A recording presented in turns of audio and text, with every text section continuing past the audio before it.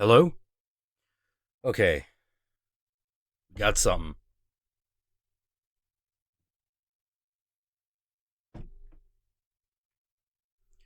Oh boy. Hello? Okay. All right, now let's get the chat up.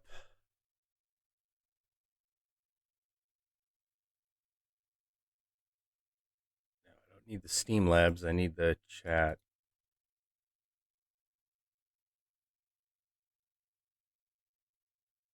Do.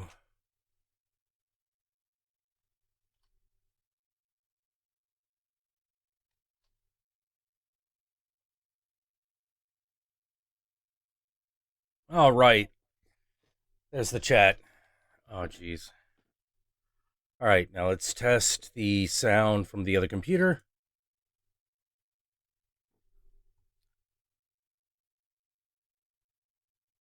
I gotta tell you, this is some bullshit.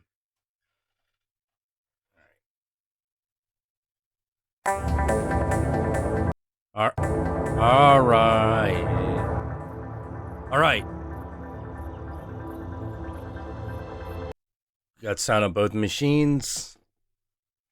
Switch the headphones over to the other rig. Oh my god. Okay, so here's what happened. I don't know how or why, but the network switcher that I use to have everything online at once um failed. Like it completely failed. It wasn't letting me online, which was awful. And I'm a little stressed out, you know, a little upset. So I think, yeah, the network switch did it. I don't know why. I have no fucking clue.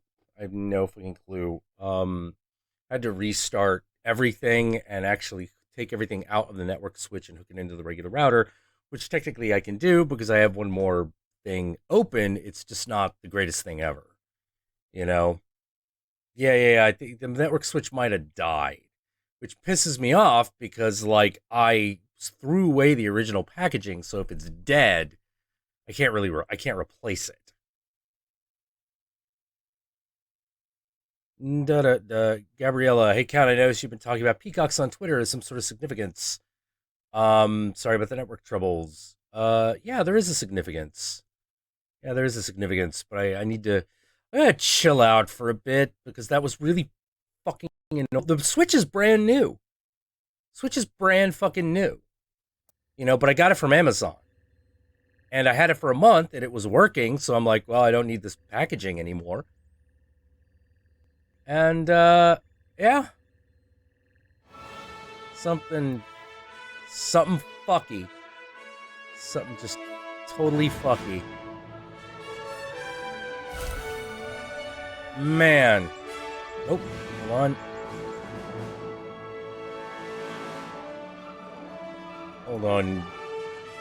Fucking fucking YouTube enhancer. There we go. There we go.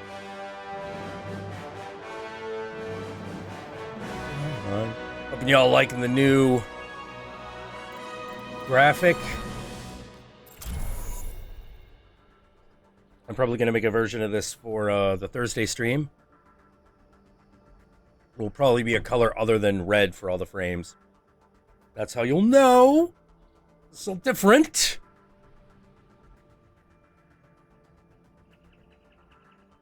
Oh my god.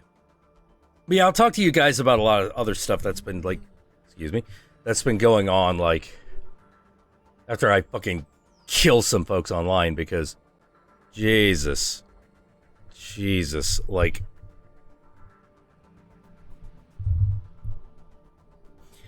the old count has trouble sometimes, and sometimes they're not big, and sometimes they're small, but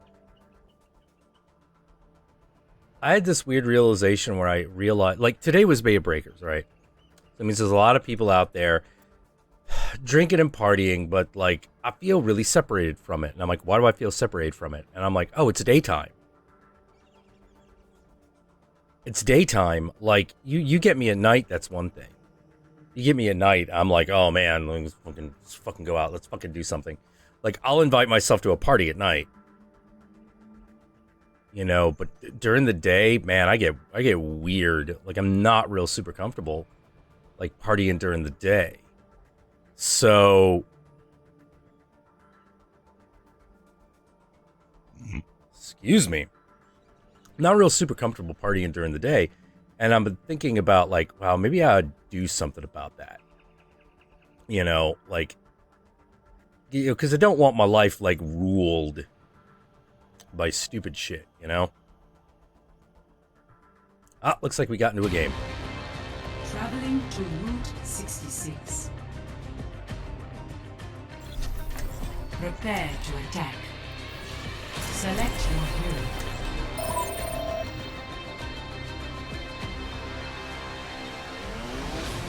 Greetings, team. Hail Satan.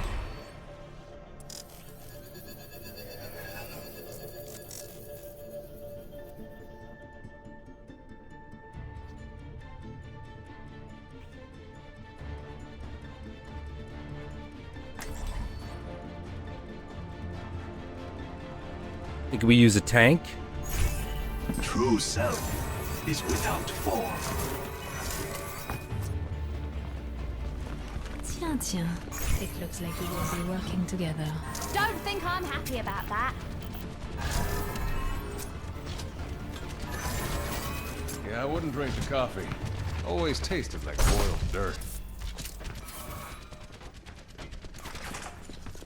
Am I the only one on voice? Attack commences in 30 seconds. Quit screwing around and get ready to move. Got it. Okay. Only one on voice. Consider That's okay. only victory. It's okay. I believe in us. An impossibility in order to Payload.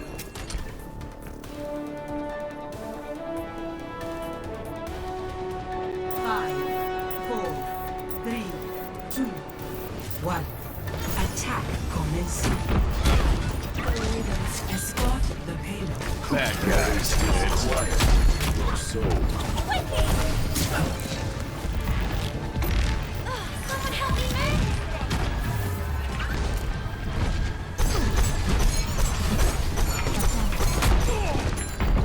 Gaze into the iris.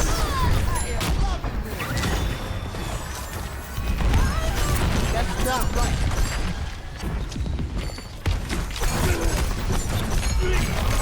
And that's how West was won.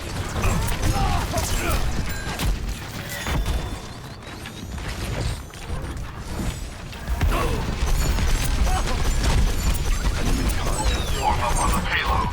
Move it out.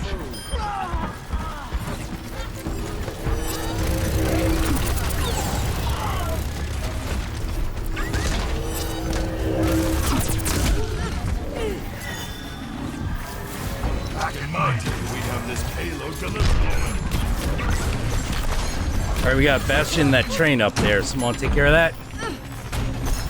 Open your mind.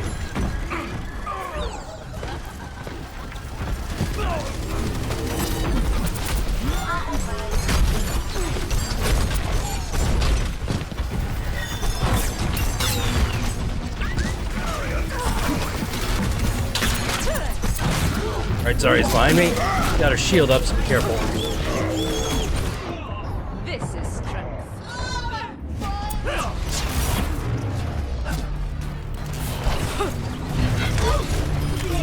Gold in eliminations, objective kills, and healing as Zenyatta. Gonna have to do a little bit better here.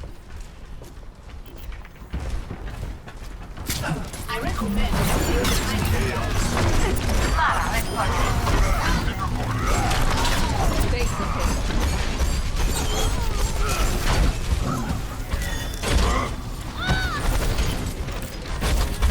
Doesn't consume you.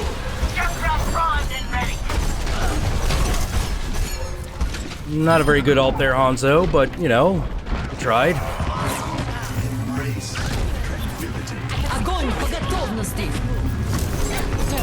Right. Alright, now we're moving.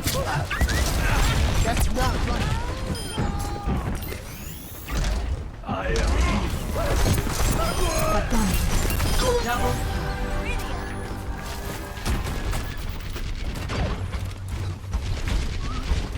Alright, Tracer, don't overextend. Contact.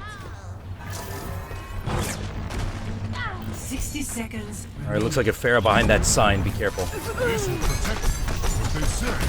A payload in motion stays in motion. Oh, she's moved, if anything.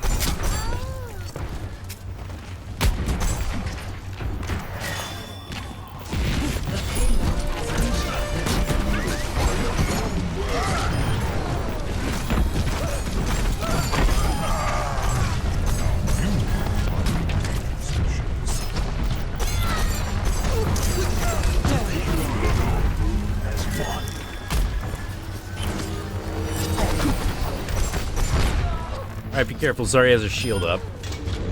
I'm feeling angry.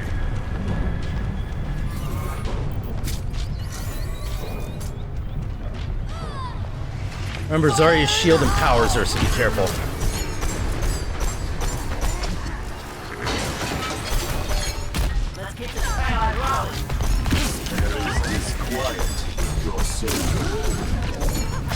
Hanzo behind us.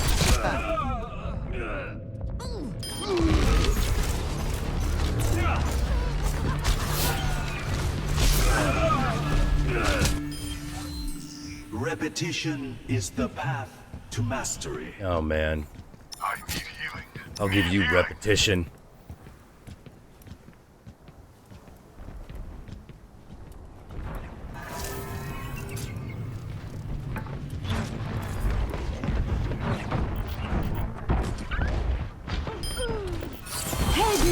Alright, look up.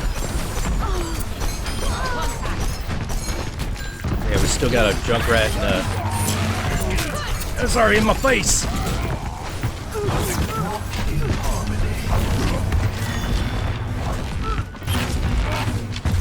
Drop the beat.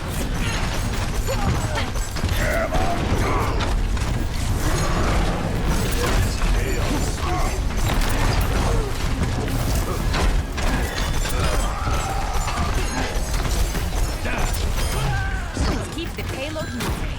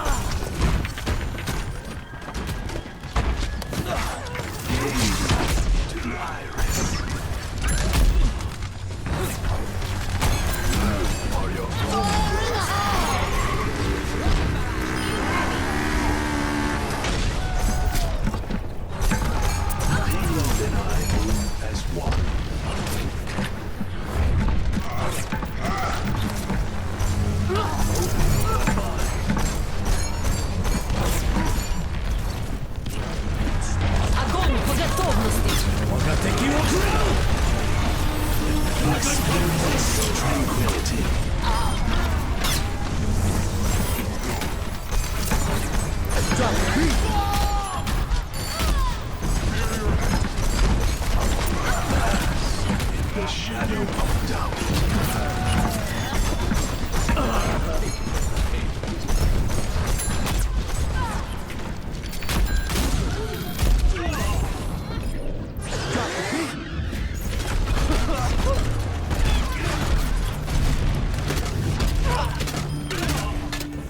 Seconds The remaining. cycle begins anew.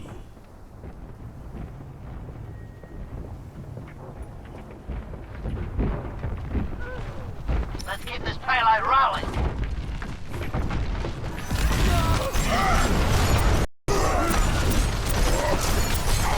Helden sterben nicht.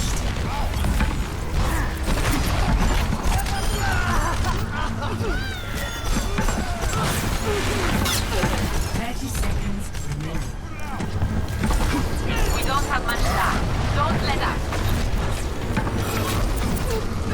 Fire in the hole!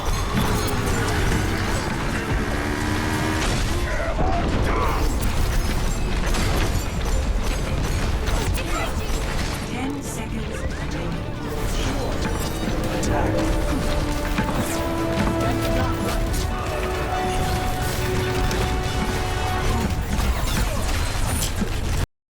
Experience tranquility. Alright, stay on the payload. Do your best.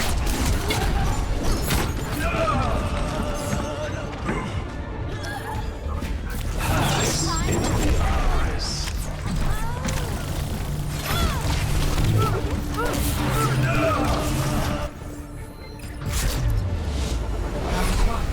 Complete. Alright, that means we can't let them get anything.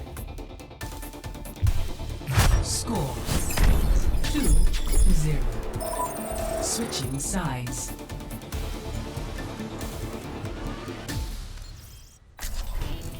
Prepare your defenses. Select your hero.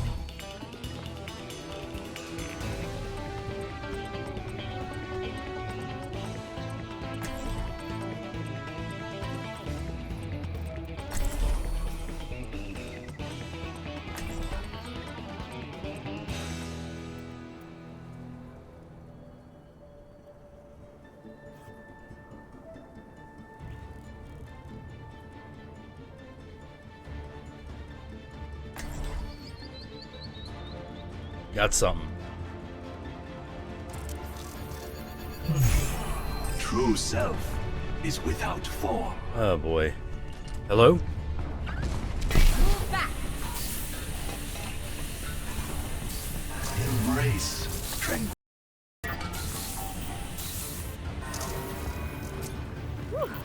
I think I might be a little overdressed for this place.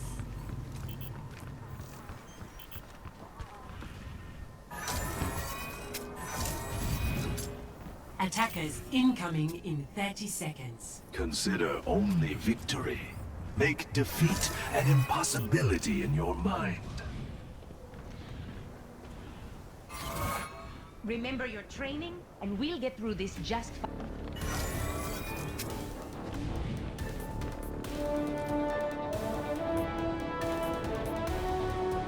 Five, four, three, two, one. Attackers incoming. Stop the payload. With the universe.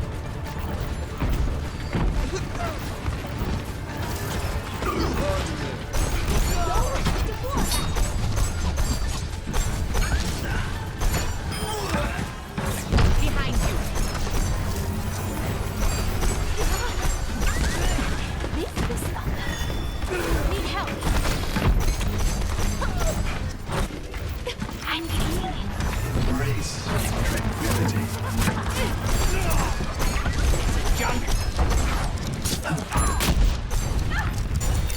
Everyone heal up.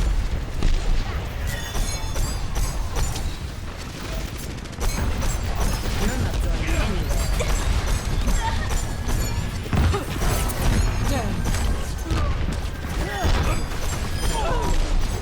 Helden sterben nicht.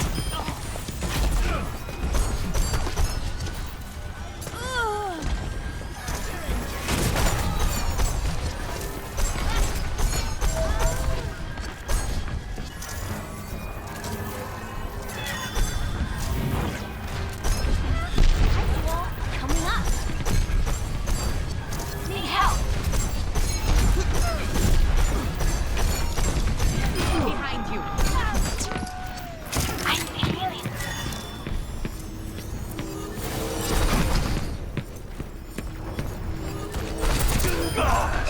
In the shadow of doubt. Rocket barrage incoming. Fire in the hole!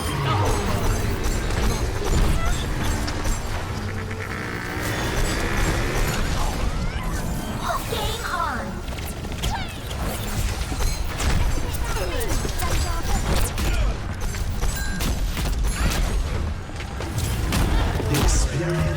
tranquility.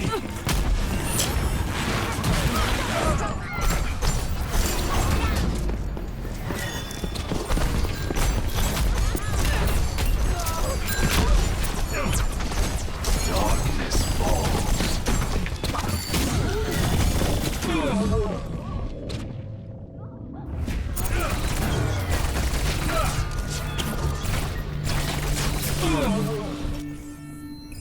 The outcome is not preordained.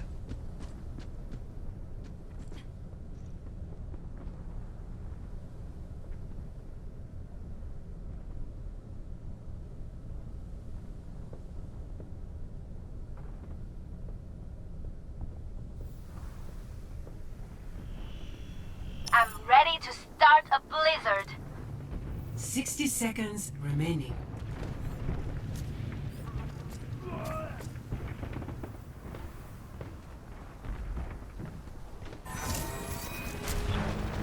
Need help.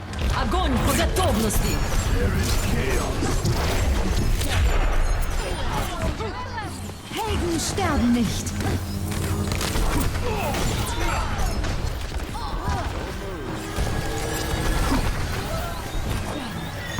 Seconds remaining.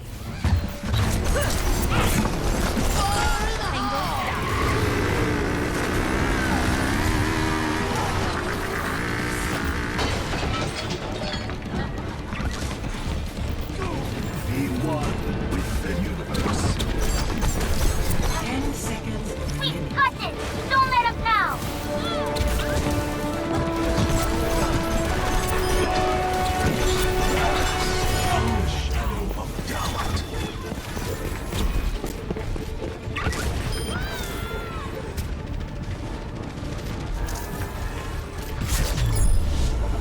Right. Final score 3-0.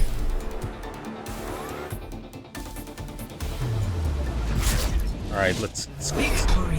this situation.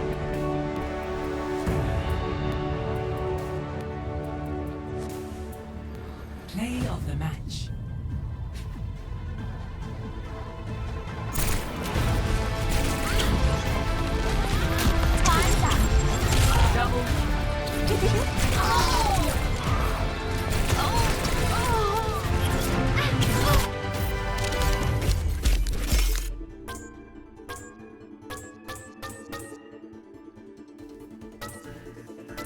Epic. It's nice to be appreciated. Oh, jeez, I gotta be honest. Like, fucking, it's just been one technological fucking disaster after another today. It's just fucking, like, just getting on my goddamn nerves.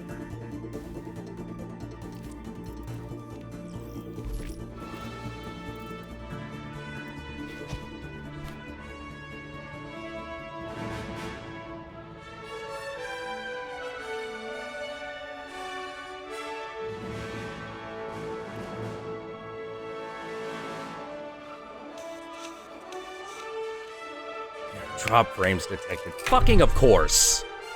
Fucking of course drop frames. Why not? Why not everything go wrong?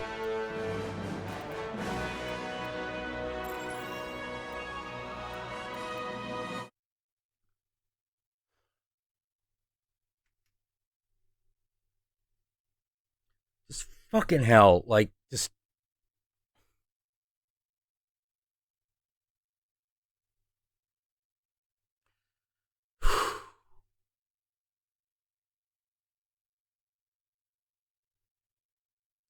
I just don't know what to do. Just drop 4,000 drop. What the fuck?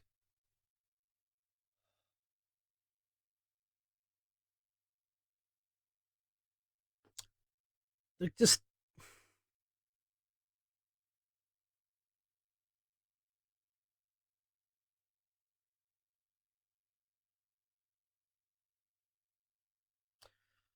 I don't even know what to fucking say. I don't even know what to fucking do. Like, It just constantly feels like whenever I need things to work, that's when everything fucking falls apart. Like fucking everything.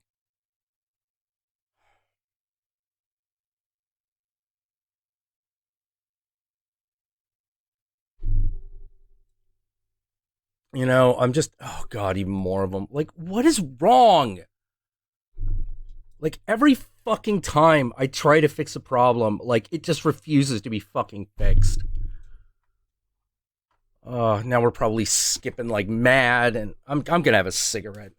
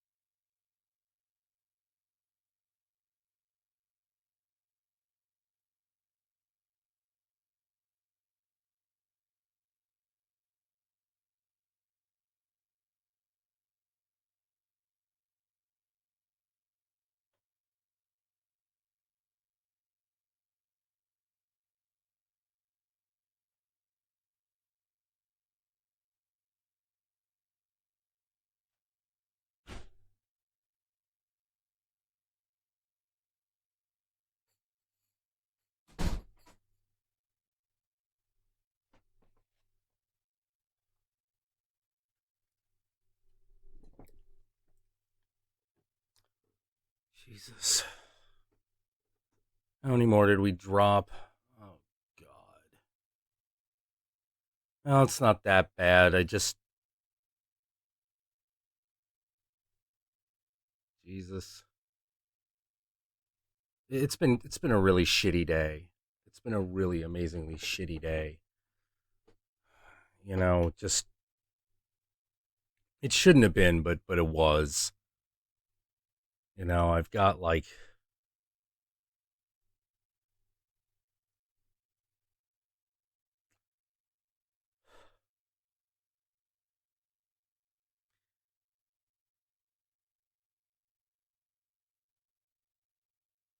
man, I don't even know where to begin. Like I've been rushing around all day and I was kind of looking forward to just being on the stream and just having things work and being able to relax, but everything fell apart. Like literally technologically, just everything fucking fell apart. And I fucking like it's been getting harder and harder.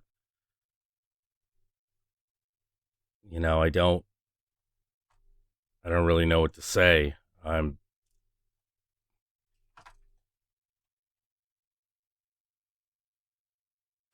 know what to say. I'm in a really bad place right now. Just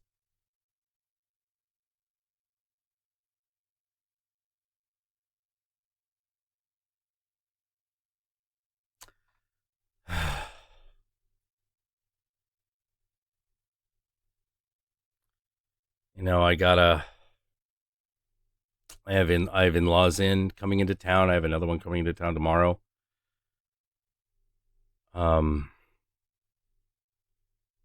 They're all the Countess's family, so they're not bad. It's just, oh, thank you, Matilda. Smoke cash for I Jack. appreciate it. Just, man, it gets rough. This apartment is so small, and it just reminds me of it reminds me of all the troubles. It reminds me of everything that just constantly goes wrong. It's an awful feeling. It's an awful feeling. It's an awful feeling stuck. Feeling completely stuck. Like there's nothing you can do.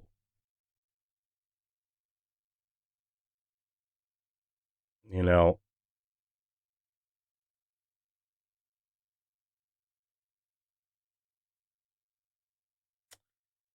Uh,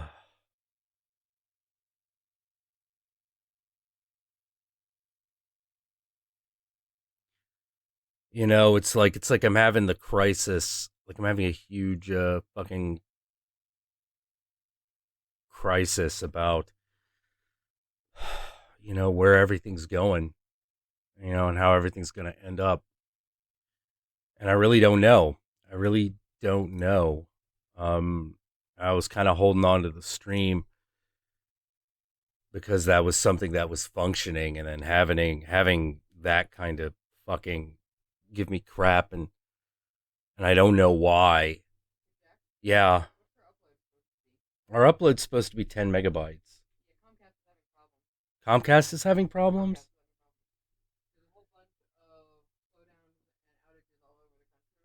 Yeah.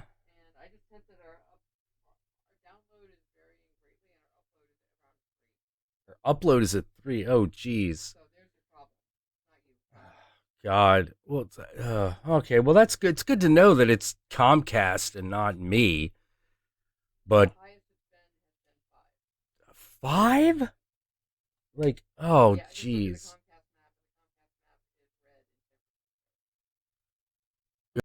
God.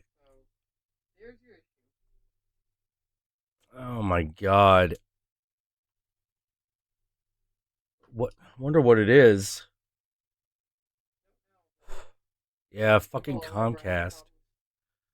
Fucking Comcast. Like, okay, well, that makes me feel a little bit better. I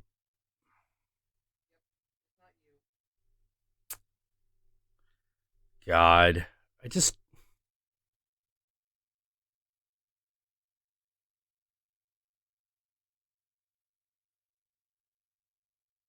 I feel really bad when family's around because I feel like have to put everything on hold, and like the universe seems to fucking make me put everything on hold, and I'm just like, oh, you gotta be kidding me.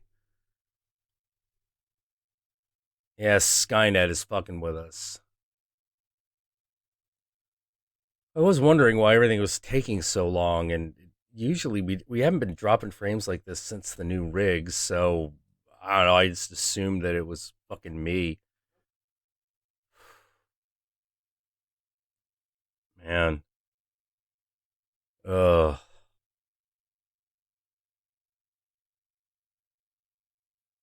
Jesus.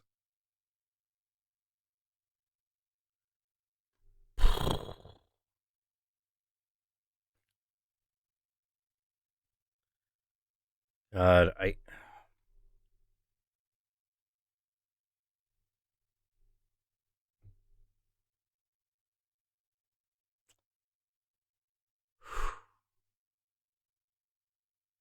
do I have money for fiber optics? Well, here's the thing.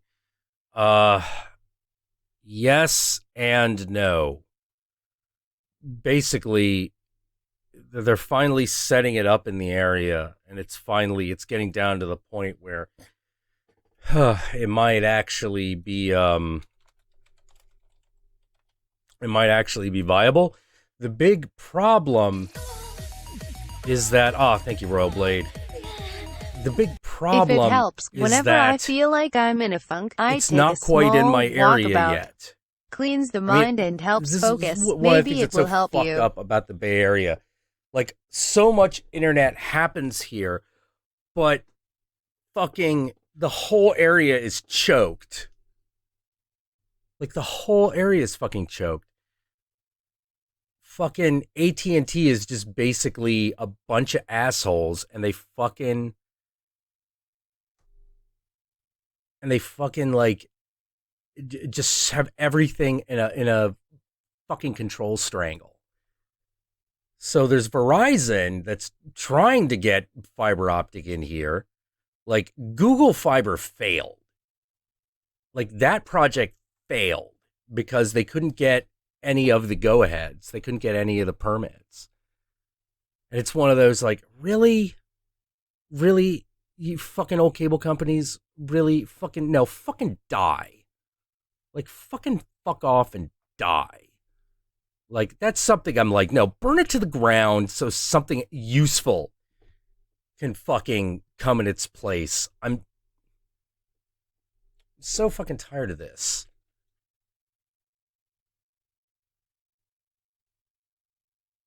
You know?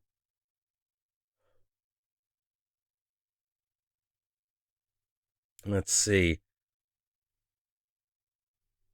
611 Baker Street, 94. Well, I'm not going to just give you my address online.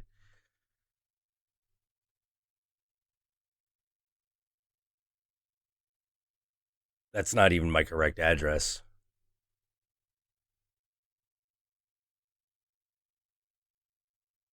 Yeah, these services are. I use a different. I use a different address that I know works in the same area. Um, but yeah. Not available. It's just not available. I just can't get it.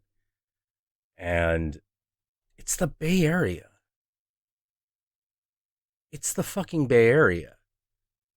You know, you'd think if anyone was going to have fiber optic, it'd at least be this place, but no. Uh, well, yeah, yeah, Gabrielle. If you want to talk on Skype, hopefully we can manage that. And more drop frames. Fuck you, Comcast. Fuck you. Just get your shit together.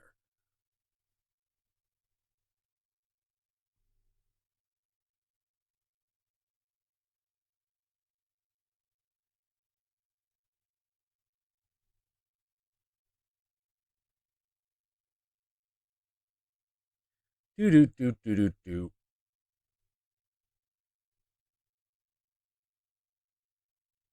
Yeah, Gabriella, send me a DM on Twitter if you want to like talk on Skype, and hopefully that will work.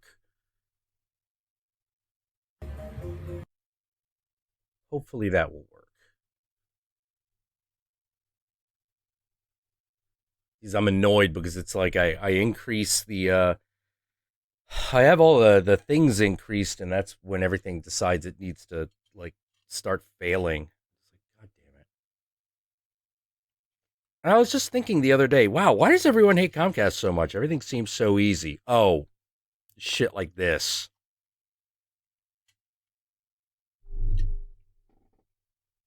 Fucking shit like this.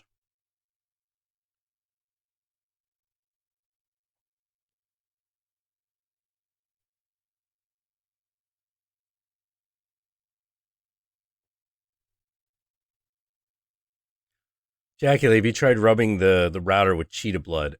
You know what? No, I didn't. I didn't try doing that. So now there's a real possibility that even the Switch wasn't even. Well, the Switch was obviously giving a shit. I just don't know why. Like, it shouldn't.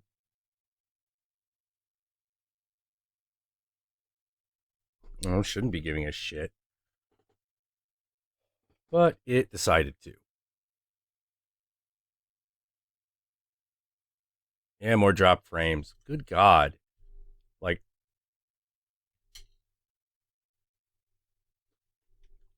I wish I could change the settings without turning the stream off.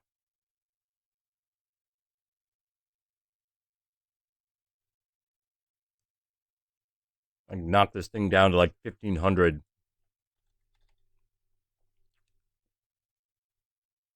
You know, maybe if we do that, it'll... Oh, maybe I can.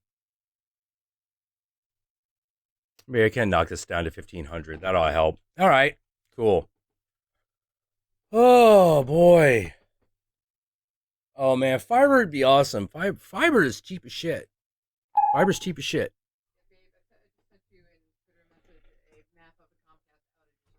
That's of the last hour.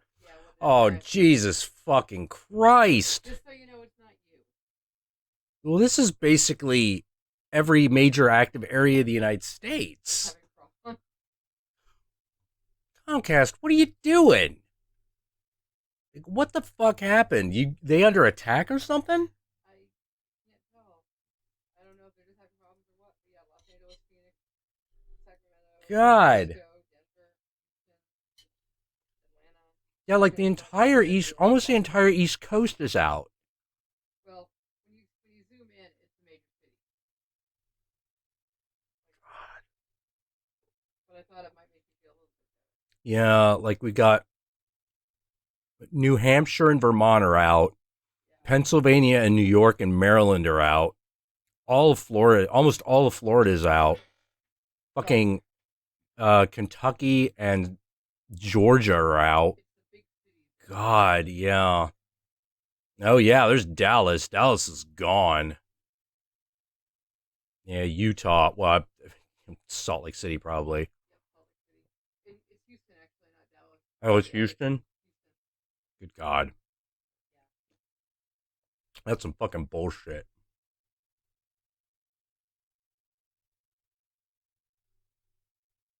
All right. Turn Skype on. Make sure I can at least have that on.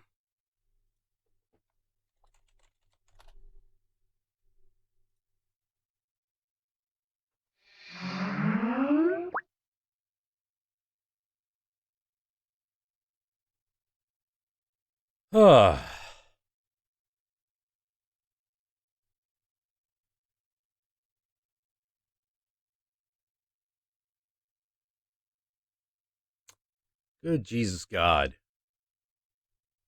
God in heaven. By the power of Satan. What the fuck? Man. Well, I'm waiting for Gabriella, or something. Jeez. Let's talk about some, like, fucked up shit that happened. One. I want to talk about the Fucking, the whole Count Dankula thing is so fucking fucked. You know, I've never lived in a time. I've never lived in a time where propaganda was so rampant and causing so much fear. Like, and I count right after 9/11. 9/11 was definitely, how to put it, they told one big fucking lie during 9/11. One big fucking lie, which was that Iraq had anything to do with it. That was a big fucking lie. Everyone knew it was, we knew it was a lie. A bunch of people didn't. For some reason, they were like, no, Saddam has, what fuck's, I'm not saying Saddam's a good guy. He's a brutal dictator. But we're after bin Laden at the moment. Fucking stay with it. But now we live in an era, and but at the end of the day, you could trust George W. Bush to tote the line of the Republican Party. It wasn't good. He did a lot of fucked up things. No Child Left Behind was one of them. But at the end of the day, you weren't afraid he was going to sell out the country. Although maybe we should have been. Living, because I got to tell you, like, one of my least favorite Michael Moore movies was Fahrenheit 9/11. But the farther we get into this, because I was like, that is some unsubstantiated conspiracy theory bullshit. So I hated that movie. But man, the more we go into Trump, the more I'm like, I look back at that film and go like, I don't know anymore, man. You know, I still don't believe that the 9/11 attacks were planned. Like, that would have been too fucking hard. That'd have been way too hard. That'd have been crazy. Crazy difficult to keep that under the rug.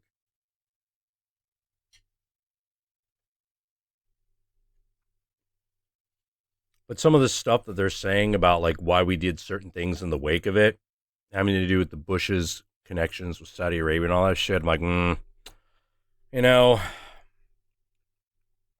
I'm not so sure that's wrong anymore. You know, we have a president who's fucking looks like he's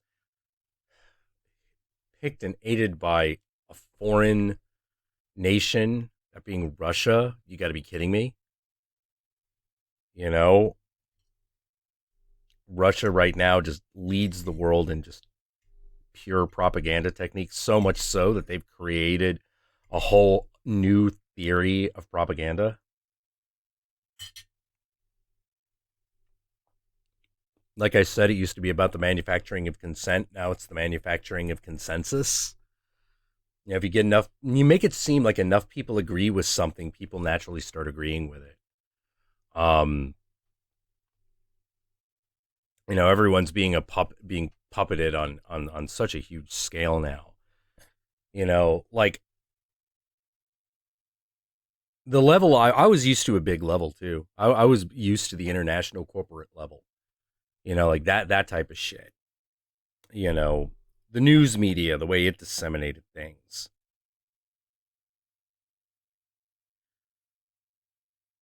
But all of a sudden, it was like everyone needed someone that they could trust, which I understand, but like,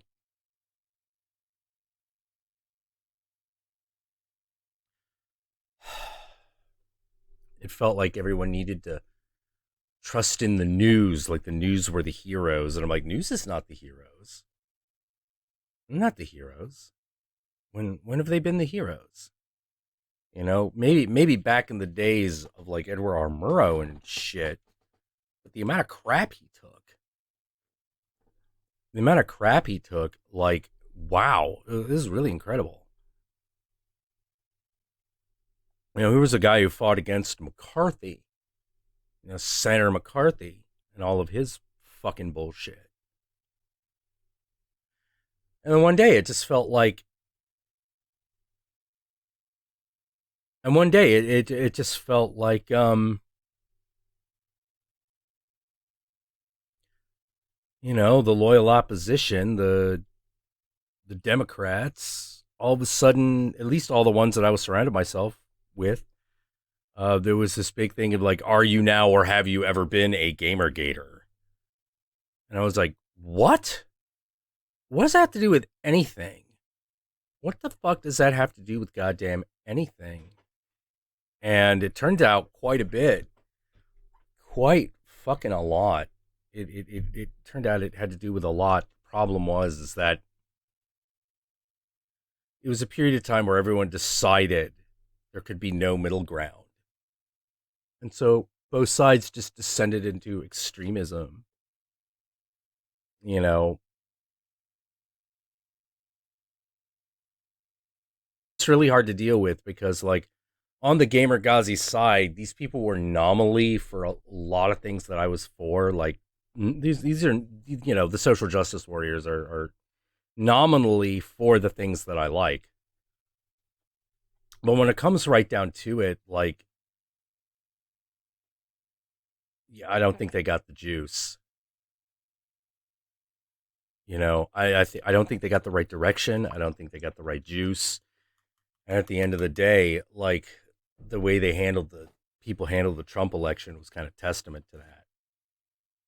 You know, people crying. You gonna cry? over the presidential elections. Cry. Mad, I understand. Angry, I understand. But you gonna cry? That was some fucking awful, awful stuff.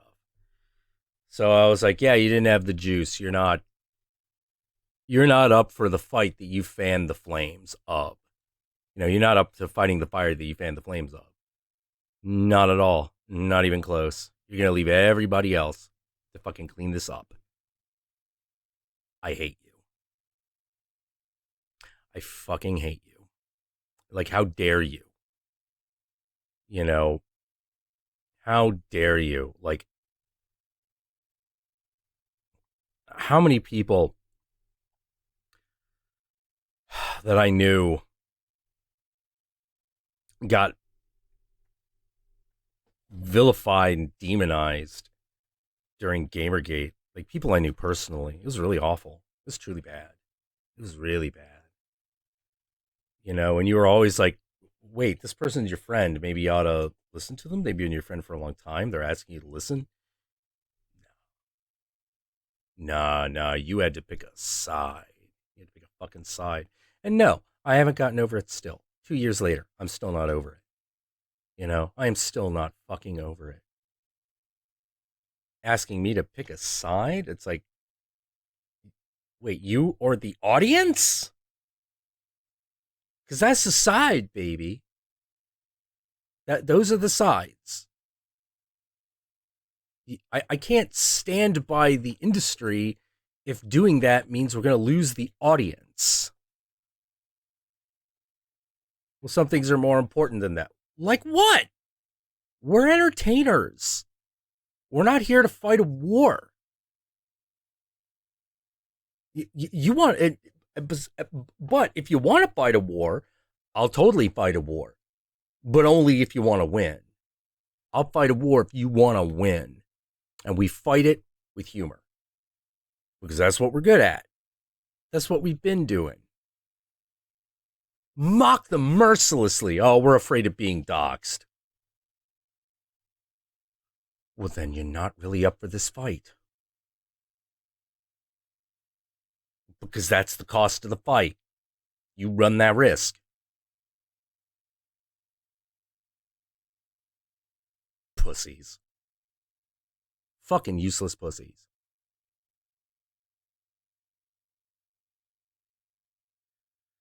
You know, we were entertainers. We were commentators. You know, oh no, I'm sorry. Like, everyone wanted to be pop culture critics. Fuck you. You know, like, fuck you. Fuck you for, like, making some euphemistic thing for dumb shit on the internet. Come on. That's taking yourself way too seriously. We already have power.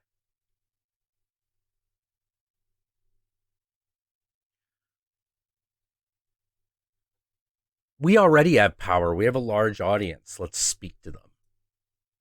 I don't see what we can really make fun of here. Well, then they win. If we can't even muster up the balls to ridicule them, then we win. I mean, they win. They just win. That's the way that works. Everything okay?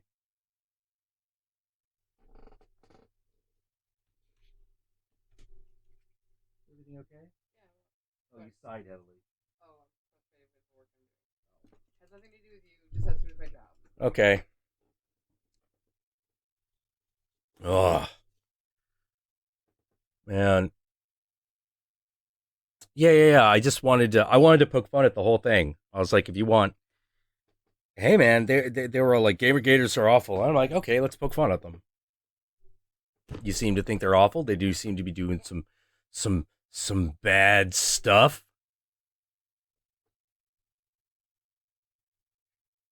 My mic is. You know, they seem to be doing bad stuff. So let's. But does not remember. Please remember. So you know, Use a little ridicule. Why not? I got shot down. They shot me down so hard. So I was like, okay, well, all right then.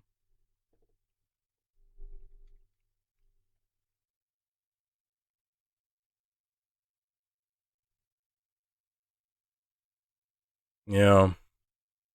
I mean, why else do you think that website is kind of like going down in flames?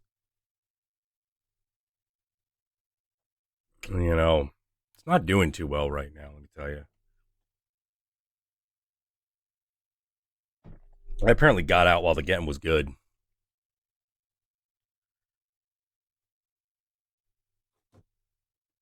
It was really, really too bad. Oh, Channel Awesome. Channel Awesome. The site's not doing well.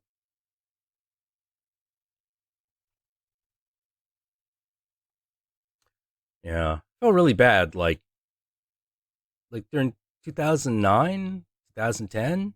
Oh, man. That place, that was the place to be, man. That was beautiful. Ah.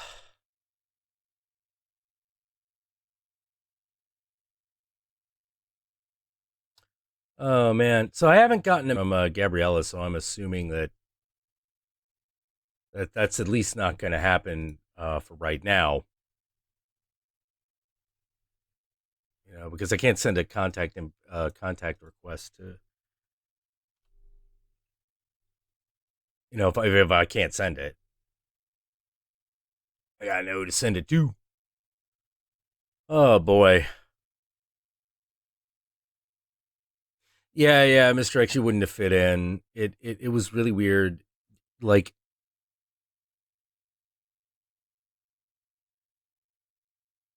yeah, it was very bizarre. By the time I actually thought about like starting my own, starting a completely different site up, it became very obvious that like these aggregate websites, that wouldn't work. It just wasn't going to work. You know, like thousands of impressions a day at pennies a month. Wow. Wow. Okay, well, none of that then.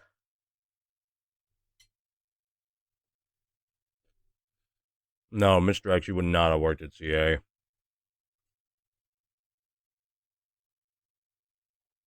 You've been getting in arguments like left and right. Like I was already getting in arguments like left and right, and it was weird. Funny thing was, like, if you want to know who from Channel Awesome I still really respect, where I'm like, yeah, that guy, real good guy. Lewis. Lewis Luvog, Linkara, real good guy. I like him. I like him a lot, and he was one thing I was going to miss not being there anymore because I did like him. I liked him really, really a lot. He was always respectful. And not only that, for as stuffy as some people, he comes off and some people said he was, one thing he always had that was really good. He always knew what morals and ethics were important to him. He always knew. Like there was this whole incident involving Lord Cat, who used to also be on the site. Lord Cat turned to a complete shitlord. And he did this one stream where he like broke down. And this was within a year of like, Justin killing himself. So I saw this, I sent it to Lewis, and I'm like, dude, what do you think? And he's like, I don't know, might be genuine. I'm going to act like it is. Because even if I don't like the guy, that doesn't mean that, like, I want something bad to happen to him. After all, we were friends at one point. I'm like, all right. And me and him went into the group and were like, hey, man, like, fucking Lord Cat might have had a change of heart. Might be time to reach out. You know, but he doesn't know me from Adam. I can't do it. You know who the fuck I am. My words won't mean shit. But Nash, you were buddies with him. You had that podcast with him for a couple of years running. Why don't you drop him a line, see where he's at? And everyone kind of refused. And it turned out, yeah, it was just a big troll on his part. And I felt really stupid. And then Lewis was like, dude, I would rather have extended and have him be an asshole than have not done it and had it be real. And I was like, yeah, that's actually where I am. That's where I am.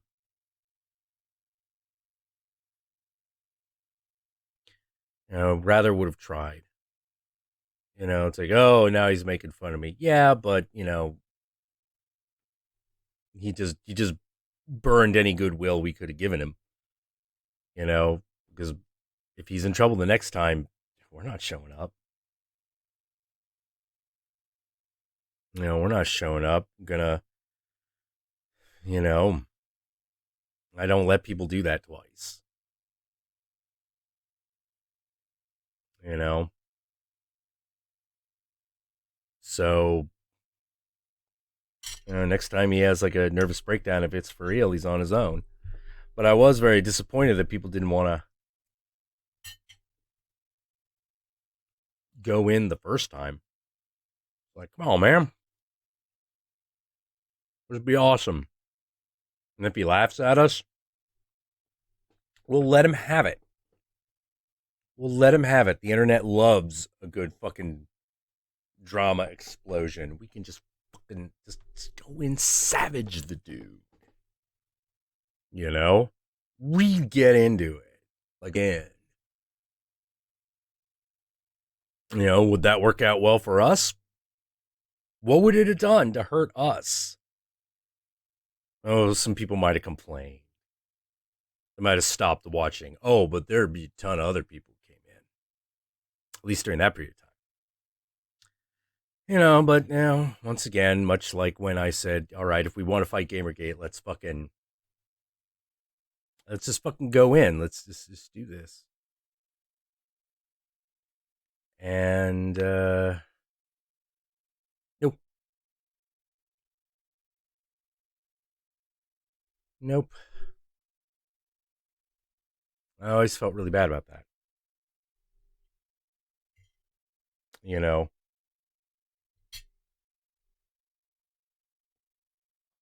I always felt really bad. So when the PewDiePie thing happened, and I realized we were once again being quiet, I'm like, well, we can defend PewDiePie, right? We know he's fucking around.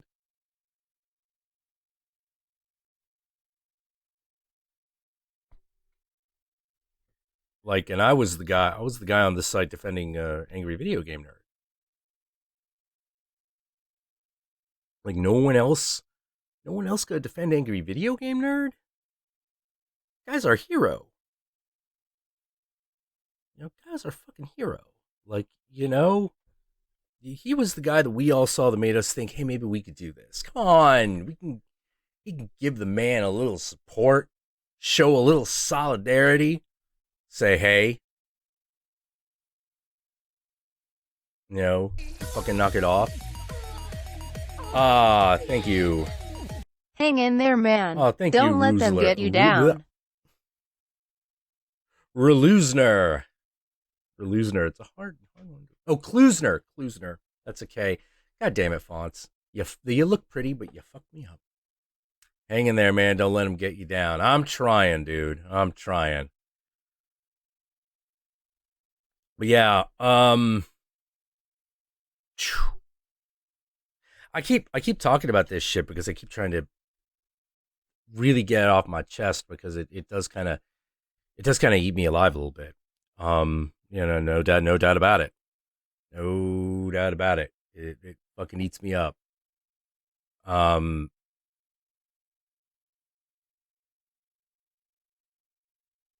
how does one build a community? Well, I've always said one thing: community builds itself. What you really need is to get out of the community's way.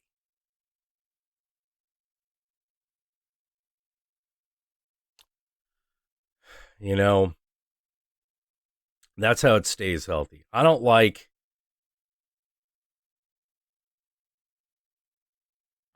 when fucking people try to put a hand on a community to control it. I'm like, no, no, no. People are like, well, you need community managers. I'm like, community managers? Fuck that. No, you just need a community. And you just let it go. You just let it go. And you talk to them. You just that's having a community manager is like having on a farm, having someone whose job it is to pull the shoots up right every day. It doesn't help. It looks like it's helping, but it's not, and it's actually hurting everything. Stop it. No community manager. Unless the community manager's whole job is to make sure nobody fucking does anything. Like literally the community manager is just there so someone else doesn't become the community manager. It's like, you're the community manager. What do I do? Literally nothing. Just hold the position. Don't let anyone else take it. Your job is to just stonewall anyone else who comes along and tries to be the community manager. Because I don't believe in that shit. I do not believe in that shit. How long is this whole progressive gonna? I have no idea. I have no idea how anything is gonna turn up. All I know is that right now, I think TJ is right. I agree with fucking TJ. If we got Antifa on one side and fascists on the other, and these are the sides, we are fucked. Fucked. Completely fucked. Because they're gonna keep hounding in on anyone that disagrees with both of them. They're gonna keep hounding on people in the middle, or people who are just trying to build something else. Because they want to win, or they don't want anyone to win. And it's just awful. It's just so awful. Yeah. Fuck picking a side. They're both moronic. No, they are. They're totally moronic. Like, I'd have been totally fine with Antifa if they. This is the funny thing.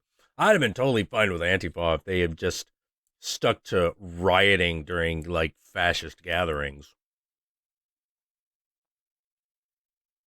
That seemed like a good idea. But the minute it was like because it wasn't about counter demonstration, it became about not letting people have a platform. And I'm like, well, where's that shit gonna stop? It turns out it doesn't. One day they're silencing Milo, the other they're threatening a concert hall because they booked Marduk. What? Oh, they have a pro-Nazi song on their World War II concept album, which is all about how the Netherlands fought Nazi occupation and lost. Like that. Yeah, of course there's going to be a Nazi song in that. There's also a lot of songs about how much they hate Nazis. It's a concept album. The bad guy usually gets a song.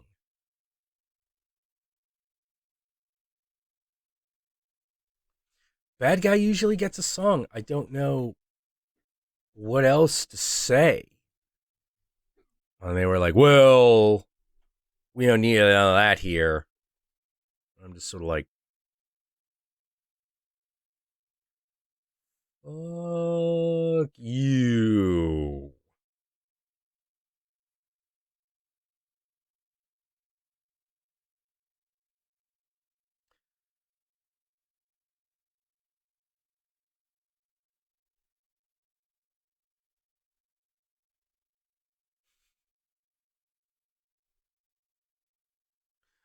Oh boy.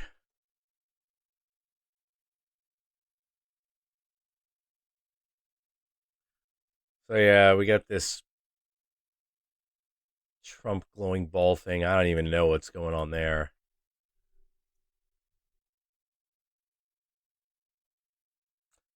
I have no fucking clue.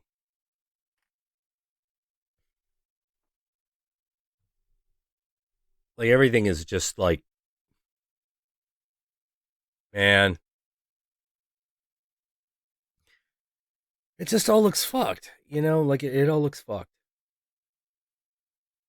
I know that this happens all the time. That it's nothing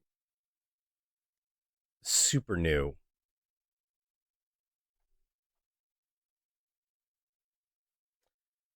But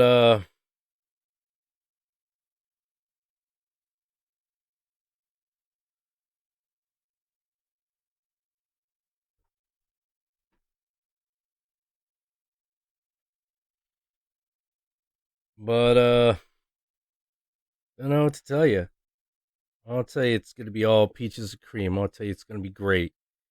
Everything's gonna be awesome. It's gonna be fucking anime boys and big titty girlies from here on out. Wouldn't that just be great? Wouldn't that just be the best?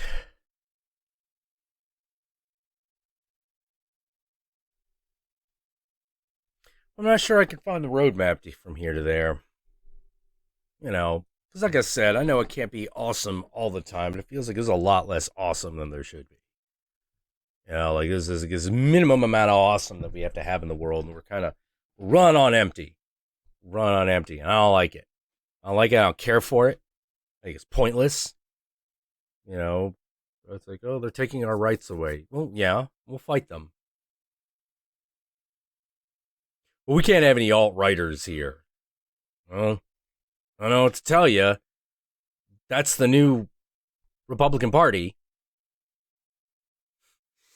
It's them. That's it. I don't know what to tell you. Well, we can't negotiate with them. All right. Start learning how to shoot a gun. Start learning how to put armor on. And start learning how to pick off targets from 100 meters. Because that's war talk. That's war talk. If there could be no negotiation, it's war. I don't understand why this is so hard for people to fucking grasp. Oh, well, they'll change. No, they won't.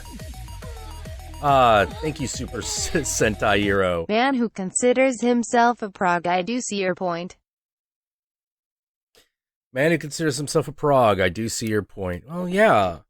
It's the thing that's so super fucking frustrating about it. It's not like the progressive ideals are bad ideals, but the enterprise is corrupted.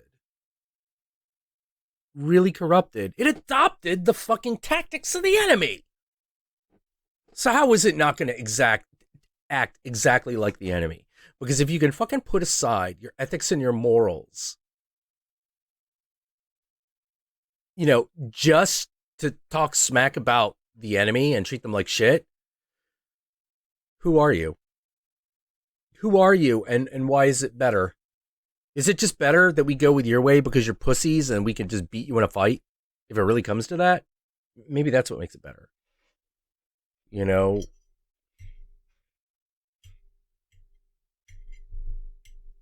Like Crash Override. I'm never forgiving that. I'm not forgiving that shit.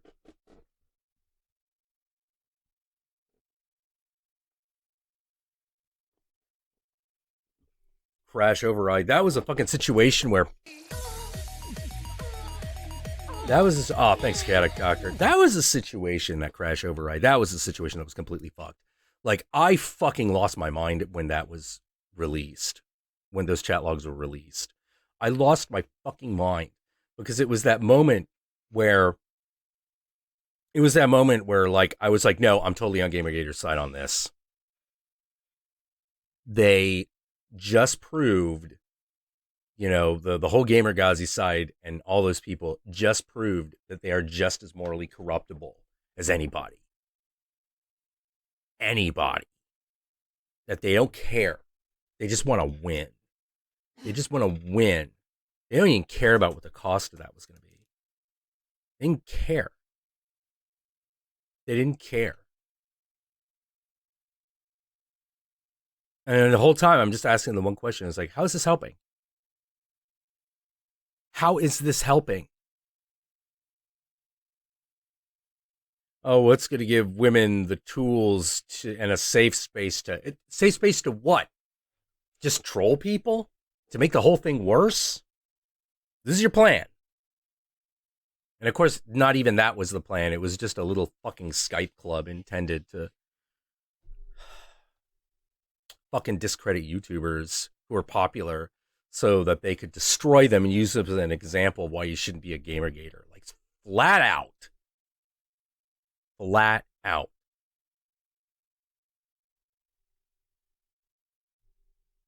It's one of those, like, it's one of those things where you look at, I didn't look up to these people as heroes, but I thought they were at least not willing to surrender their humanity. And you crack that thing open and you look in and you're like, you're evil. You're just evil. Dan Olsen is just evil. Brianna Wu is just evil. Ania Sarkeesian and Zoe Quinn, they're just evil. You know, they're just bad people. They're not good people.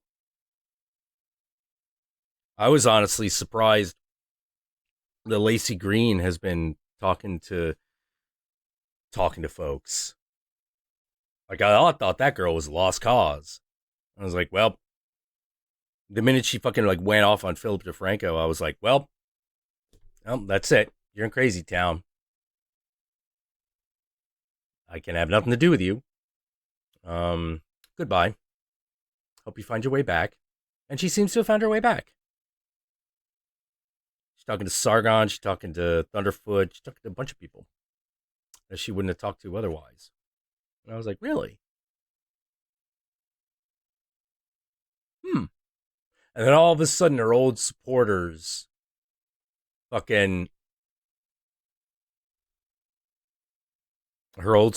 start giving her shit. A lot of them. Very visible shit. Now, a lot of others are on her side. They're like, yeah, do it. Do it. We need to know. We need to know. Chaotic Doctor. All right. Why not? Tell you what, Chaotic Doctor, I'm going to get a cigarette, maybe refill my drink, and then I'll get you in Jan's stream. Or Jan's Skype call. Does that sound good?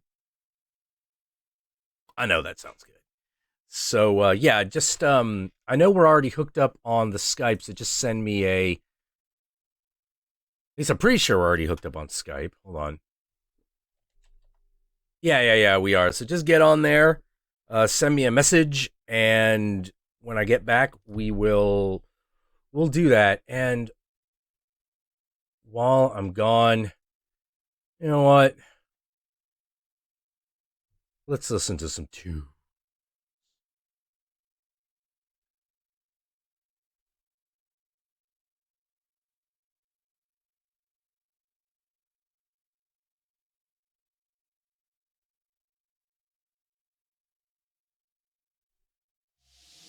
The attack is psychological and powerful.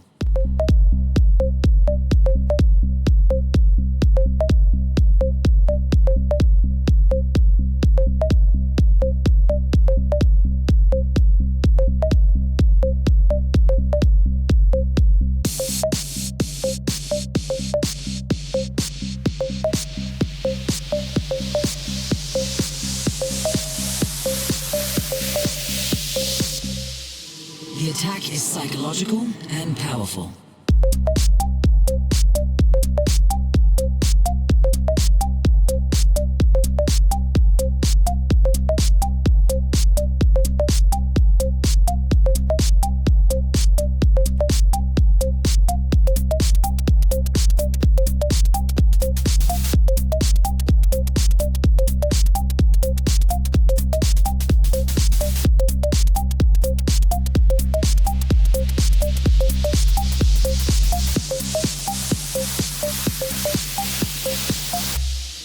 The attack is psychological and powerful.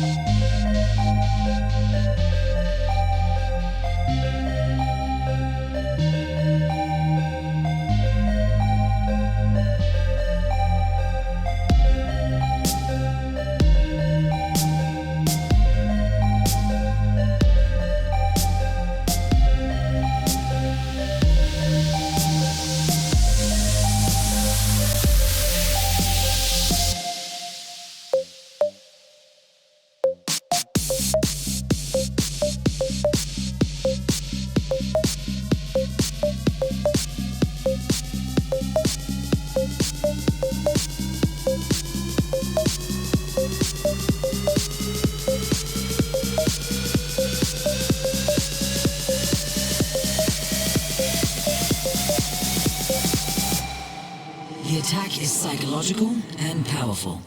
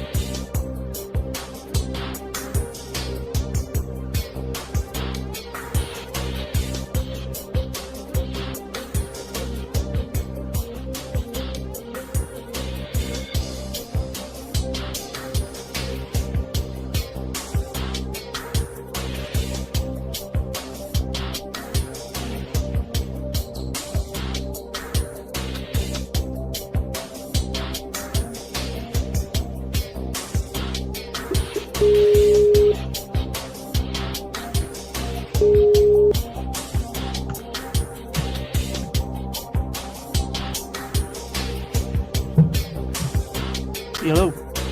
Hey, how you doing? Doing all right, man. And it was in the laundry, but I figured I would bring them up so at least cheer you up a little bit. So Oh, you're thanks, all dude. sluts. You're all sluts. But let's party anyway. Oh man. Yeah, let's get the Yeah, picture make in sure the there. chat sees the massive sweaty mop I have because of this fucking weather. Yeah, where are you located? I'm in El Paso. I am right in the middle of the goddamn desert. Oh man. Yeah, The old middle of Texas. actually, very west part of Texas. Like I said last time, it's like right on the border with Mexico. Oh geez. Oh Yeah. yeah, that must be interesting. Indeed. Oh man. Yeah. Yeah, as I was saying, man, like feels like shit's going down and it's so fucking crazy out there. And realizing that what I really wanted to do. Oh, Envoy, thank In the you. end, after the BS, the world'll Thank be. you, Yeah, I think Envoy. men are trying to be. I think men are trying to be gods, and it's blowing up in our face. It kind of is. It kind of is. With Trump, you can tell that that's the case. With Putin, you can tell that that's the case. Um, and the big problem with that is we have a very consistent story about how that goes down when someone tries to become a god. Either one of two things happens. Either they succeed and bring enlightenment to the world, a la Buddha or a la Jesus, or some of the or like Hercules, who starts out bad but ends up redeeming himself and taking his place in Mount Olympus. Well, But going mad by Hera's hand and killing your wife and kids does that to you. yeah. But like the other way that goes, that the story always tells, is they either destroy themselves or they make things worse for everybody. That's it's a huge fucking issue. Oh, I need to Oh, increase the yeah, I'm just pointing out because I size of actually that have a chat. solution. I got chat popped up right now. I don't have stream, but I do have chat. And apparently, it's telling us that apparently our sound is ahead of the video. Oh, the sound is ahead of the video. Apparently. Oh, geez. I thought I. All right. Sounds ahead of the video. Then Yeah, that means we increase the delay. All right. Hopefully that will fix that. yeah, and And your Alicia, delay. if you want, am I delayed? I don't think so. You shouldn't be.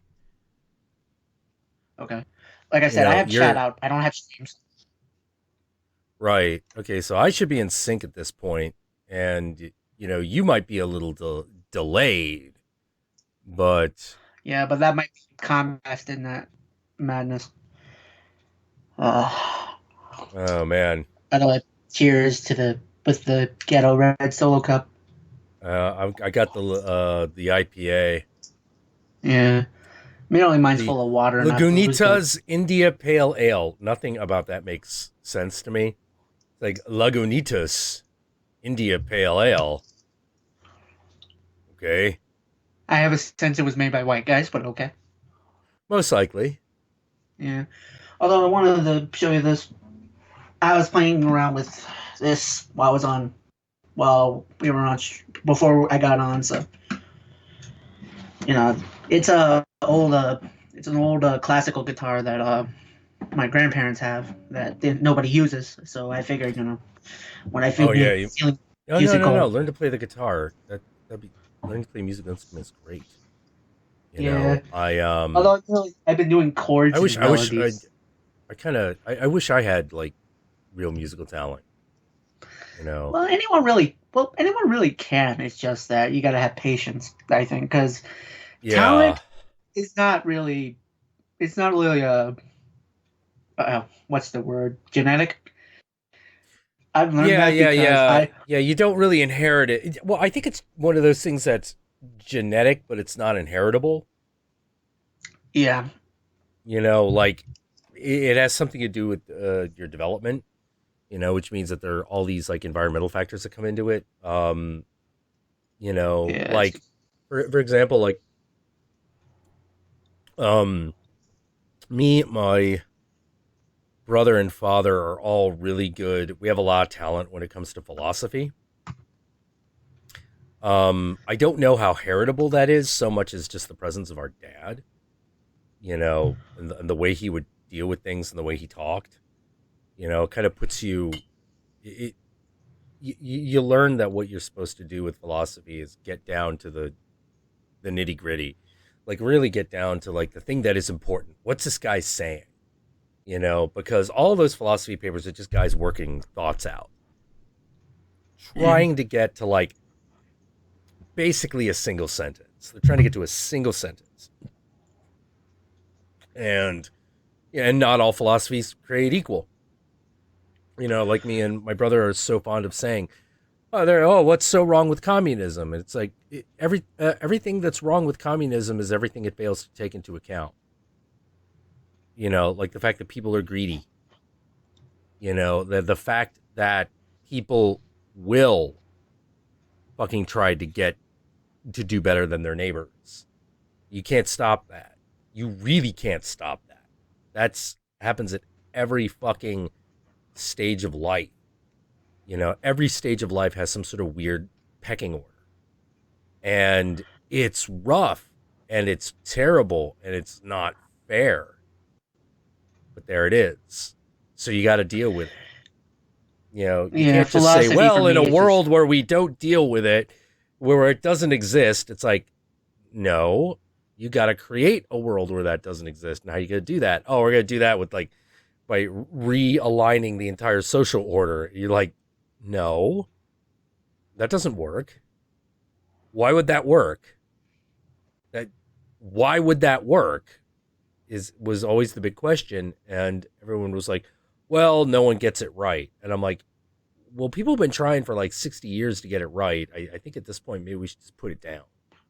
You know, because to me, the aspect that was most important is the socialism aspect. You know, the actual idea of using taxation as a way of helping maintain the bottom so that high tide lifts all boats kind of deal. You know, if people on the bottom are doing well, then the people on the top are doing really well. But you got to take the money from the people on the top. But it's one of those like, yeah, but we're taking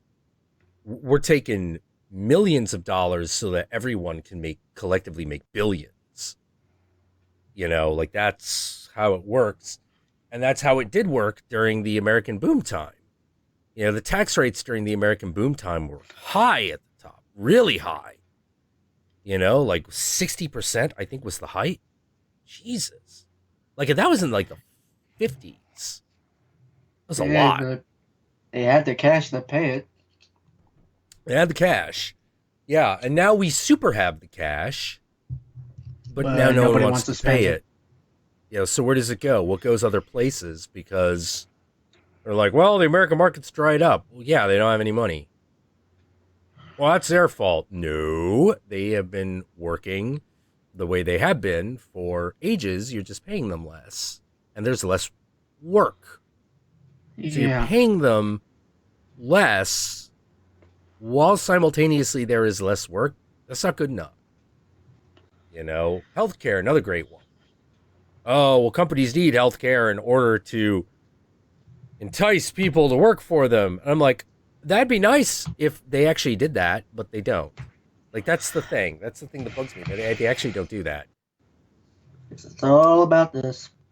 It's all about money. It's about saving profits. It's not. Here's the thing. It's not just about saving money. It's also about who gets sued. Very true. You know, if the company provides you with really bad health insurance that gets you killed, they can be sued. So I'm just sort of like, all right, well then why don't we just not do that? You know, you could sue a government agency for cash. You know, you could take it to civil or criminal court if someone dies, if there's like actual malfeasance. And people are like, well, the government will never like sue itself. And I'm like, it does it all the time. All the fucking time. The Department of Justice has successfully sued the CIA. It successfully sued the NSA. It successfully sues police forces. It successfully sues people in the federal government. You know, it does it all the time. Why? Yeah, but because they're one of the three columns. They're one of the They're one of the checks and balances. Like how does the judiciary maintain its its balance against the other two? By suing them. Yeah. You know? Well, admittedly, So, I was gonna say it was just good PR moves, but I get you. yeah. Well, the problem with public healthcare is healthcare is always going to be an issue, but I would rather it be an issue while it was functioning. Because you can't be so morally reprehensible that you're like, well, sick and dying people shouldn't be getting healthcare. Like you say that, and I'm just sort of like, really? Comic book Really? villainy, then. Comic book villainy, movie villainy. Oh, it's so it's so comic book villain logic. It's just pure evil, pure evil. And like I hate. You're saying that's pure evil, and it's coming from a Satanist, which for most people, oh yeah, it's the Satanist is pure evil.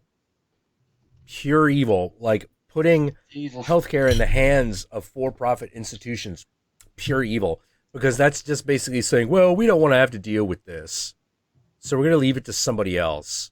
You're like, but it has to be dealt with. Well, they should be allowed to make a profit. That's with healthcare. That's with prison. That's with what else is there? That's with prison. That's another one. I would argue also with justice systems, considering how many cops and judges can get bribed so easily. There's also that with the. I could also argue that with the judges. I can argue that with the congressmen. I could basically argue with any politics ever. I will argue they're following the money. Somehow, oh man, no, it's even worse money. than that. It's even worse than that. A lot of them aren't following the money, they're following the power. The money comes with the power. It's the power they want. They want the power because the power is everything. The power to shape the world, the power to shape the future. Why do you think so many people keep going like, for the children?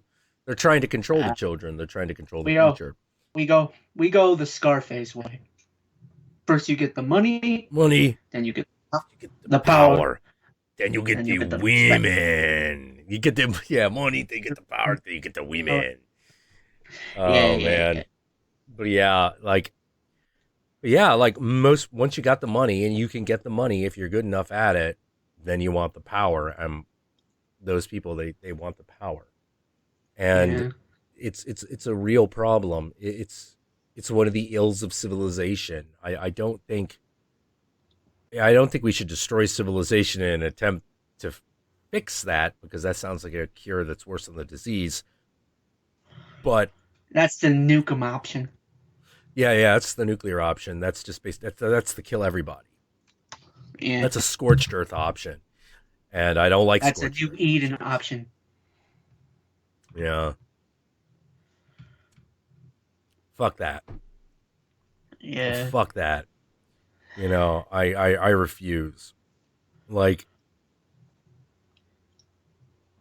I really, really, really just want. What I really want is for people to stop being afraid. Because there are things to be worried about. And there are things that should scare you. But we're so oversensitive to it. I think it just sends us spiraling in a bad direction.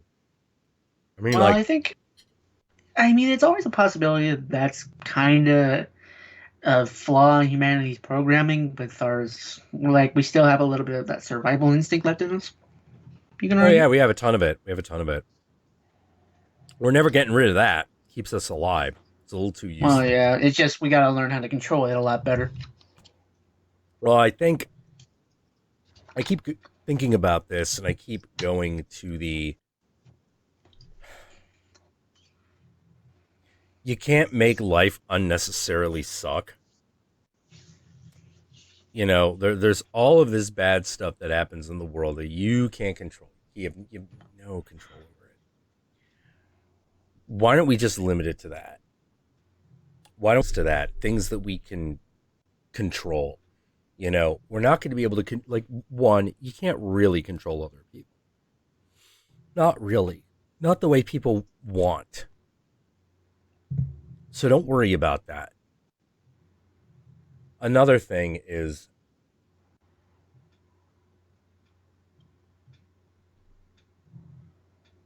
I'm so tired of I'm so tired of censorship bullshit. Like that's when I'm like, Jack, I don't want to interrupt you, brother, but Comcast is really fucking you, dude. You're kind of skipping around on the call a bit. oh really?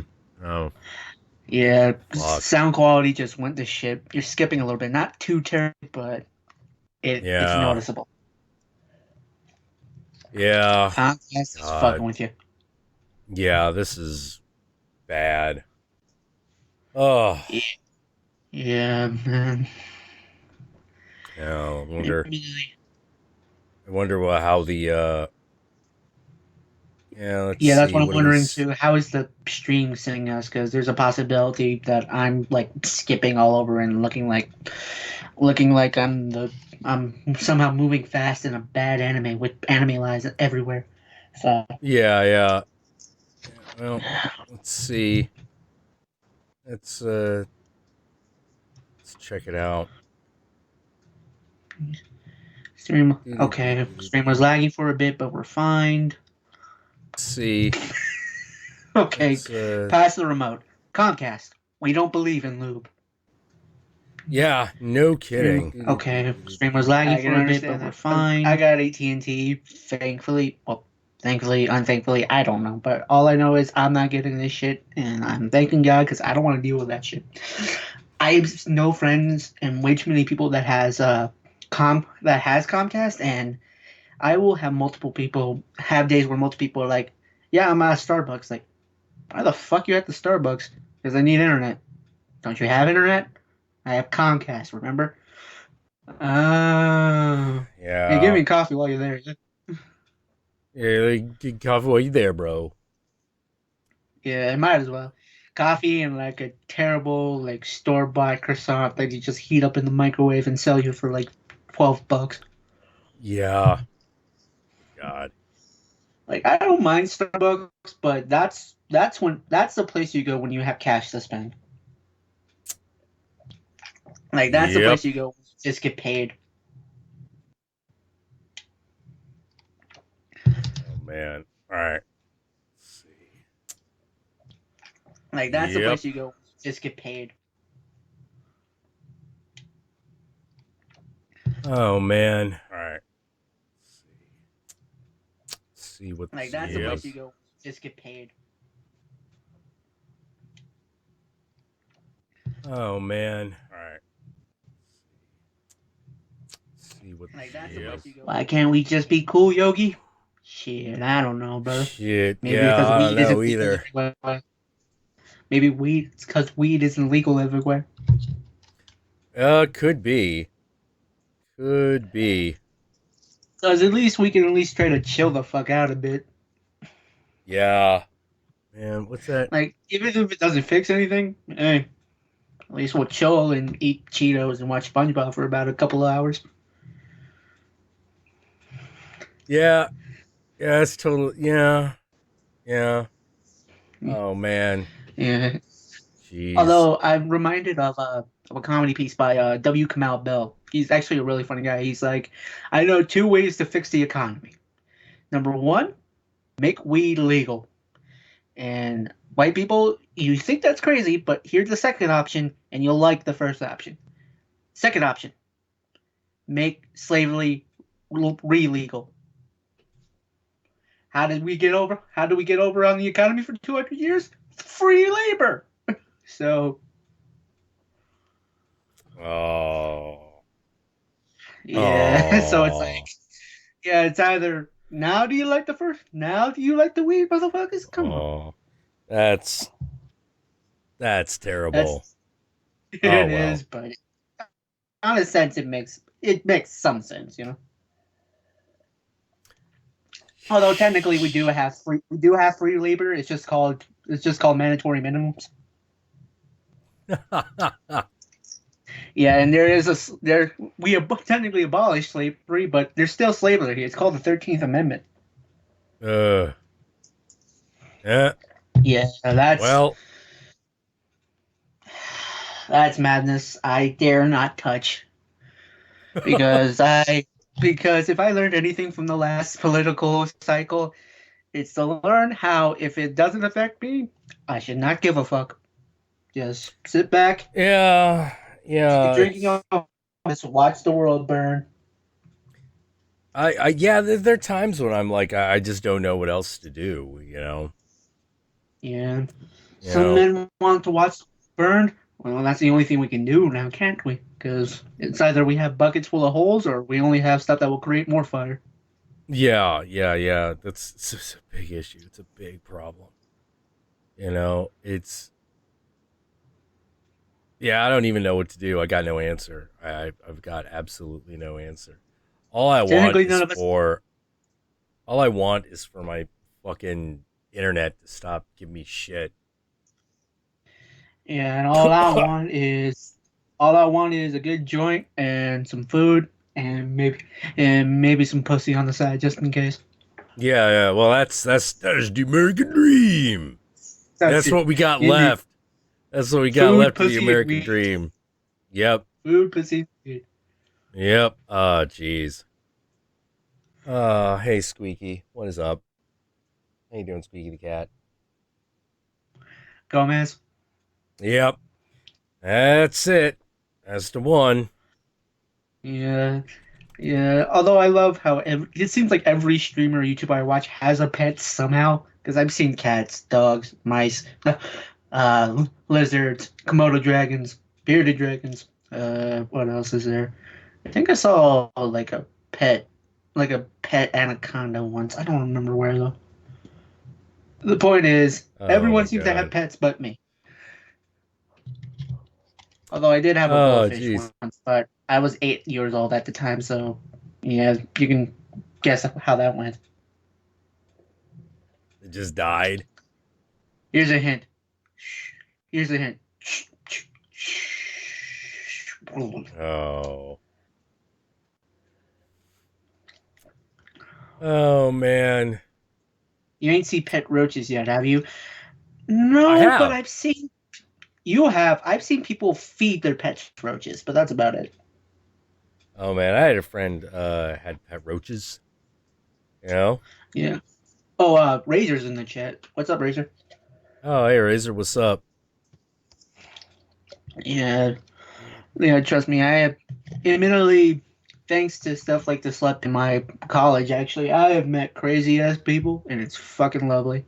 Because I am not I choose to have no religious affiliation, like at all. The Jesus thing came with the house, but I always idea of all, like, I take the generalist side of, well, journalists, like actual journalists, not journalists who write on gossip. I choose the idea of seeing both sides. You know, I need the sane, I need the crazy, I need the good, I need the bad, I need the hard drugs, and I need the hallucinations. You know what I mean? Yeah. Yep. Oh, jeez. You need a little bit of everything to understand the universe sometimes. You know? Yeah. Ain't that the truth? Man.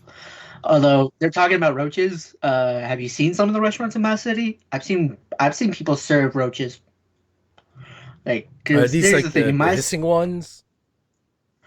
The Madagascar hissing cartridge? I fucking love those things. not the hissing ones, but we got like the grungy ones that you see out of dumpsters. Because here's the thing. The ones that all got like 9mm and they're hanging around. They're like, "Hey, what's up with you, man? What's up with you, man?" You're like, "Oh yeah, shit." That's part of my city. Because remember, my city's a checkpoint for the cartels. You forget this. Remember, So they're all I'm like, right next they're door all to fucking water. roaches are all like fucking high on coke. Like, yeah, man. Yeah. What's going on? They have mini. I got like, 6 guns, man. I'm gonna fucking Shit. kill you. They got like They got mini shanks, just like mini tiny little road shanks, and they just stab a snake, just like, hey, fuck with me, man. Come on, come on. Snake is fucking with me, man. Looking at me, bro. What we do? Basically, What it do? What it do? well, What it do? What it do? We either have the crazy ones or we have the old guard that just sit there on a porch and talk shit, like the old, like the old cholos, and like still down in flannel, just sitting in an old lawn chair, smoking a joint, and just talking all kinds of shit. Hell, Oh those are my man. some of those guys are my uncles. So you know what I mean. So Oh my I am used on hanging out on the porch with some Latinos del Norte in the background, just talking a whole lot of shit, all of the shit, Oh and man. not I was caring. talking, dude. I was talking to this one dude. Um, talking to this one dude. He was talking about like how a lot of like he's half Asian guy himself. He's talking about how like a lot of half Asian guys like kind of find themselves in the world of white supremacy because they're born into it. And I'm like, well, I dodged that bullet. Um, but what the fuck? And we start talking about like Asian guy dating problems, of which there are quite a few. Um, it's really one of the things I don't like about being Asian is you don't generally get to be seen as very masculine. Well, yeah, considering our main joke is that our dicks are about this big, you know. Yeah, yeah, Basically, yeah, our dicks are about the size of your pinky, maybe even smaller depending on the guy. yeah. Dependent, and I'm just like, oh man, I Yeah. yeah. It's really hard to like deal with that. Also, it's really weird. Like you can't make daddy mad dating an Asian guy like you can dating a black guy, so you don't even get that part. You know, It's and like you can't rebel when you date an Asian guy. Hell, he'll ask the Asian guy to help him out with his taxes. yeah, and but one I found exceptions. I was like, well, I found exceptions. You know, you're trying to date like I'm always like you're trying to date like white girls. That's your problem. He's like, well, you're married to a white girl. I'm like, doesn't matter. It doesn't matter because if you want to increase the odds of your dating life, you will date Latino girls. Hey, that's how I got born. Yeah. Like I'm like, Although, actually, I it was don't kind of the reverse. The Latino guy dated an Asian girl, but date an yeah. Asian woman. Got it. Yep. Yeah, but like that was a thing. I was like, look, there are tons of like half Latino, half black girls, just like ooh Asian guy. We get This all the was that's colors of pretty the good. rainbow. You know, I think I could hop on that. You know, that'd be fun. You know, it's just like all right then. You know, but yeah, you know, some of them normal looking white girls, yeah, not so much. Not so much. Yeah, because white girls are looking to rebel against daddy, and you can't Daddy, exactly do yeah, that. yeah, it's not quite as cool. Yeah, You the know, only Asian people I have seen date like white girls and be successful at it are Korean dudes. Even then, that's a really. rare case. Yeah, but that's a rare case because in my city, and like in East LA, like in South Central LA, the Hmm. Korean dudes are the ones that are cool with every gang. They cool with the black guys. They're cool with the Latino guys. They're cool with the white guys. They're cool Oh with man, everybody. I love God. I love that area. I gotta be honest. I love that area so much. I love that area so much because I don't know how to explain it. It's just like walking around. It's like, oh hey, I'm a human being. You know.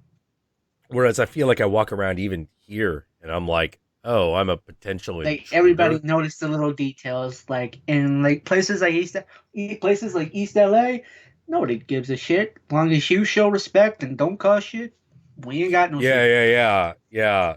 know what I mean? That seems to be the way it is. You know. Yep. Besides, I've learned how to be chill by hanging out with cholos because basically give them respect, they'll give you respect, and sometimes they'll even give you some help just in case. Like I have had many a cholo hook me up with something just in case I needed it. Like I've done it with money, I've done it with food. I did well. I haven't done it with a guy's sister, but I tried. Um, but Can't work hey, that like that's magic. That might feel too much to ask. Yeah, because remember, cholos may give you respect, but they're also very particular about their daughter, sister, and mother, and aunt, or Got it. basically anyone in the family. Because cholos are gangsters, but they still respect mama. You don't fuck with mama. Yeah, yeah. I love that one there's this one like video that was like, how you know you are a Latina family? And my favorite one, because I had witnessed this, was it's somebody's birthday. You only know half the people there because the whole neighborhood's fucking invited. Hey, And I'm fucking big like, brother. I've had that happen way too many times. I've seen that. I've seen that. I saw that happen like twice. And I'm like, you know what? I think I could deal with that. Like, that'd be pretty cool. Just be like, hey, it's someone's birthday. Hey, it's Cindy's birthday. Why don't you come over? Yeah, like, who's Cindy? I don't know. Who's Cindy? I don't know, man. They just told me. Fucking come on over. And then it's fucking just someone's mom is like, oh, hi, where are you from the neighborhood? He's like, oh, I know Jimmy. Like, is Jimmy related to you? No. I just know. I just know him. How you doing? Have some potato salad. Like. Yeah. Here's the thing. You say that because I'm half Latino, so I know this everywhere. The thing is that with our families, like even both sides of my family, they see friends, like close friends, as familia.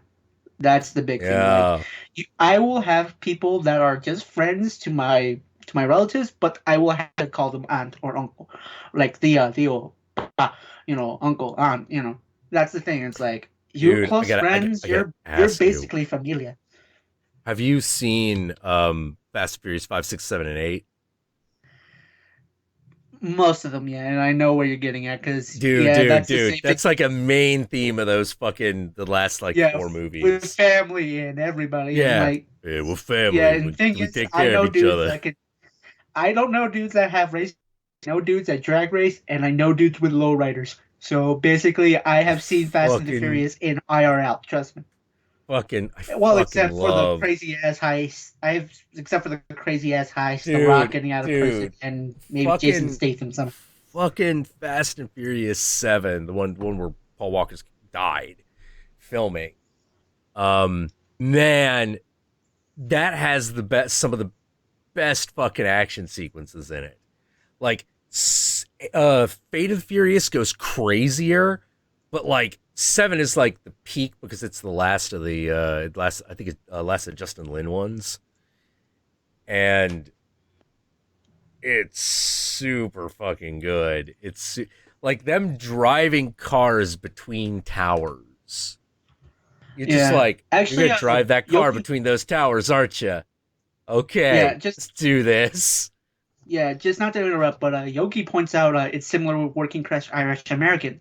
So I'm guessing just like I would say minorities in general, just like, hey, you can you can look at us and call us friend. Hey, you're family. Come over, bring booze and steaks. We'll have a fucking blast.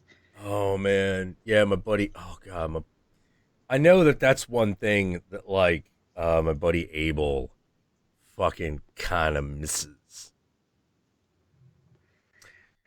Kind of misses being able just being in that environment because like that's where he's from, and that's why he loves hanging out with like Anthony and his friends and all that because like that. Hey Jack, yeah, sure, man, yeah. So I love hanging out with Anthony. I love hanging out with Abel because Abel is like. But the guy's like 6'2", like maybe 300 pounds of just like Latin love, man. I don't know how else to explain it. He's like that's the thing. He's like a Santa Claus when he comes into the room. He's like, hey man, how you doing? Yeah, basically that's the thing. Like you friends to us, you're basically family, man. Come on. Yeah. It's definitely like Anthony and his crew is if they were like, Jack, all right, so we have this idea. When we need you, we're going to pull off a heist Comic-Con. I'd have been like, all right, I'm in. What do you need? What do you need? What do you need? Need your ability to pick a lock. There's one lock. You're like, all right, what is it?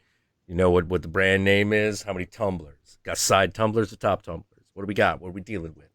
It's like, yeah, but we also need to get by into this one room. All right, who's in it? Let's figure this out. It's fucking. Like, I'd love to that fucking man. That fucking movie would be fucking crazy. Like pulling off a heist at Comic-Con, and then just run off with the money, fucking Lupin style. Yeah, man. But yeah, it was one of those like, it was. We were out on a trip and someone was like, man, we were looking at these like books all about like days gone by. And someone was like, man, you ever wonder what we would have been in the 20s, 30s, man? You ever think about that? I just shoot back. I'm like, motherfucker, we would have been bootleggers. We would have been bootleggers. We are you fucking kidding me? Where's the speakeasy? We'll bring the rum. We're all good. We'll That's totally what we would have been. That's totally what we would have been. We'll bring the bathtub moonshine. It's all good. Yeah, totally. Like, me and or Anthony would have been one of the wheelmen. Like in the back trunk, there'd been like all the Tommy guns and shit. Like totally. Yeah. It's sort of like, it's the man. What do we do? All right, we got to take this drive down Dead Man's Pass. Like, how can you do Dead Man's Pass? Nah, don't worry about it. Just watch this and fucking do like a fucking J turn. And fucking like cops are falling into the swamp and shit, Like, yeah, you basically I'm like, just that have totally like a bunch of, you just randomly one of your homies like, where did you get dynamite? I have connections. Now I open the back doors. Open the back door. Yeah, just to get our ill-gotten gains into market. It's like, hey, look, we're just businessmen. We're just businessmen. We're just businessmen. We just picking booze and porn. Like that's our motto. Oh yeah. Oh geez, can you imagine like? I mean, it's so easy to imagine like someone like fucking Sarah, Queen of Trash, is like the fucking like mall with the fucking Tommy gun, just going like, eat shit. It's way too easy to imagine that. Way too easy. Oh, and God, like, our buddy Paul would have been. And our buddy Paul would have been the guy who was like in the car just going like, okay, I'm along for the ride. And he just looks like the normal white guy. And then all of a sudden, he's the guy you said to deal with the cops, just like, no, officers, it's perfectly fine. No, that would have been Paul. Paul's the guy that hangs around for like the entire story that you're like, what side's he gonna choose? And in the end, like during some sort of heist, like he shoots the bad guy in the face. Like he's the one who actually, shoots the corrupt cop who's gonna turn us in, make an example out of us, send us to jail. He's the one who shoots him in the face so we get away. Shit. Yeah. All right. I think I'm gonna let. I think what I'm gonna do is I'm gonna get another cigarette because it has been a stressful day, and then I'm gonna talk to. Oh geez. Not Chaotic Doctor. That's you.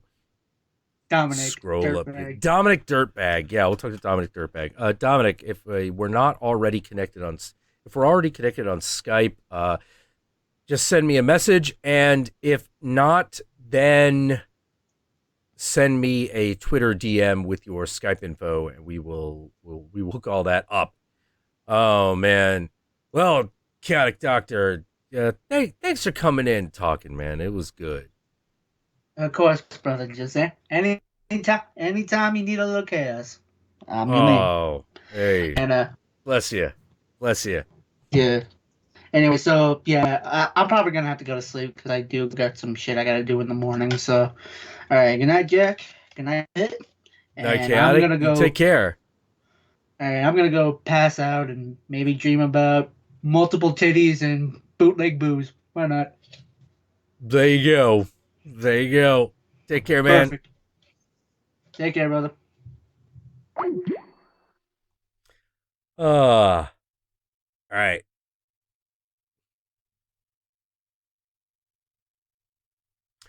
Do. All right. Do.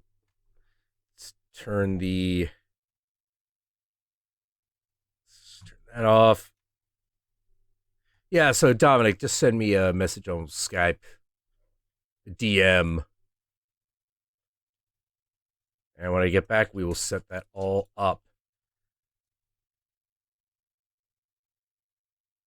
And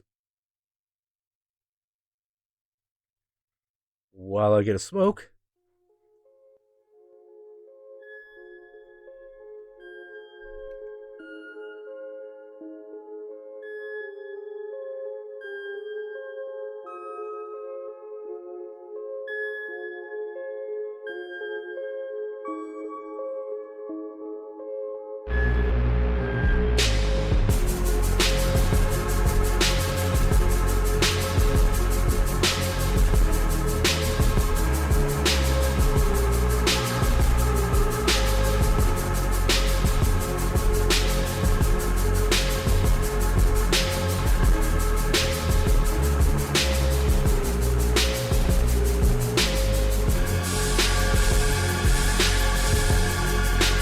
Everybody got AIDS and shit.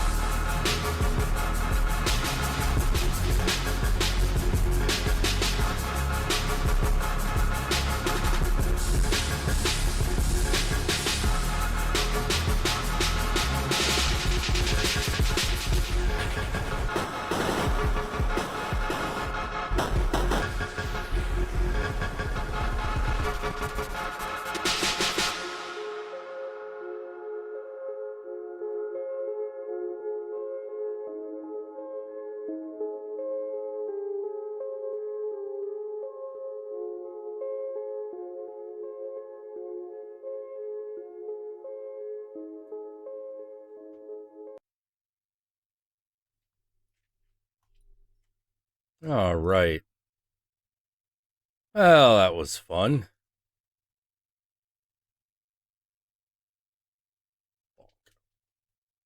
Go. Internet's still giving us some shit, but we'll be okay.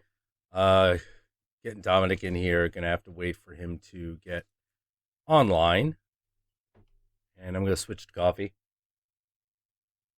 Oh.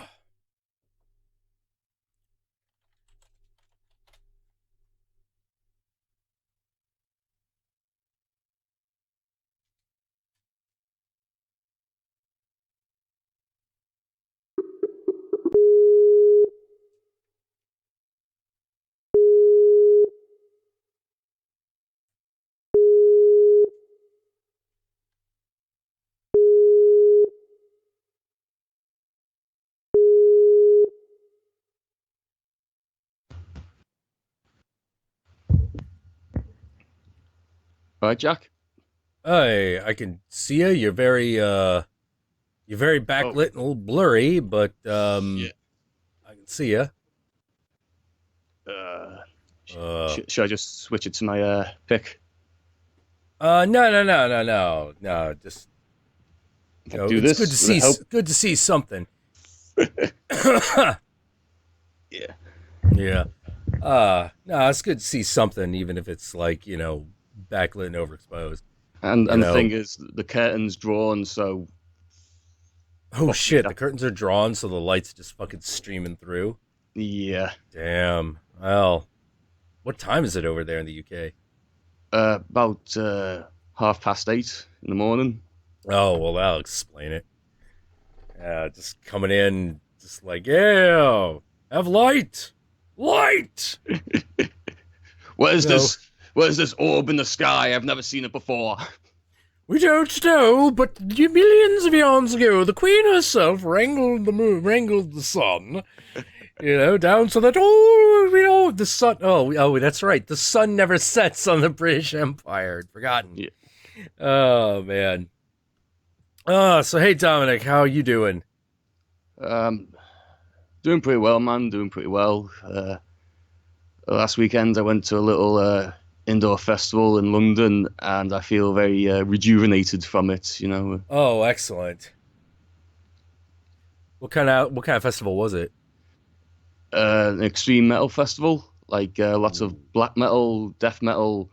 They had this band called Sodom, who were like a German. Oh, I remember Sodom. Yeah. Yeah, they headlined the Saturday. Fucking brilliant, mate. Like. Oh man, have you ever a band that I've been listening to? It's I love it for all the reasons I also don't like them, which is Therion. Yeah, I've heard a couple of tracks. They're not bad. But... Yeah. It's one of those. It's not bad, but you always get to some part of the song where you're like, I don't think these vocals are quite working, dude. Yeah, like one song I like by them. I think it's a great song, but 1 minute the full-on cheesy power metal, the next it's like typo negative. I'm like, yeah, I know. It's really weird. Like some of their songs have like this, like beautiful like chorus, like oh, and then the lead vocalist will either go or he'll be like, no, you're like, whoa, dude, neither of those is really working for me. Like maybe you ought to just be an instrumental band. It seems to be what they're good at. They're really good at the instrumental, but like the minute they start singing, it's like,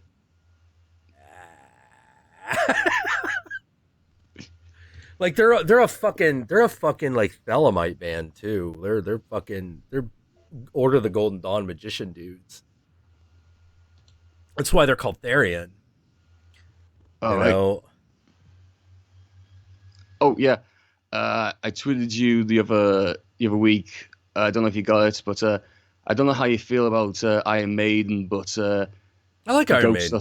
Ghosts are supporting them in Oakland in July. Yeah. Yeah. Oh, thank you, Lord Flash Adder. Night, Jack. Here's to better times. Yes. Yeah, here's to better times. Yeah, fucking here, man. Oh. Yeah, I just been trying to figure out like I get to be a depressive guy. You know, I don't think there's any, there's no getting around that. I can't hide that. But man, like recently it's just really been all about the YouTube shit. Yeah. Like the streams are working beautifully. They're working perfectly. They're working the way I wanted them to work. But the actual videos, man, that is a frustrating game right now. Because before it was frustrating, but it was like, well, making some cash, so how bad is it really? Take away the cash, and all of a sudden it's like, sons of bitches. You sons of bitches, how dare you? How dare you take away my fucking ad revenue money. That's my money. Give me my money. So, sorry to interrupt you, Jack, mate, but keep talking. I'm just going to try and reposition my laptop so it's not so much fucking backlight. So we can actually see you? Yeah. Go for it. Go for it. So, like, gives a minute. Yep.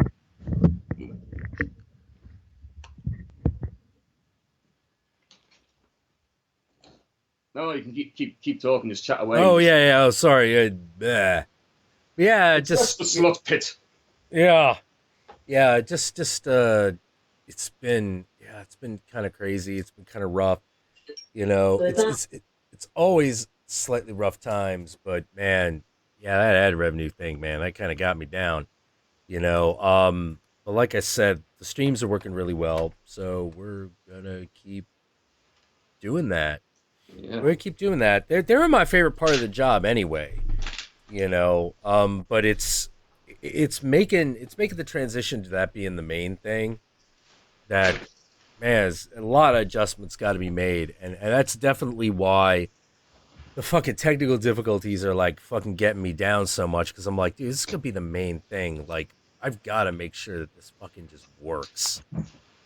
Yep.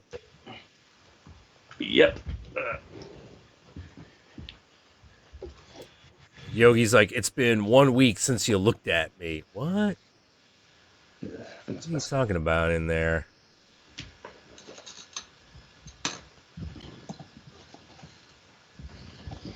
It's been 1 week since you looked at me. I've been playing it safe and not sorry. I'm walking down singing the song, even though I don't really know the words. I only know the Weird Al Yankovic version of the melody. That's how I know anything about this song, and I really don't know that much at all.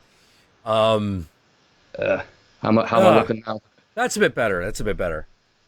Yeah. Oh, man. So how did you get into metal? Oh, man. Around about 12, 13, like Linkin Park and Slipknot, pretty much my gateway drug. And then after that, it sort of went from like, well, what bands influenced these bands? And it always goes back to Black Sabbath. It almost always does, yeah. And then you sort of work your way in between there. Like, I love Slayer, I love... Oh, right. You'll love this, man. Hang on.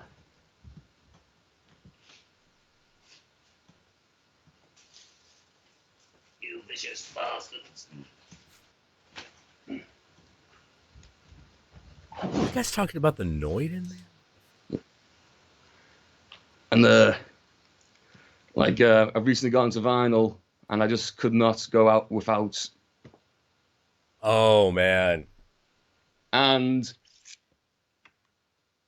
yeah. I tell you one Dave, thing, man. Oh, Dave Mustaine. Oh, Dave. Hey, do you good know musician. Never gonna take that away from him. But sometimes you listen to him, you're like, yeah, so Obama's currently part of the Illuminati conspiracy to destroy conservative Christianity. You're like, Dave, back to earth.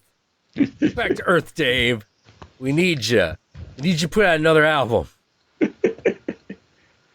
Yeah, like whenever I get sick of Dave Mustaine's right-wing nut jobbery, I kind of turn to a Killing Joke for palate cleanser.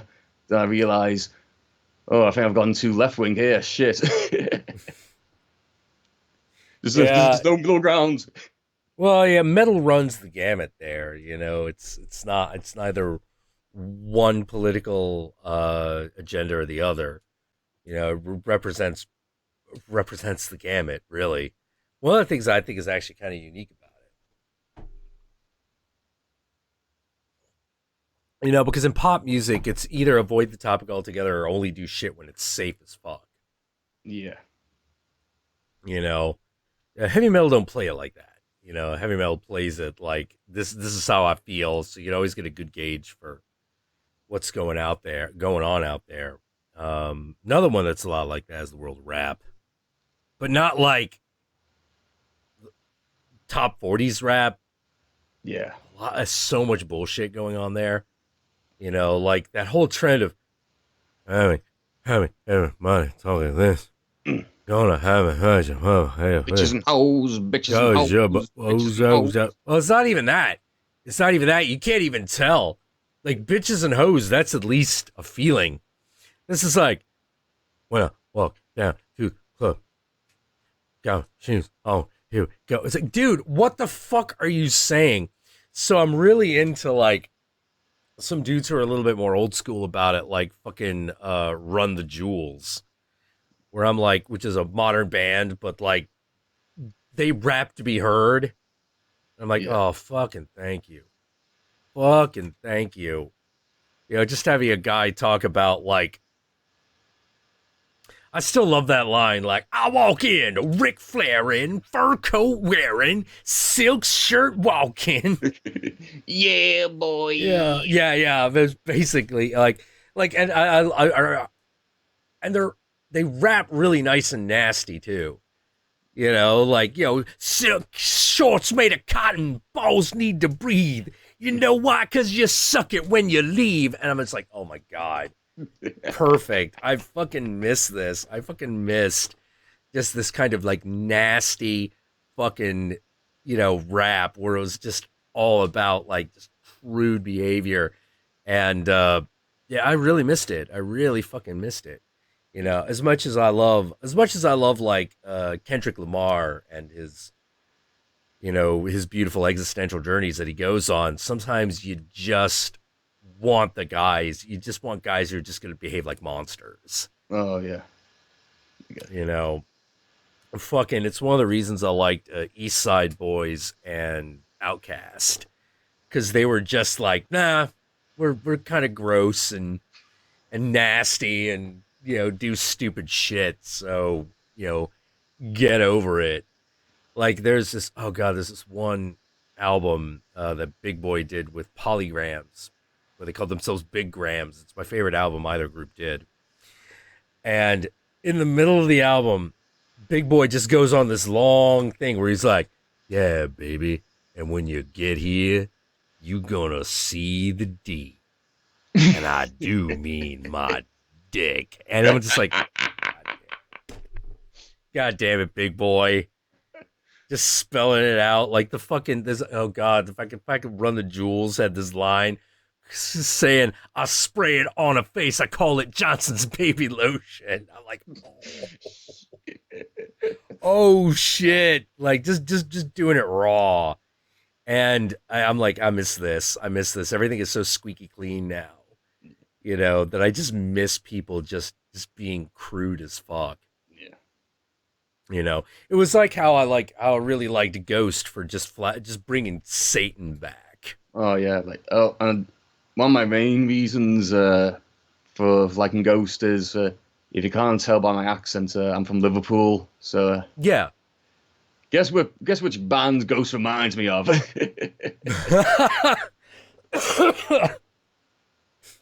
Oh man, you listen to that stuff when you're a toddler. It's inescapable. Oh, seriously? No, but like in my household, kind of, because my mum She's 70. She was at the launch party for "Please Please Me" by the Beatles. Back in the day, it was like.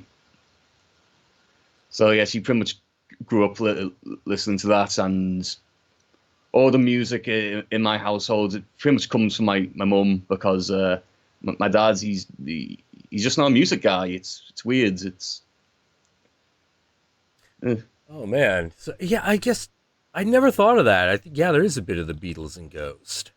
Well, Yeah. I would say very 60s pop sensibility, at least. But Yeah, yeah. It felt very much like like the Beatles or King Crimson, or King Diamond.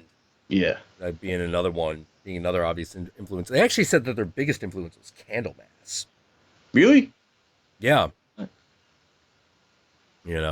Which I could totally see, but at the same time, you're like, you don't sound anything like Candlemass, but you could see how they took that whole aesthetic and ran with it, like, as opposed to Opeth, who just does.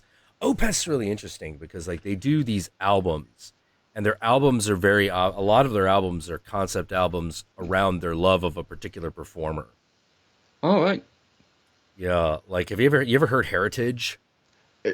No, I'm not really into Opeth. Like, it's weird that their style of prog. I'm just like, I don't get it.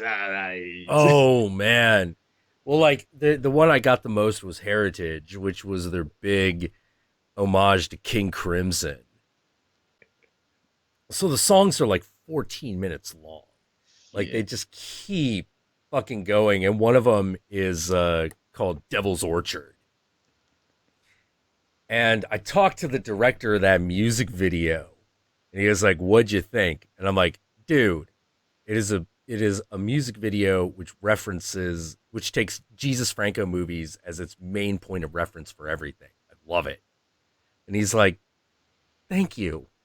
Somebody fucking noticed." And I'm like, "It was obvious. It was obvious the minute you got a girl on a cliffside looking into the camera after a zoom in and a bird flies by, it's fucking Jesus Franco. Get her in front was of the bird was the bird a dove? Maybe a little bit of John Woo snuck in there. It was probably a seagull. Like, for some reason, seagulls always appear in Jesus Franco movies because he always shot near the ocean.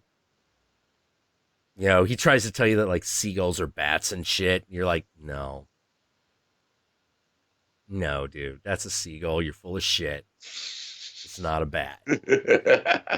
Because he's got those two. Like I said, he got those two modes. He's got these beautiful, artful, totally planned out. He knows what he wants, and then he's just got let's fucking shoot it. I don't give a shit. It's very obvious that, like, Female Vampire and Lorna the Exorcist were shot in the same month. And they weren't always necessarily sure for which movie the scene was. And then you got Hot Nights of Linda, which is 90 minutes of Lena Romay, like, sucking on things. Wait, just any old thing? Just anything. Well, it's like if you think she fillets a lot of things in Female Vampire, you ain't seen nothing yet. Like, Hot Nights of Linda, like, that's the one. It's got her on a cover sticking a banana in her mouth. That's the metaphor of the whole movie. Because what does this woman do? It's just sort of like, I'm holding something. Can I put it in my mouth sensually? And it was just her talent. I'm just like, no. Lena Romay, her big talent was sucking on things. This, I am not, and she elevated that to an art form. I'm telling you. It's nuts. Like, even if you're not a blowjob guy for some strange reason, you look at that and you're like, maybe I'll reconsider my entire life.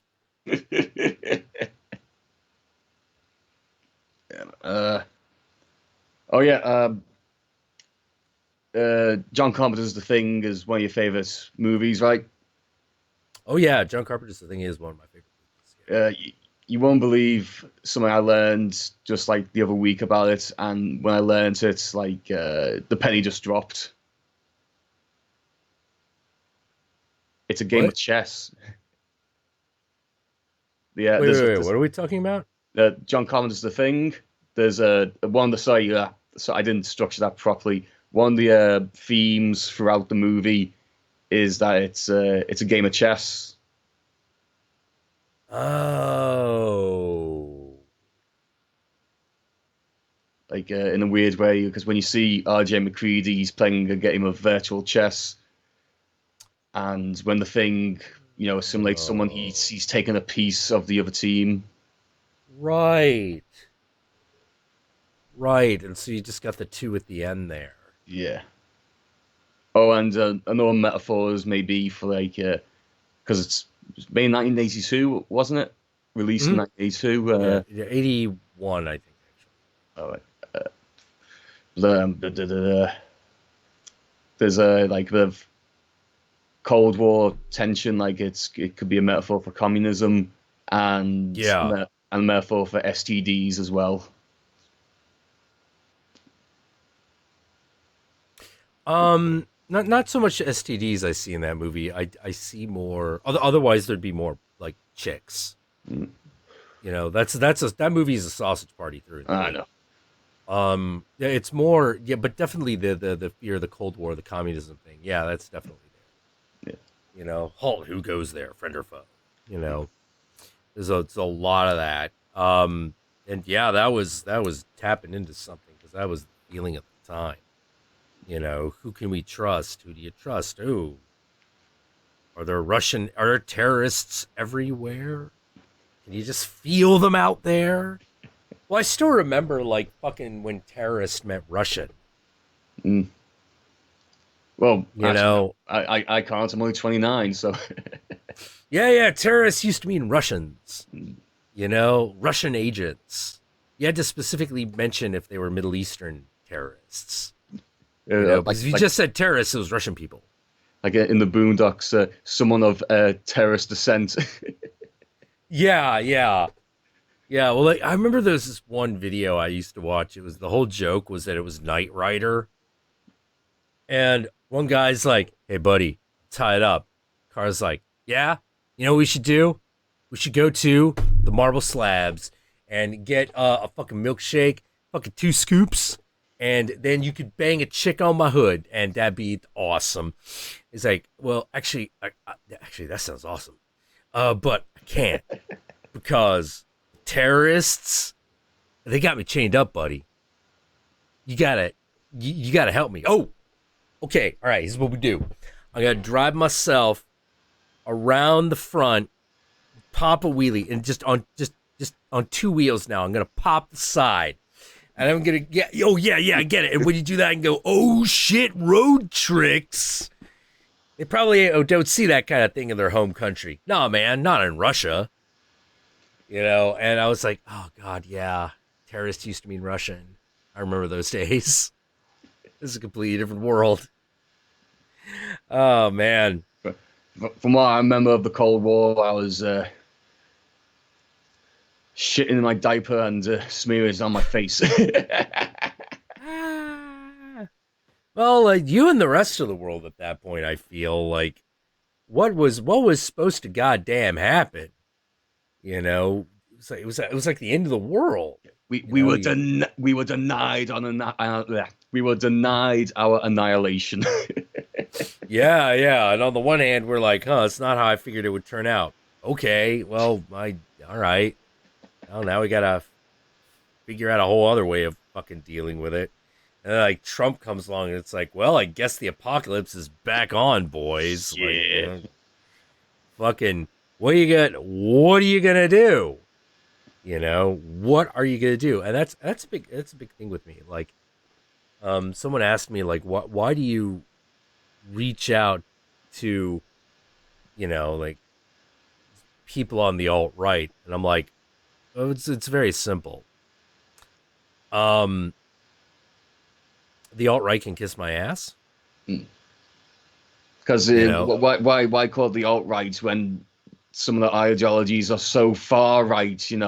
I don't get that. It's Yeah. So we could just call it fascist and call it like it is. Yeah. At least at this point. Before it was a little murkier. But my feeling is like, look, you gotta understand, like, so many of these people, they're duped. They've been duped. They believe they have their heads filled with nonsense. And they've been duped. Like they were told on the one hand that they had to behave a certain way. They had to be a good ally, you had to blah, blah, blah. So, of course, this was going to create a lot of white knighting. All right. No problem. Annoying, but whatever. I predicted that.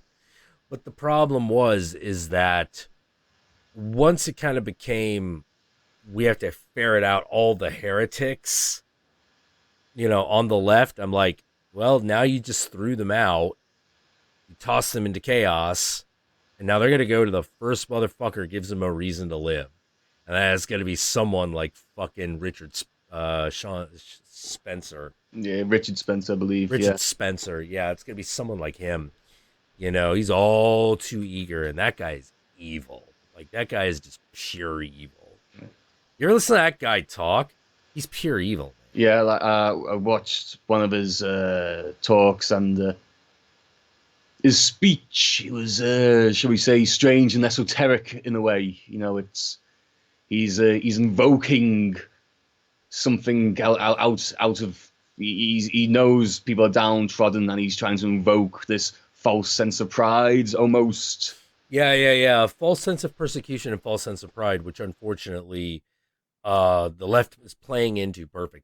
Plays into it perfectly. Like, if there's no easier enemy of the young male right now than progressive politics. Mm-hmm. It's so easy to make that argument. It's so fucking easy. And the thing that makes me so mad is I'm sitting there like, no, we can't allow progressive politics to progress to this level where we're just accusing dudes for things that they haven't done. And, well, they did, so, all right. So now they're all alt-righters. Yeah. Awesome. Fucking awesome. And I keep going like, you know what? Back in my day, if you wanted to be the bad guy, you went Satanist. Yeah. Now, you do that, you become a Nazi. And I'm like, Satan's way cooler. Yeah. Satan is way cooler. No, you want to be a Club Satan. For real. Like, actually give you something. And actually give you something that you might enjoy. Fucking, I'm listening to this one guy.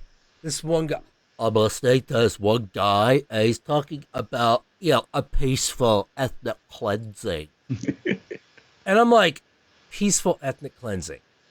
Peaceful ethnic cleansing. What the fuck? Oh, all black people going to be moved to fucking Florida. That's your plan. Because that has been your plan for fucking 30 fucking years. I'm tired of hearing it.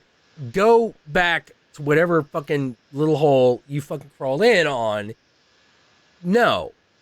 We're not putting all black people in fucking Florida. We're the United States. Freedom to travel, bitches. And sorry to interrupt you there. I just want to shout out to Yogi Divadas for saying that he can trust me because of my accent. I'm going to say this old Liverpool saying, "Is right, la." Oh man, yeah. So many times, like I'm listening to some of these kids, and they're just, first of all, they sound like nerds, but you can tell they're not that smart. Oof. And some of the leaders of that movement, I'm just sort of like, wow, you're just fucking bastards. Just fucking bastards. Like, oh wait, nothing. There's on Skype's coming up saying internet connection problem for me, and now it's gone. Oh, okay, good. like one of the things that like keeps coming up is that now I'm seeing like the good-looking white supremacist or the good-looking MRA, and I'm like, really, really, we're gonna do it this way. All right, we're gonna do it this way. Everyone better learn how to get sexy, people, because this is how the war will be fought. You know, like, God, Richard Spencer. Like, I hate that guy so much. Like, that guy is just evil. Like, I personally haven't had as much, interactions or what have you with the alt-right, but with the other end of the spectrum, as I like to call them, social justice wankers. Like, oh yeah, one of my friends that I've known since well, our equivalent of kindergarten. Like, yeah, they've gone a bit, lunatic fringe on the left. It's like, oh yeah, like I was thinking of doing what you were doing and just delete them off Facebook and just say, hey, look, sorry, Facebook, it brings out the worst in you from my perspective. See you on Wednesday for Dungeons and Dragons, okay? Sound. Yeah. Yeah, where you will play Bindle the Halfling Ranger, okay? Like, oh no, my friend. He plays Emperor Maximilian III, Satyr Rogue. oh my god. Oh my god.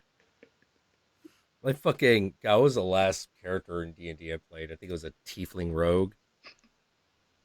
Because I just was like, no, I'm just gonna stab things. Just gonna stab things all the time. It's like, all right, so there is the king. I'll stab him. I'll stab him in the back. Stabbing everything. Mixed stab. I stab because I love. Like. Have you ever said to yourself in a D&D game, just say to the other players, "We're a real Mickey Mouse operation, aren't we?" Just for another person to say, "Mickey Mouse, we ain't even Betty Boop. We ain't even Betty Boop." God damn it. Oh my god. Yeah, that actually did happen. Fucking, we had this great plan for just defeating this guy. We're like, all right, there's the monster. You do this. You do it like a teleporting strike. You do that over here. Everyone fails their roll. And my buddy Mike just goes, well, that would have worked if we hadn't sucked. And I was like, yep. Yeah, that's about the size of it. That would have worked if we just hadn't sucked. Oh, yeah, sorry, Jack, man, I got like a question for you. Sure. Yeah, I ordered a Baphomet t-shirt. Yes. Do you do like airmail and stuff? Or was that, did you, yeah, because, I'm... Oh, do I fulfill it myself, or does someone else do it? Yeah, does someone else do it? Someone else does it. If you're having any problems with it, go to Teespring. Oh, okay. It's just like... Yeah, contact them. Okay, it's just like they said it'll get to me by the 24th of April, and it's... considering it's well past that date... Yeah. Yeah, contact Teespring, find out what the fuck happened, because that's their fault. Because it's a lovely design, like... Oh, thank you. Yeah, but like I still love my parents, and my they're Catholic, so I'm just like, ooh, can I get away wearing this? And especially around my nephew and niece. There's few T-shirts I've got where like, yeah, they're at the age where they're learning to read. I don't want them seeing my mate's bands. They're called Footprints in the Custard. It's the design on the T-shirt is their mascot, the Pickle Weasel. Dressed as a cowboy. All their songs are pretty much dick jokes, and it says under it, "The Cum Slinger." Oh, there was a local band back in my hometown called Love Slug.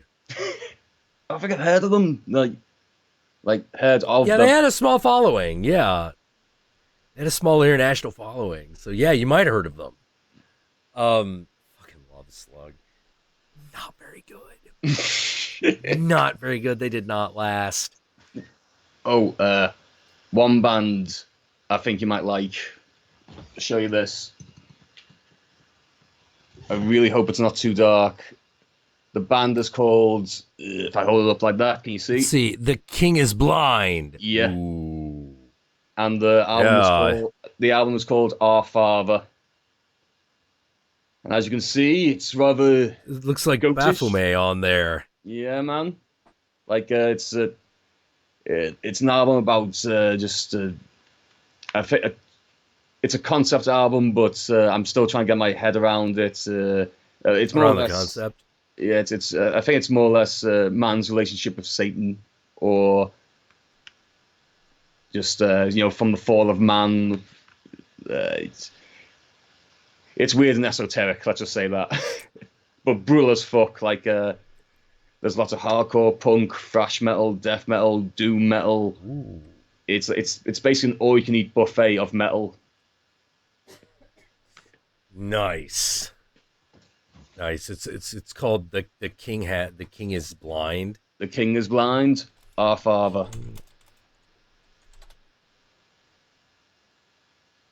Let's see. The King is Blind. They got a couple of videos. One's called Fragility Becomes Wrath. Ooh.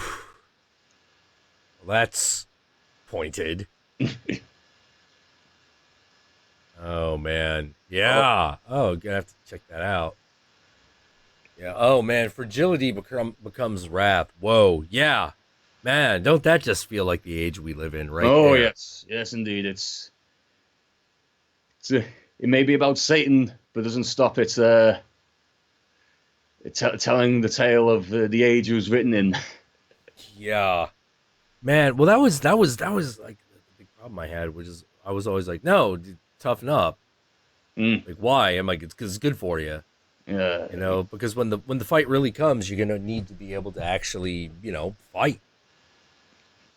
You're gonna need to be able to actually do it. Otherwise you start picking on innocent people. You shouldn't be picking on, just because they look like people you can win against. And your brain will do this awful thing where it turns them into the enemy if you're not careful. Yeah. It will twists you up. Like the whole idea of ideas, people don't have ideas have people. More and more I believe that. Yeah. Can I tell you something that sure. You might get a kick out of it? I downloaded a PDF of the Satanic Bible. I was reading through it, and I'm just kind of like, hang on a minute, this sounds like atheism / common sense, but done in a really melodramatic way. Yeah. That's basically it. It's atheism for metalheads, in many ways. Because you're like, atheism, yeah, that's nice. I'm not sure about this walking around with a fedora kind of thing you guys got going on there. Don't seem that cool. I mean, I agree with you. But can we get something cooler? Ooh, Satanism. That's cool. That's got something going for it. So definitely I'm sort of like, no, let's go old school with cool and fucking, make it Satan. If you're like, world ain't mean nothing, man. No, consider being a Satanist rather than an alt-righter, come on, for real, seriously. Probably get a lot more pussy that way. I'll tell you that what. Recently my philosophy or spirituality, it's been a bit of a mix between Norse paganism, Satru, whatever you want to call that, and some aspects of the philosophy of Anton LaVey's Satanism. I'm not too sure about the whole might makes right, but if you piss me off, if you cross this line, mate, you're gonna slap. It's one of those. Yeah, I definitely agree with the whole problem with might makes right, because there's a part of me that's like, yeah, not really. But like I said, I'm a Satanic Temple guy. You know, and that has a completely different ethos, has a completely different way of looking at it. And the one thing, and ironically, the one thing I do disagree with is because because, you know, I'm a magician in the Alan Moore, Grant Morrison sense. They're like, magic is just superstition. I'm like, not quite. I mean, that's a good baseline to start from, though. You know, start out with the idea that it's all bullshit, work from there. I mean, you know, I've got Asperger syndrome, so like I have to think of things in a very logical context. You know, the other night, I'm not going to say what I did, but felt something out of the ordinary, shall we say? Yeah, that's understandable. And to give it some context, I did sort of pray or concentrated a sigil onto the goddess Freya. So, ooh, the goddess of the runes herself. Ooh. How did that turn out? Do you want the dirty answer or the innocent answer? No, let's get the dirty answer. That's the real shit. I didn't come. There you go. There you go. Okay. Got it. But I felt loved. Felt. There was and that's what you were after? Yeah, well, to be honest, I was just, you know, after something a bit, a sensation stronger than, the old, 1-2 wank, but, rub and tug and like, I don't know. That is a good goddess to go to that for, because she's one of the few goddesses of actual just straight up fucking. Yeah, but I do want to throw this out. I was very drunk and stoned at the time, so. Well, yeah, like all of my best spells start with "so I was high," because I do believe that magic is the manipulation of the perceptual and the probabilistic. You know, it's not dealing with reality on like those hardcore cause and effect, like physical reality levels. You know, it's all about perception and probability. You know, that's what tends to happen, and that's what tends to work. That's the weird thing. You know, like things that you wouldn't think would work. It is the weirdest thing. Like, if you cast a spell where you're like, I would like to meet, and maybe a specific person is a little hard because like their fate has you got to be able to intersect with yours. Mm-hmm. Like, and if their fate doesn't intersect with yours, you can't make that happen. It's like, I want to meet Alistair, Alice Cooper. I want to meet Alice Cooper. You could totally do a spell for that. But your chances of success are very low unless he's coming to your town to do a show. Exactly. Or it turns out he knows someone in your family or knows one of your friends and you didn't know about it. So like those are the pathways that this stuff works. It's a holistic. Yeah. It's this kind of holistic, synchronicitous like event. And it gets very weird and it can have very long lasting effects. Like for instance, I don't even know how it started happening, but I became very for about a year and a half, it was just pure Satan. It was pure Satan for me. Yeah. And then I became very interested in Malektos. Malektos is that the serpent puppets Alan Moore worships? No, that's Glykon. Oh, right. That's Glykon. Malektos is the Peacock King. Ah, right. The King You're really King into peacocks, I believe now. Yeah. And I was like, okay, I'll follow this where it goes. because I'm really interested. Like, I'm really interested in this. And, I did. And a lot of Peacock stuff starts making itself apparent. I start building an altar. All of a sudden, all the Peacock things that I'm looking for putting on that altar go on sale that day. And I'm like, okay. I bought. There was a book on the main worshippers of Malektos are called the Yazidi, and I had considered getting a book on them, just to read it. I go to Amazon, I order it, I pick it up. It comes to the house, I open it up, I start reading it. At the end, it gives me the publication date. Publication date was that month. So this is the first printing that has existed of this book for like 20 years. And it just happens to go back into print the month I order it. I had no idea. I thought it was a book that was just always going to kind of be in print. Apparently not. There's a guy in the Bay Area, Ozzy Rada, he's a Thelemite. He's Order of the Golden Dawn, one of Aleister Crowley's boys. Oh, right. He does a lot of research on Malektos and the Yazidi, and I'm like, oh, this is really interesting. Turns out he lives in Oakland.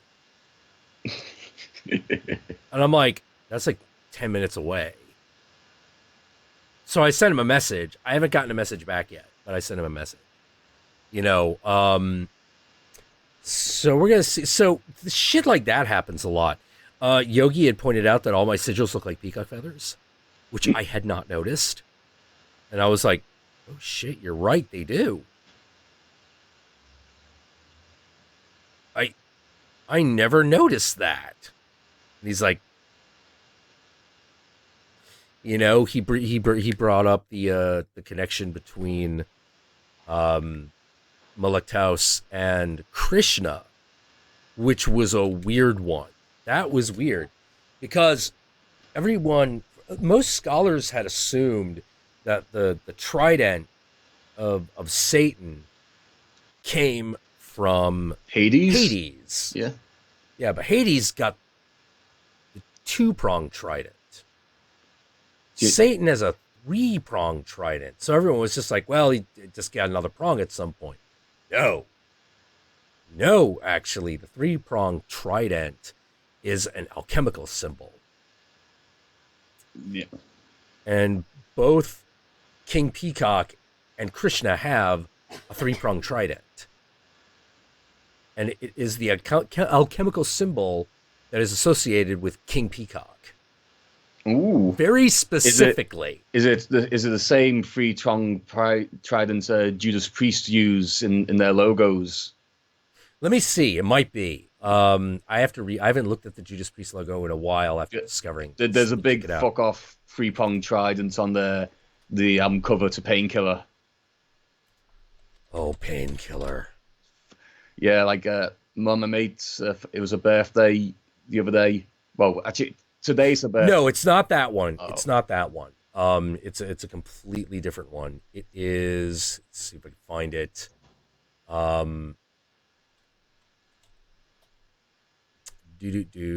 Images. Come on, Google Maps. Okay, let's try. Oh, here's one version of it. Oh, that's okay. That's conspiracy theory, one world religion kind of bullshit. Like I don't need to be looking at that.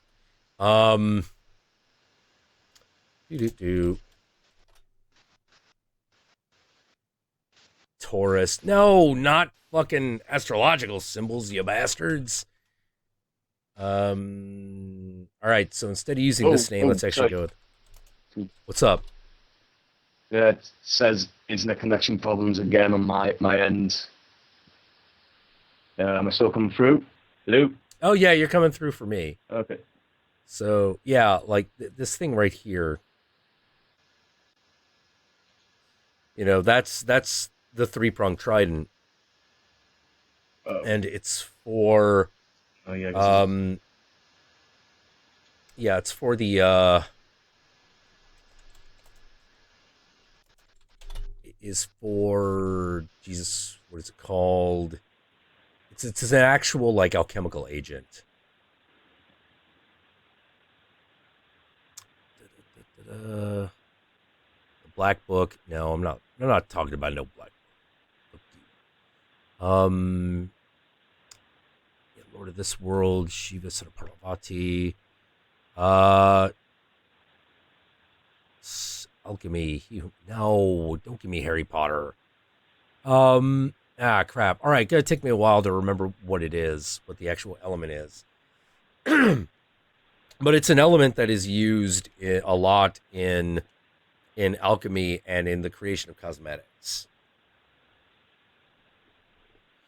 Okay. So, yeah, no, it's not sulfur. I can show you the symbol of sulfur. That one's easy. That's really fucking common. Yeah, that one's all over Satanism, by the way. The symbol of sulfur is this. That's the symbol of sulfur, which is the element in alchemy also associated with the soul. So that's sulfur. I want to say that the element here is antagony, but I can't actually remember off the top of my head. Let's try one more time. Alchemical symbol peacock angel.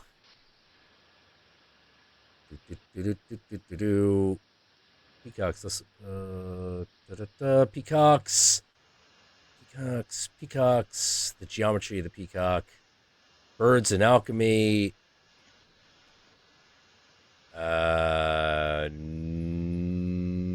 Nope. Whoa, hold on.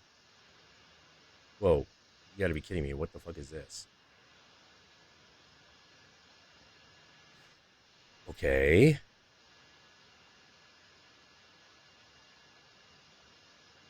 What the fuck? Hold take on, it easy, Trev Apocalypse. What was that? Yeah, just saying, take it easy to Trev Apocalypse. Oh, what happened? No, he's just he's going to call it a night. So. Oh, okay, night, Trev. Sorry, there was two ways you could say take it easy. One way like take it easy, man. See you tomorrow, and the other is like, oh shit, is Trev flipping out? Something going down? Yeah. Okay. Whoa, you've got to be kidding me. I got to do some more research on this finding. Have you gone down a rabbit hole, Jack? I have found a rabbit hole. Okay, so me and Yogi have figured out that there's a very obvious connection between Malektaus and Krishna. All their symbols tend to line up, and the Yazidi people, before they were called the Yazidi, actually, were the ones who came into India and started the Vedic tradition. So obviously, they would probably put the image of their dude on top, you know, make him like a big important dude. And we're like, so the idea is that we're like, oh, King Peacock might actually also be related to Krishna, you know, because Krishna's big thing is like his peacocks, at least one of his big images. The other one is his trident that looks exactly like that alchemical symbol. Oh, right. So it's one of those like, well, that's interesting. Now, I got to follow this rabbit hole down a little bit because apparently one of the other gods that the peacock angel, that King Peacock has an association with, is Dionysus. Oh. And I had never heard this possibility before. So I gotta crunch the numbers on that at some point. Here it is. Yeah, the symbol of the peacock angel, that one that's up now right now, is the symbol for antimonite.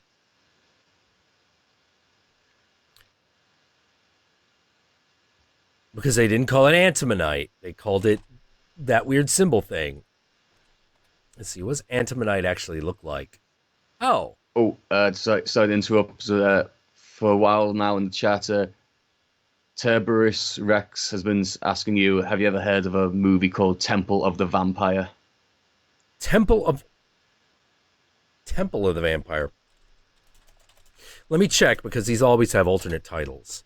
Temple of the Vampire. Temple of the Vampire. Well, no, this doesn't seem to be a movie. This seems to be like a website. Oh, or is it a website for a movie? Or is it one of those, like, see if you're actually a vampire? You know, which I'm just sort of like, no. No. I never listened to that kind of stuff. I never listened to, do you really have magical powers? Because, like, my answer is yes, just like everyone else on the goddamn, just like every other functioning human being on the goddamn planet. It's not, it's just something most people don't develop, because it's weird and terrifying. And it's weirder and more terrifying if it works, is the funny thing. As someone from Liverpool, can I just say, the thing is with magic, any cunt can do it. Every cunt can do it, yeah. John yeah, Constance's team, motherfuckers. Fuck yeah. Like, I loved when I opened up the Mage the Awakening book, and that's the first quote. I was like, oh, we're off to a good start. We're off to a good start right here. The fact that the witches, that the witches is like this fucking skinhead punk chick with like a Union Jack on her. I was like, oh no, perfect. Yeah, man. Perfect.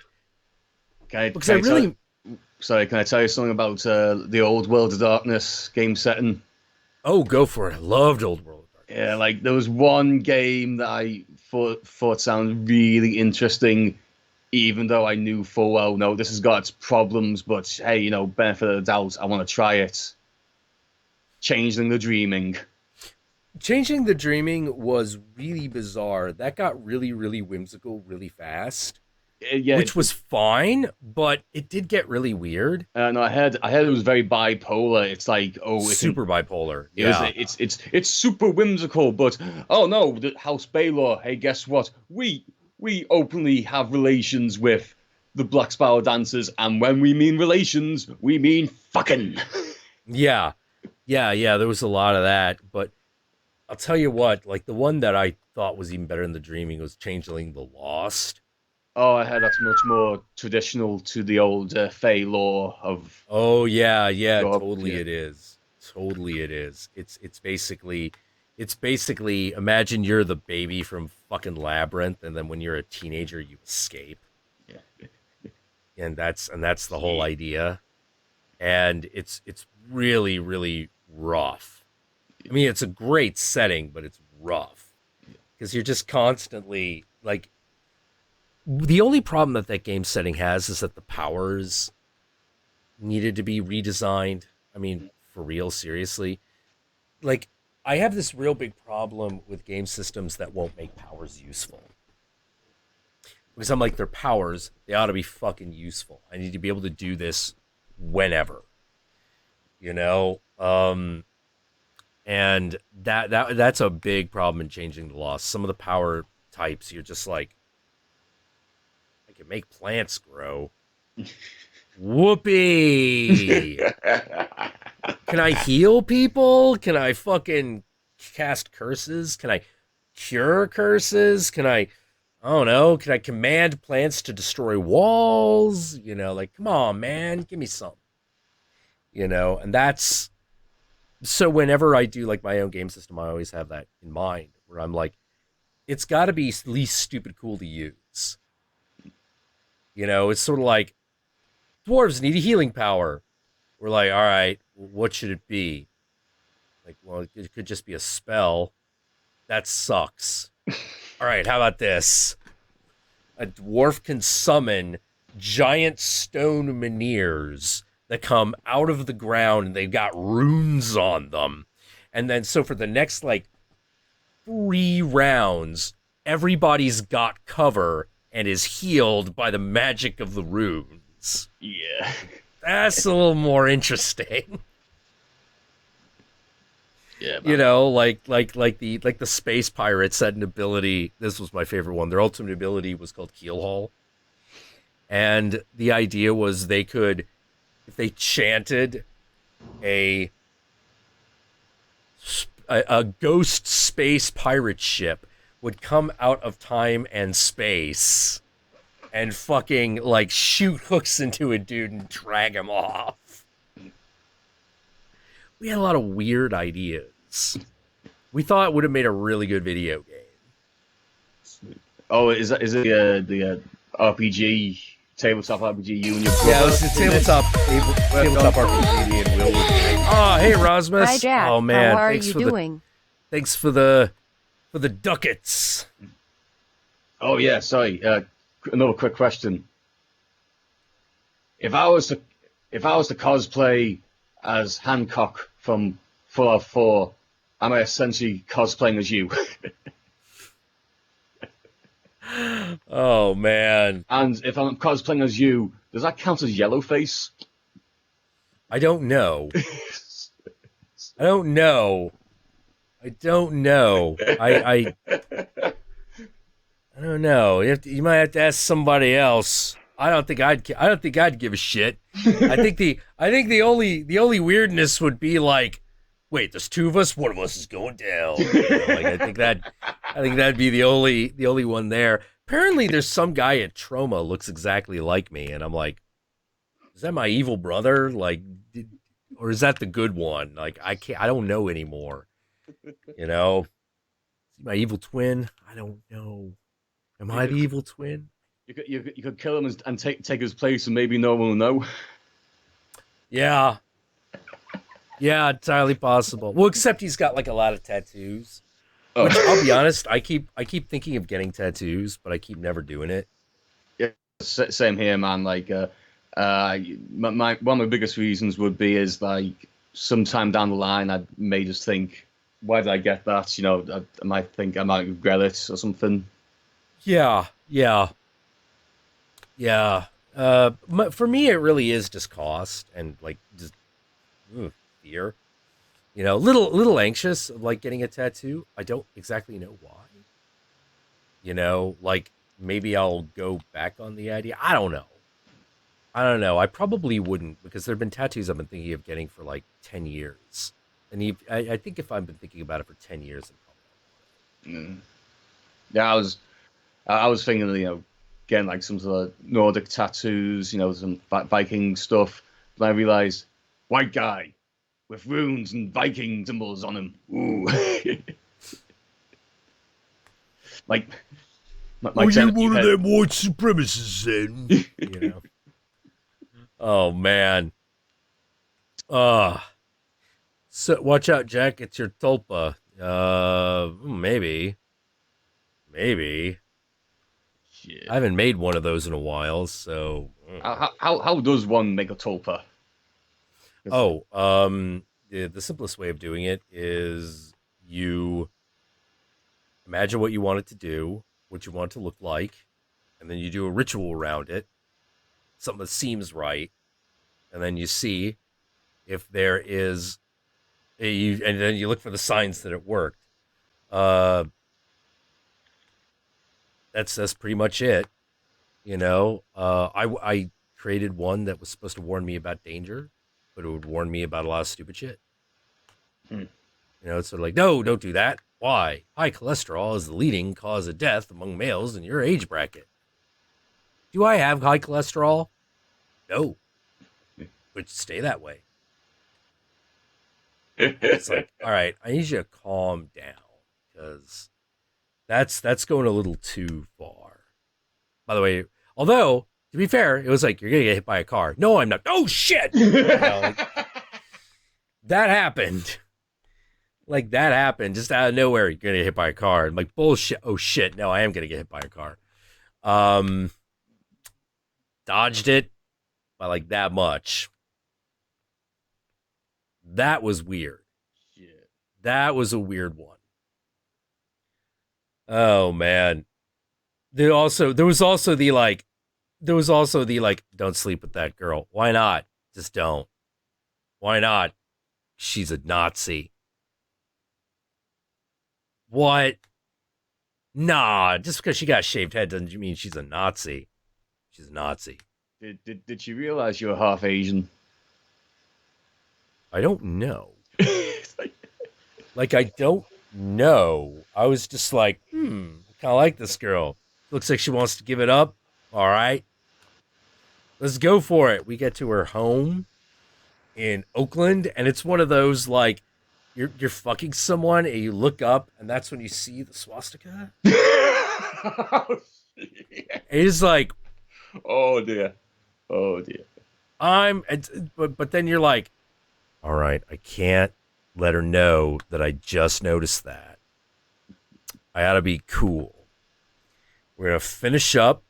And nice sun cross there, love. Yeah, you know. Yep. Gonna finish up. Gonna hang out for like 10 minutes. Well, I gotta be going. See ya. Peace out. That was a weird moment. That was a really weird moment. You know, like, you don't expect that. You don't see that coming. You know, you don't see that coming while you're coming. It's fucking, like, I can't describe that sensation of just being like, all right, this is pretty good. I feel strangely uptight for some reason, you know.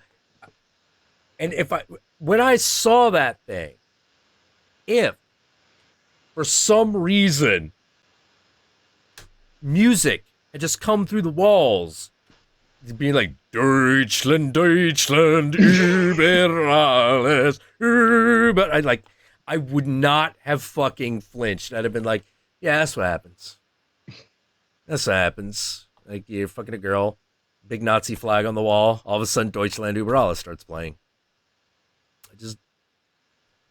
Goddamn. The thing I was worried about is like a gimp with a fucking axe. That's what I was worried about. I was worried about like some German Nazi gimp with a fucking axe. Like, because like that was the only way that it was gonna get weirder. You know, I was really glad she didn't have a dog. I didn't want to find out the dog's name was Adolf or some shit. You know, just no. Hey, Envoy, how you doing? I was just wondering. I literally had my dick in it. Yeah, I literally had my dick in it. Yeah, it happened. It happened. Hey, all I could say is Nazis are people too until you get into that Nazi shit. Yeah. You know, then everything falls apart. You know, and then it's not good anymore. Maybe they were trying to collect my sperm for their eugenics program or whatever. Who knows? It's like, we have noticed that you Asians have a very long lifespan. We would like to sample some of your genetic material. You please come in our broodmare here and we will extract it from her. And I just like fucking come in a cup. Yes, but then we could not watch. Okay. We could not watch more Frau Brucker pees on me. It is the only way I can get off is by collecting Asian semen from a woman while Frau Brucker pees on me. This is what the Reich means. And just being like, oh, okay. I didn't agree. I didn't think this was going to become 100 Days of Sodom. I didn't think this was going to be Sallow. I didn't know where we were going here. Yeah, Jackula, I just want to point this out to you. Like, I think we've gone a full 180 in your mood since the stream started. You know, you're a lot happier, man. Like, I'm glad talking to you, man. Like, so. Oh, yeah. Same here. Just, God damn it. Like, well, it was like, it's running around going like, what did I do wrong?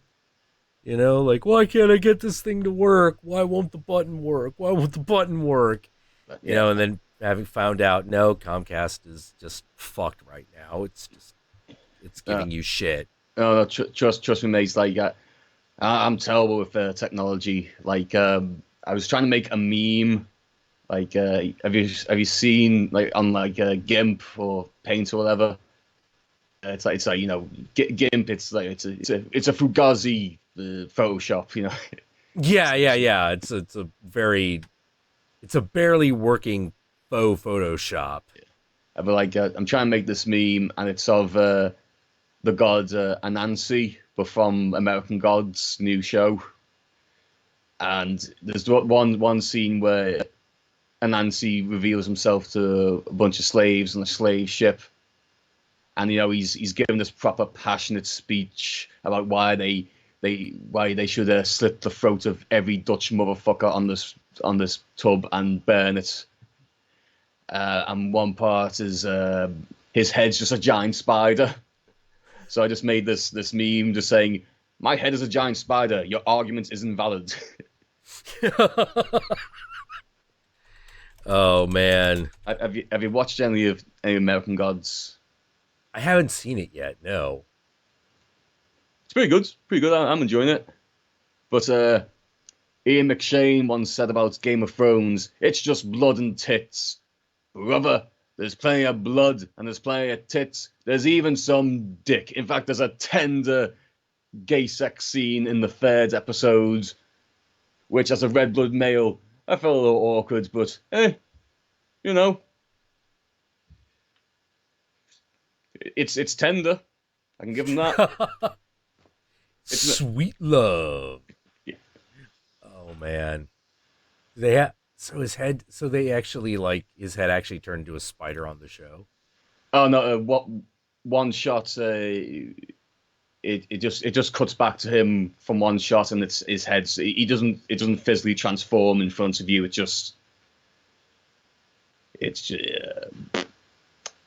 hard for me to describe. Sorry. Yeah, basically, like you cut away, you cut back, and it's him, and he's Yeah. talking, but he's a giant spider kind of thing. Yeah. Nance is a really great.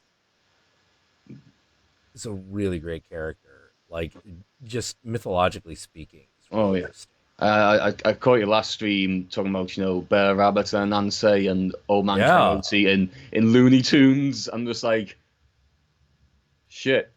And the weird thing is, like, I was talking to my friend on his birthday. This is last year. Oddly enough, I went on this weird tangent about the esoteric nature of furries.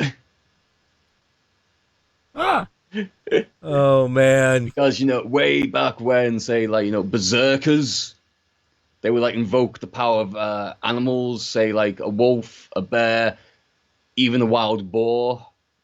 I've heard. Yeah. Wild boar are fucking ferocious. It's like they wear the skins, they get in that headspace.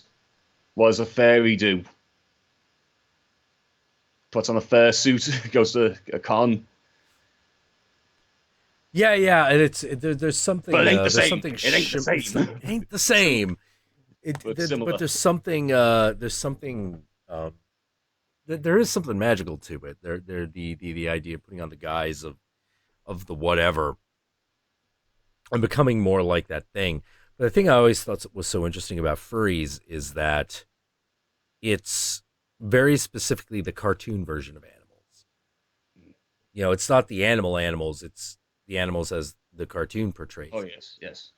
And that's way different. That's way different. You're dealing with, you definitely can see like a kind of desire to the return to innocence. Yes. Which obviously is a big part of it. But that's always the part that was weird to me, because I'm like, I get you wanting to dress up like an animal while you fuck, but being a kid show cartoon animal while you do that's a little weirder. Yeah, that's a little weirder. Yeah. I think we can leave it at that. I don't know what else there is to say on that. It's one of those. It's like, I don't hate furries, but it does always get uncomfortable. Yeah. And that's like, there's always that one furry at the convention. You're always like, a furry never fits in anywhere except furry convention. Yes. Like a horror fan could fit in a metal show. might be able to fit it at a punk show. You might also just, see your average metalhead just walking around. Oh yeah. At like the Amoeba Records or whatever. Gotta get your, Damned album or whatnot. But furry? No, you pretty much gotta leave that suit at home if you're gonna walk around in normal society. Yeah. You can't wear the suit of your subculture just around. It's weird and off putting. I always found the off putting nature of it fascinating. Mm-hmm. Everyone feels it.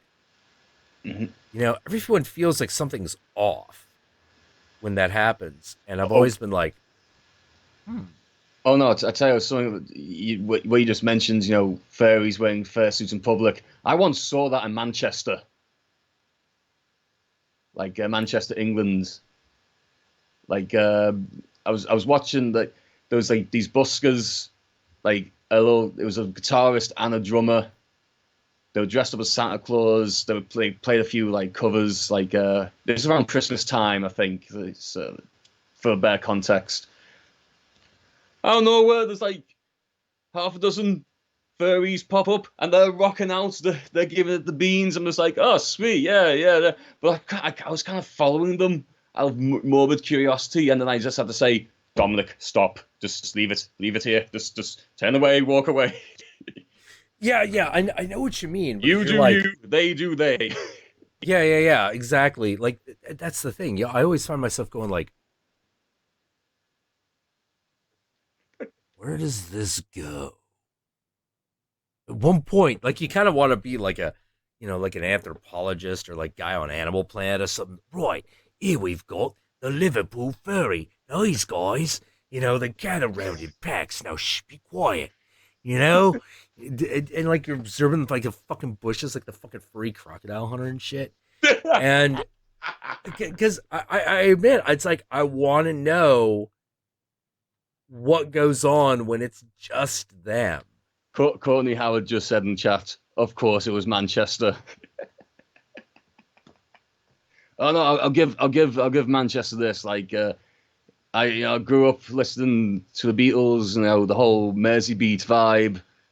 I still prefer, say, post-punk new wave over, Mersey beat and stuff. So like, right.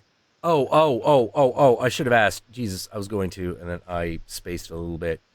Rasmus, did you want in on the call? Yeah, I intended to mention that. Like, yeah, good while back. Yeah, I thought he wanted it in as well. Like, maybe he just thought, did he say a Satru? I want to talk. Yeah. If not, it's cool. I just figured since you donated, that'd be a thing. Yeah. Rasmus Eriksson. David Attenfurry. David Attenfurry. Hello, I am David Attenborough. Isn't this fascinating? Look at this old creature. I've touched it and killed it. Fascinating. Switch my lights. David Attenborough, Life on Earth. I am David Attenborough. These are called lungfish. They have a lung-like pouch which allows them to live in the water, live in mud in a dormancy for over 500 years. Lungfish are some of the weirdest things in the world. Like, do you know what animal I think is absolutely adorable? Which one? The Asian short-clawed otter. They are familiar. Fucking adorable. Asian four-clawed otter? If I could, I would have one as my power animal. But Aww.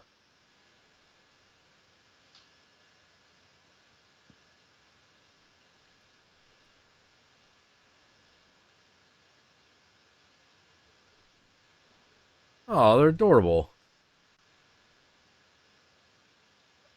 Yeah, I was down in London, and during the day, one of the days, I just went to London Zoo, got there like as soon as it opened, around 12 o'clock. it was feeding time for the Asian short-clawed otters.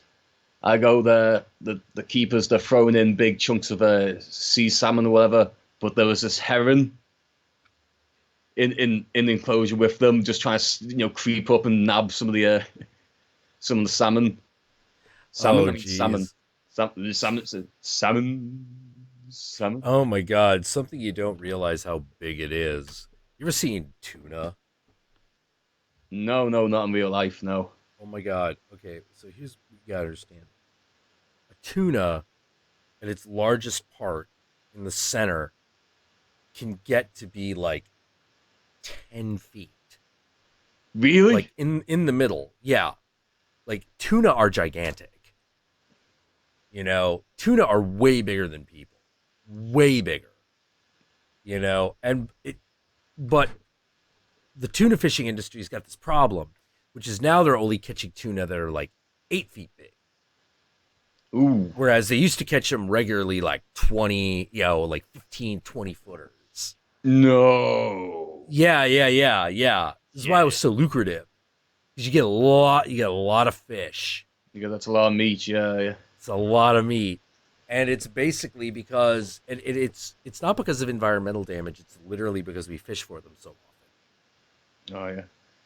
Yeah, I heard the fishing industry it's kind of in dire straits because there's no repopulation of the fish quick enough. Yeah, exactly. The fish just aren't growing big enough. Yes, Rasmus, we did see your donation, so we wanted to know if you wanted to be in the call. Yeah, I think he said yes before, so. Oh, did we miss his response? Oh, yes. Oh, he said yes. Yeah. Get on Skype. I'm gonna go get a cigarette. My Skype is up, Rasmus. Just send me a chat when you are on it, and we'll bring you in. All right, I'm gonna go do that. Do you want to keep hanging out, or you gotta? Yeah, if I can, because I'm not in work until 4:00 this afternoon anyway, and it's about 5 minutes to 10. So. Right. Okay. No problem. All right. In that case, I'm tempted to get a break myself, but I might be a bit. My head might be up my arse when I come back. But should I forego it until I've departed for sure? Well, how strong a toke are we talking? Talking whole spliff, or are we just talking that's maybe not the whole spliff. Yeah, but the problem is that you don't smoke the whole spliff when you relight it. It's kind of dank. Yeah. Don't worry, I'm all about the dank spliffs, me la.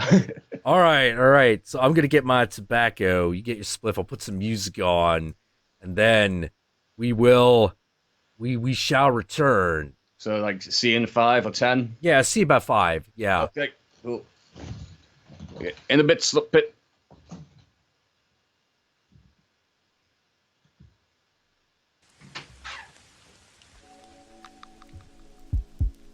Ooh, got some chill tunes this time.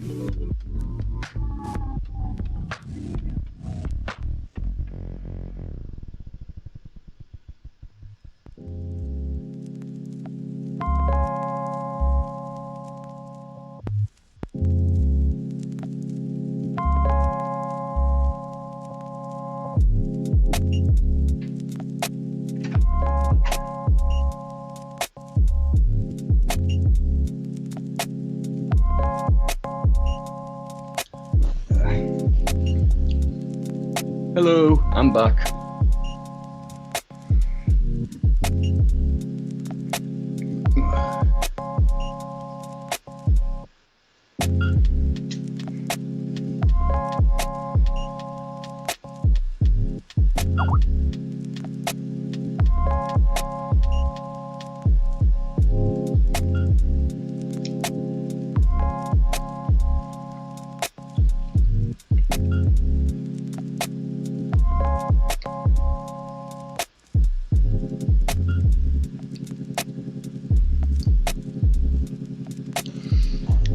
What do I think about Iron Maiden's The Book of Souls? Who let the Liverpool team back in? Oh, Yogi, what do I think about this new Maiden album? Weird thing is, like, I love Maiden, but I love their old stuff more than the more recent outputs. Like, from Dance of Death onwards, I'm just like, oh, guys, come on, it's a bit lethargic. And, you know, you're Iron Maiden, you're not Dream Theater. Just saying. Like, first couple of tracks off Book of Souls, really enjoy. But the Red and the Black, man, it's 13 minutes long.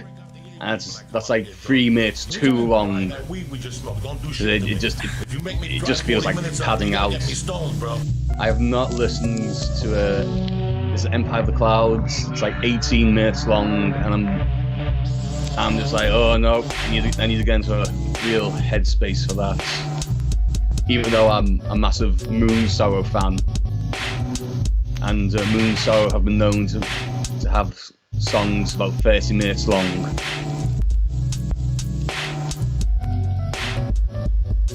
All I'm saying is, kids, if you got songs that long, you need more than 2 or 3 riffs.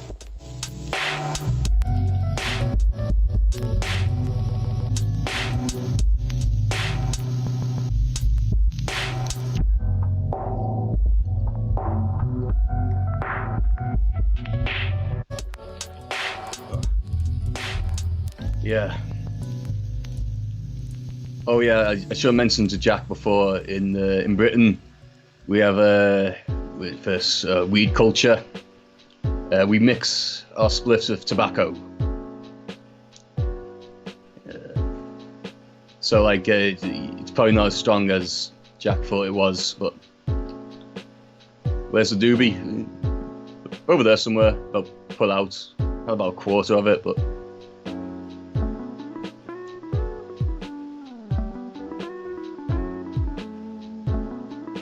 Oh yeah, I just go out for a smoke. I'm eating fruit because I realised that. Yeah. Straight after the joints, real productive. Oh man. All right. Bring Rasmus in.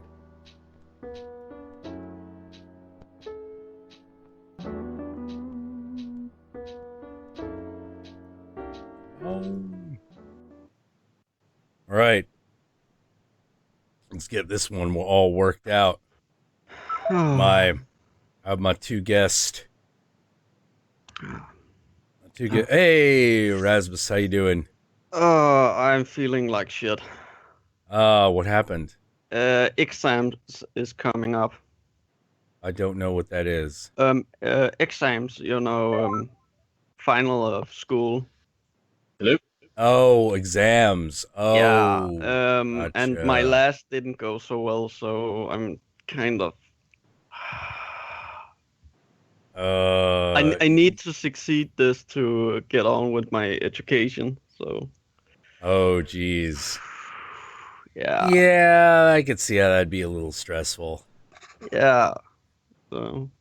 Oh man. Well, welcome back to the stream, Rasmus. Well, yeah, I'm happy to be here. Yeah. Have you ever talked with Dominic before? No, No. We are not formally introduced. No, I know you're from Manchester. No, I'm from Liverpool, but I went to Salford University, which is right next to Manchester. Okay. Oh yeah. Yeah, I'm from Albertslund in Denmark. Oh, sweet. It is the most hardcore city in Denmark. Like how hardcore? Like hardcore punk or hardcore and criminal side? Oh right, shit. I guess yeah, we have something in common. Cities are known, both our cities are known for crime. Well, I did some stupid things when I was younger. Real stupid things. Jesus Christ. One thing I once did was there's a Muslim gang in here in Albertslund called Black Cobra, and I was drunk, and I found their car, and I needed to pee. Did you piss in the gas tank? Nope, I pissed all up at the door while the driver was still in it. Oh no! Oh no! Oh man, that's a hard one to explain. Be like, yeah. Hey, Os, how you doing? Assalamu alaikum. My explanation was to him because he did get out and just ask, "What the hell are you doing?" And I was just standing. It looked like a toilet. Ooh. Oh man. Gotta run at that point. Oh no. Me and 5 guys in a fight. I was beaten to a pulp. Oh shit. Oh shit. Well, I'm glad you lived through it. Oh my god. It's not even the most stupid thing I did. I think the most stupid thing I did was I met this coke addict who had somehow heard that I was a pusher, and I was like, okay, you need some coke? So I went to the nearest store, bought a bag of what it called Aspirin? baking powder. And gave it to him, and he asked why is in this bag. Then I just told him, so the police never will catch me. And he just went off. The next day I heard he was after me and wants his money back. Oh man, yeah. Well, you gave him no drugs for cash money. Damn right, I'd be angry. You know? Oh, jeez. Well, glad you fucking skirted that one. Oh, Yeah, man. because what I heard, he was really murderous. Oh, man. I fucking, oh, God. I used to just break into buildings. I used to just break into places. You know, like, that was my thing. Like, I just break into places. I'm like, I wonder if I could break into this house. That was easy. Okay. Da da da da da da da. I guess I could take something, but nah. So I would just leave, and I'm like, I wonder if I could break into that house again the same way. They changed the lock. Oh shit! No, they did. You know, you'd be amazed. You'd also be amazed at how many people's fucking like security alarms are 1, 2, 3, 4. It's like fucking amazed. An idiot would put on the luggage. I wonder if people just think, this is so common that not anybody would think about it. Well, here's the thing. Like, usually the alarm system is enough to deter someone, unless you've obviously got like a lot of money. You know, like you're obviously like they think you got cash. You know, so as long as you don't have like that big target on your back, you know, you're usually okay. But yeah, you will not believe how easy it is to fucking like break into places. Actually, like I had my favorite being a screwdriver to ball peen hammer. Will open almost any challenge lock unless it has vertical and horizontal pins. Because most locks only have like one set of pins. And those are very easy to get by. They're very easy. As long as you have the right kind of like key, because there are two dimensions to the key. One is the shape of the key, and the other is the cut. You know, now there are only 12 shapes of key. So chances of you running into a challenge lock that has a key, a lock for a key you already have, very high. And that means that it'll go into the lock. Now all you gotta do is get that motherfucker to turn. And you do that with the ball peen hammer. Ding, ding, ding, clack. It's open.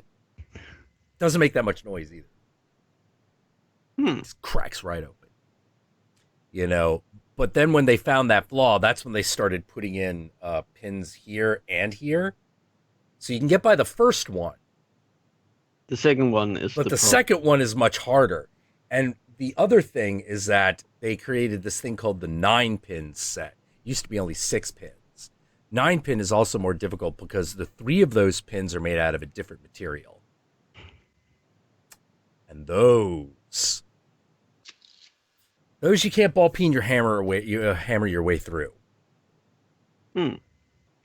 That's the one that you actually have to like kind of go in and like do it the old-fashioned way. Or if you want to be a dick about it, and I did, you use a screwdriver, like a handheld screwdriver, because if you pull those things out, the whole mechanism just comes apart. So what you need is a deadbolt that is only on the inside. And it can't be one of those shitty little slider things. That's easy. You know, the chain slide, easy. But the solid one that they have in a lot of hotels, those are harder. Unless you just kick the door down. You can just kick that door down. It's easy. Yeah. But that's also a lot of that's obvious breaking and entering. You know, so that's not going to get through a guy who's come to kill you. But it will stop a thief because they're like, oh, really? Now they're going to know I was here. And that's actually a big consideration. Like you don't want people knowing that you've been there. You want them to go at least 3 or 4 days before realizing anything's been stolen. Yeah. I used to do a lot of fake identification stuff. That used to help. They used to help get in places. Do you have identification, sir? Matter of fact, I do, sir. Right here. Oh, really? But do yourself a favor. Never impersonate a cop. You'll get caught. You'll get caught. You will absolutely get fucking caught if you impersonate a cop. Too late. Everyone I knew you got away with it? I got away with it. Oh, you son of a bitch. Did you have a badge or did you just say you were a cop and they just bought it? I had uniform and the whole thing. Oh. It was because one of my friends, he had a corner where he sold drugs. And he needed me because there was cops walking around the streets that day. And I just asked him, okay, what shall I do? Dress up like a cop. I don't have the uniform. Here's the uniform. I have it for you. And I'm just like, okay, why do you have a uniform in my size? What kind of kink are you into? Anyway, we then dressed me up, and I like little boys from Holland. Oh man. But yeah, I think badge numbers are really easy to look up. You will never fool another cop, and you will never fool an official group. You need a lot of backup. Here's the thing. Supernatural actually did a really good job of making you buying into the fact they're always passing themselves off as FBI agents, because the badges are just good enough, and the backup is, let me call this in. And so they call in the dude, but what they don't realize is that the number itself goes to a guy that they work with. He's like, yeah, what's up? It's like, yeah, we got agents, agents Alan Parson and fucking, because they always name themselves after rockers. It's like, Alan Parson and Jim Hetfield here. He's like, yeah, two of my best agents. What's wrong? What are they doing? They fuck up again? No, they're just here asking about the body. Something wrong? Well, we just need to verify their identification. Well, consider it verified. Anything else I can help you with? Well, I have some questions. You don't ask me questions. I'm FBI. Like, oh, okay. And then they just let them in. And I'm like, yeah, that will generally work. Yeah. Will the FBI catch you? Yes, if there actually is an FBI investigation happening, they'll find you. So that's the fucking trick. But they also established that in that world, there are FBI agents who know about the supernatural. And so when they realize it's these two idiots, they're like, oh, other hunters. Okay, what have you got? Like, well, we think it's a vampire. Oh, okay. Really? I don't think the Bureau's set up for that kind of thing. So, I'm going to have to go with you.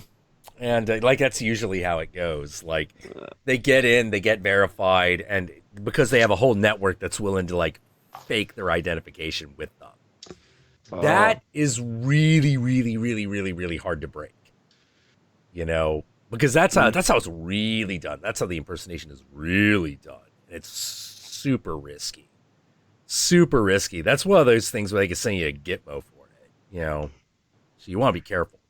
Yeah. I jumped off with Supernatural after the episode Hammers of God. I was just angry. Like, Odin is a cannibal? No. Yeah. The way they did the gods in Supernatural was not so great. Yeah. I was actually kind of hoping that after they defeated God, that they were or defeated Lucifer, that like the old pagan gods would really start to appear and they would be the new enemy. Oh, it would be awesome if that was Yeah. the thing. I mean, I would actually love, like, if Loki broke free and they need to catch him or something like that. Yeah. Like I was kind of looking forward to that, but I think that's what we got American Gods for. Yeah, I have. Oh, I actually heard a university teacher who talks about Norse mythology actually say that they are representing at least the Norse gods in a proper way, which I'm glad for it because after the Thor movie. Oh, I like the Thor movies, even though there's this one line in For the Dark World where I think Thor and Odin are arguing what to do in the next situation. I think this is around the start of the third act. I think Thor asks Odin, "How many more men are you willing to risk?" And Odin just says, "As many as it takes." And I'm just like, "That's Odin." Yeah. The problem is in the first movie he get angry with Thor to start a war. No. Loki would be thrilled for that. Odin would be thrilled for that. Loki, he cares about the throne. No, Loki doesn't care about the throne. Thor isn't a big idiot. He's not a dad. And okay, many would call me racist now. Heimdall is black. I loved Black Heimdall. I loved dude as Heimdall. Well, I loved him. He's a fine actor. I'll say that. Yeah. He's a fine actor. My problem just is you're taking the white Asia, and make him black. The god who is said to be so white, when he get out in the sunlight, he shines. Well, okay, I can imagine why they would keep that out of the movie, but he's so white. He's whiter than Balder. He is the whitest god in all mythology. Yeah, because he's like a prism, hence the Rainbow Bridge. Yeah. Yeah. One of the a friend of mine, Seth, he found out like kind of the origin of the rainbow flag.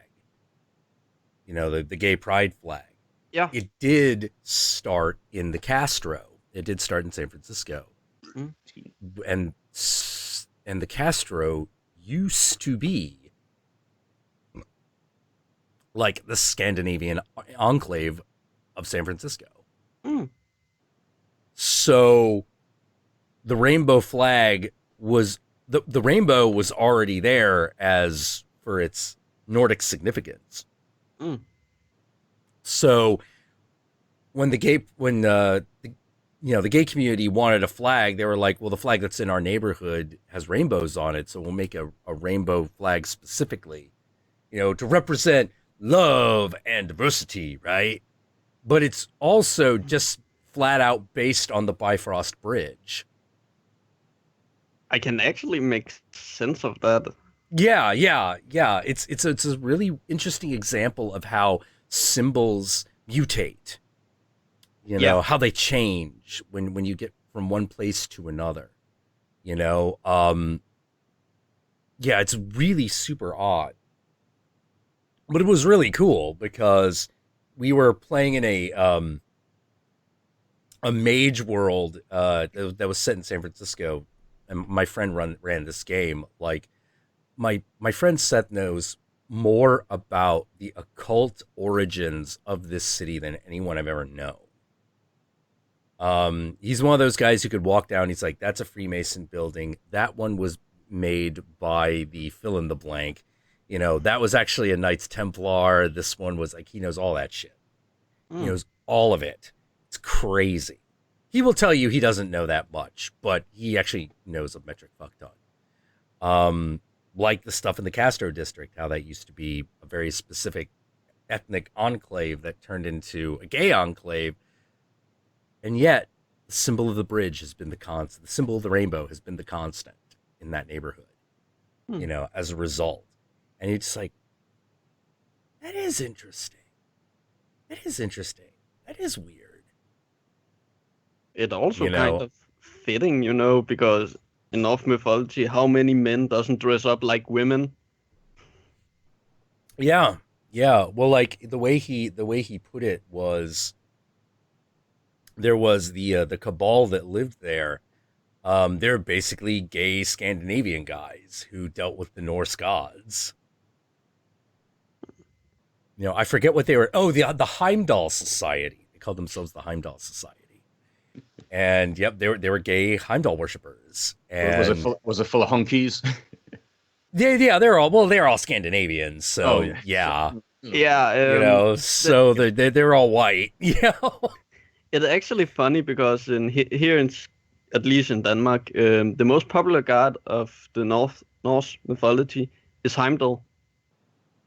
It's not Thor, it's not Odin, it's not Frey. No, it's Heimdall. It's really interesting to ask why and all that, but well, he seems like he's the psychopomp. He brings you between worlds. Psychopomps tend to be very popular. Yeah. Yeah, a lot are also talking about because he is a kind of a protector, a protecting god. Where I just ask why not Thor? He is also a protecting god. Well, Heimdall protects your home, not you, just your home. He's the guardian of Asgard. And that's the home of the gods. Makes sense. He is a rapist also. Oh, I didn't know this story. His wife in the story was a giant woman he saw who was incredibly beautiful. So he sent his servant over to her, and first he threatened with beatings to her, then torture, then rape, before she said yes to marry him. Oh, jeez. It didn't. Brutal. Rape or rape. How he described it is, I will turn you on and never give you sex for the rest of your life if you doesn't marry me. Apparently, that's the worst punishment in Norse mythology. Someone's talking about DA. What's DA? It might be DeviantArt. Oh, DeviantArt. Oh, okay.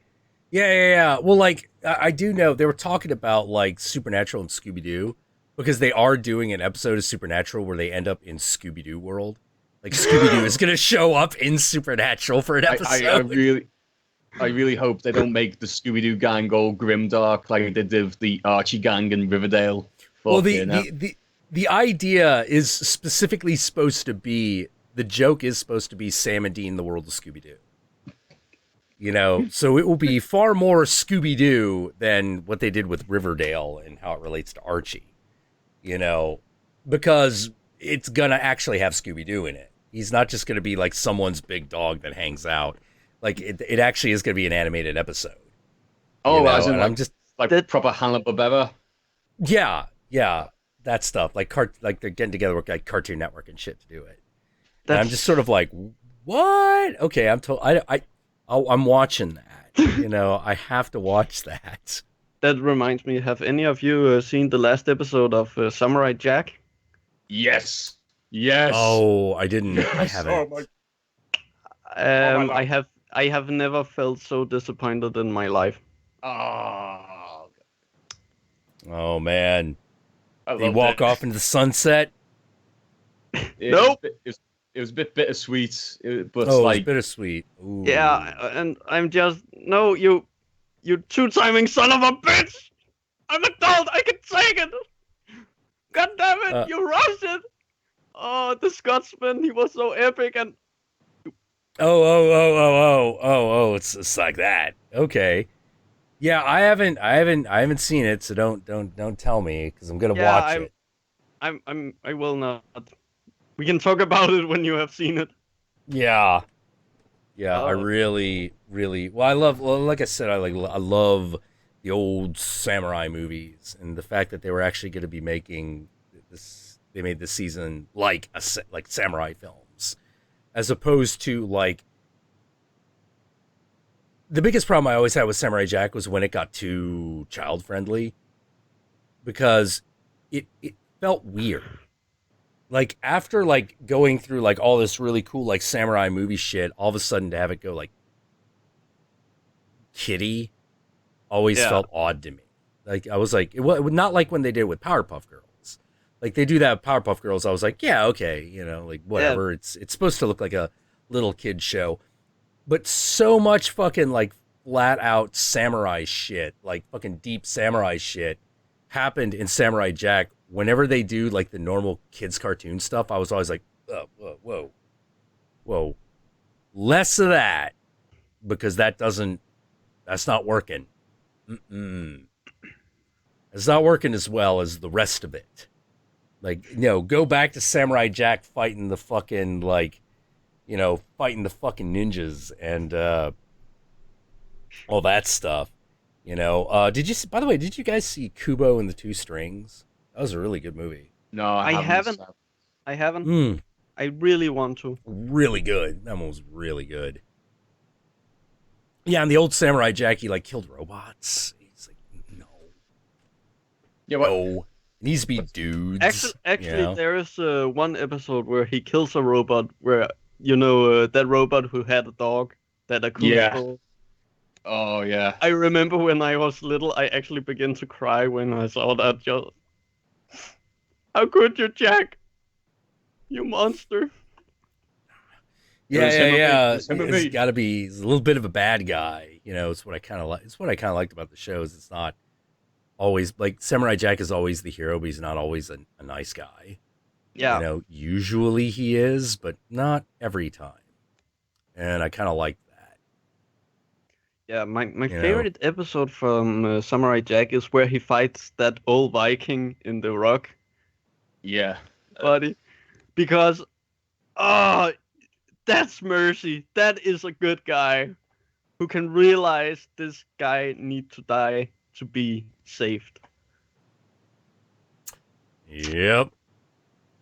Oh god, I've been watching a lot of Adventure Time actually. Oh, right. Oh god. Yeah, watching a lot of Adventure Time and just sort of like, man, this show gets dark. Yeah, it got really somber, and I kind of stopped watching it. I was just like, guys, come on. I know you want to tell a really good story, but remember, you're still a kid's cartoon. You know, your kids don't need to feel somber. Wait until they're teenagers and they start listening to Pink Floyd, then they can be somber. Well, I think it's interesting because I think Adventure Time is one of those shows that's kind of growing with getting older with its audience. Oh yeah. You know, although I kind of, in a way, I kind of liked Bravest Warriors a little bit more. Bravest Warriors! You know, I actually really, really dug that one. Like, me and my brother's favorite joke for the longest time was, "It's God, praise him! Someone give God a mojito!" You know, then he goes to the next world. It's like, "It's the devil! Kill him! Take away his mojito!" You know? The best cartoon for me is a Danish cartoon called Valhalla. I've seen the feature-length version of it. It's like... Yeah. Great animation. Yeah, I have the comics. I love them because it's basically a parody of Norse mythology. Like Freya, she is an insecure girl who every time people ignore when she's completely naked, she's just sitting in her bed and just sobbing over it. Is this a recent cartoon or an older one? It's an older one. It's from, oh my god, 1986, if I remember. Yeah. The comics came out in the 70s, who was a really bad time for that kind of comics in Denmark to come out.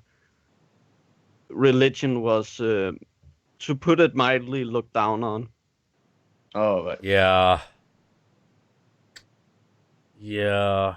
Man, so much. Yeah, like secularism in Europe, it's a bit weird. It's like Mm. I don't know how to describe it. What's really interesting, it was always really weird because it looked like it always looked like the European comic artists had a bit more freedom. They did. I mean, when we look at just some of the children comics, at least they came out in Denmark way up to the mid '90s. Boobs was a common thing to find, like naked boobs. It was the thing is, it doesn't really matter if kids see people naked because we see people naked all the time. We see ourselves. So the whole idea that a naked woman can harm your kid or a naked man can harm your kid, it doesn't make sense. Yeah, dude, they're naked. Yeah, They're the ones vulnerable. Yeah, it's one of the strangest aspects of American culture. Like, it's one I've never really quite understood. Mm. You know, the whole idea that nudity itself is somehow corruptive. Always been a strange aspect of American culture. Like, we're strangely puritanical. You know, America's a country that's very, very, very worried about. We're much less worried about cultural purity, and for some reason, much more fixated on moral purity. It's very odd.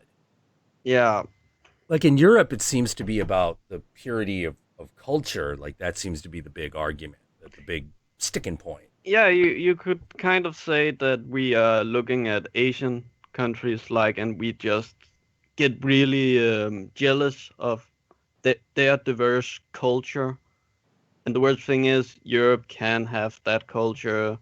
It just kind of demand we kind of go back in time and look for it.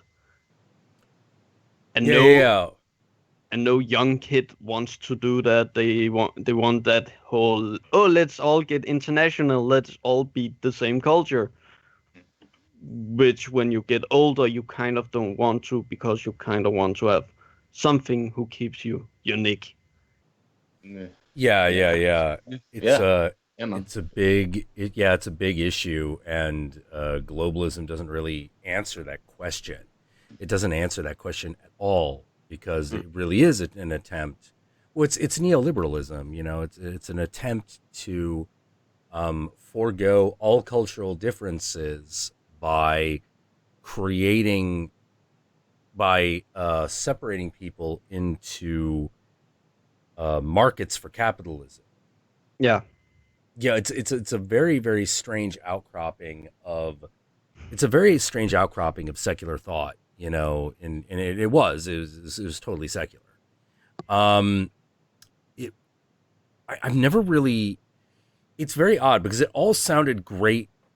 It all sounds great until you actually start applying it in the real world, and you realize, well, wait, globalism is fine, but you've got this big problem, and that big problem is gentrification. Yeah, something that. Gentrification, would I say, is a good representation of the problem. It is not the whole problem. There's much more to it. Yeah. Basically, the problem with gentrification is that culture becomes another commodity.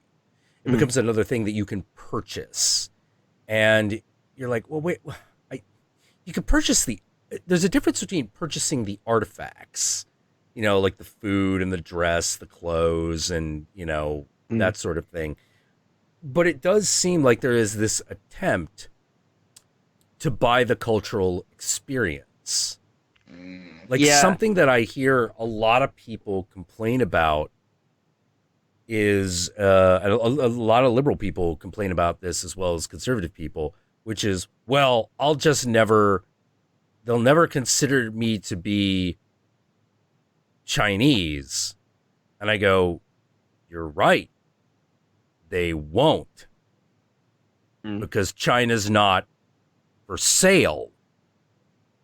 Yeah. It's not, the culture isn't for sale. The stuff's for sale. The culture, that's not for sale. Yeah. You know, you don't, it's one of those like, oh yeah, no, you don't get to be part of that. We'll sell you all the fucking robes and all the fucking swords and all the fucking whatever you want. All that, that's for sale. Yeah. But the actual cultural experience, fuck no. Yeah, it's fuck no. You can't buy that.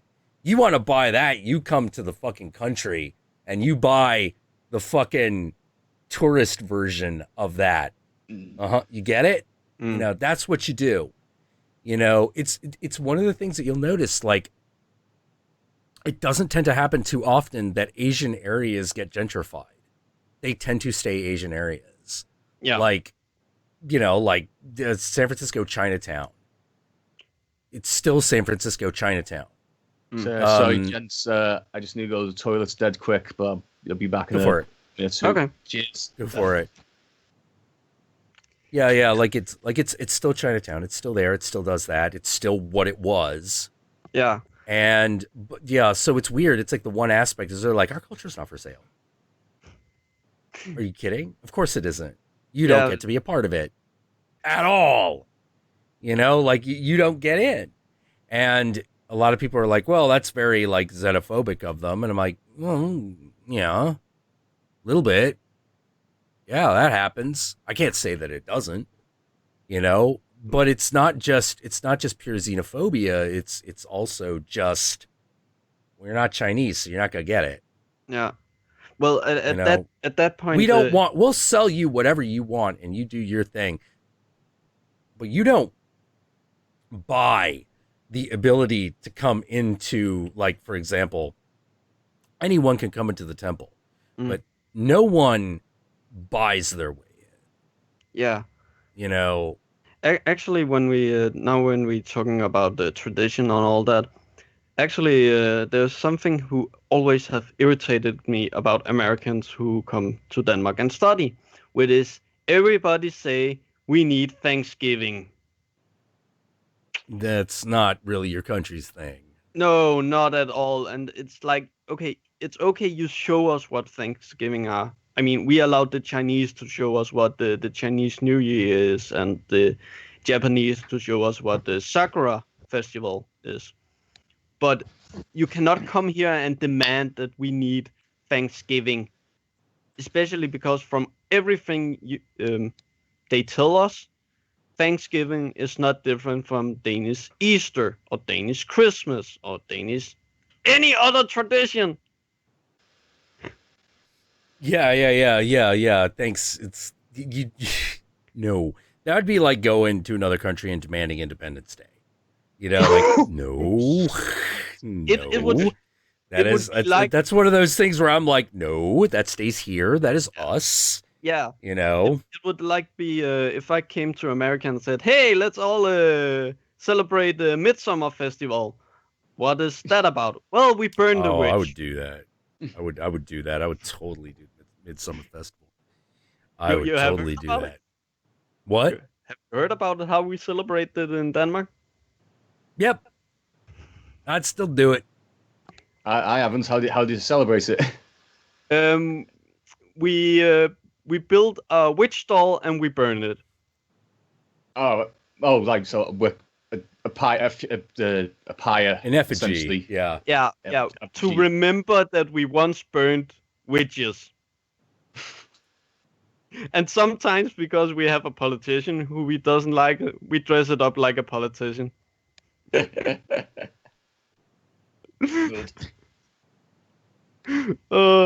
Yep.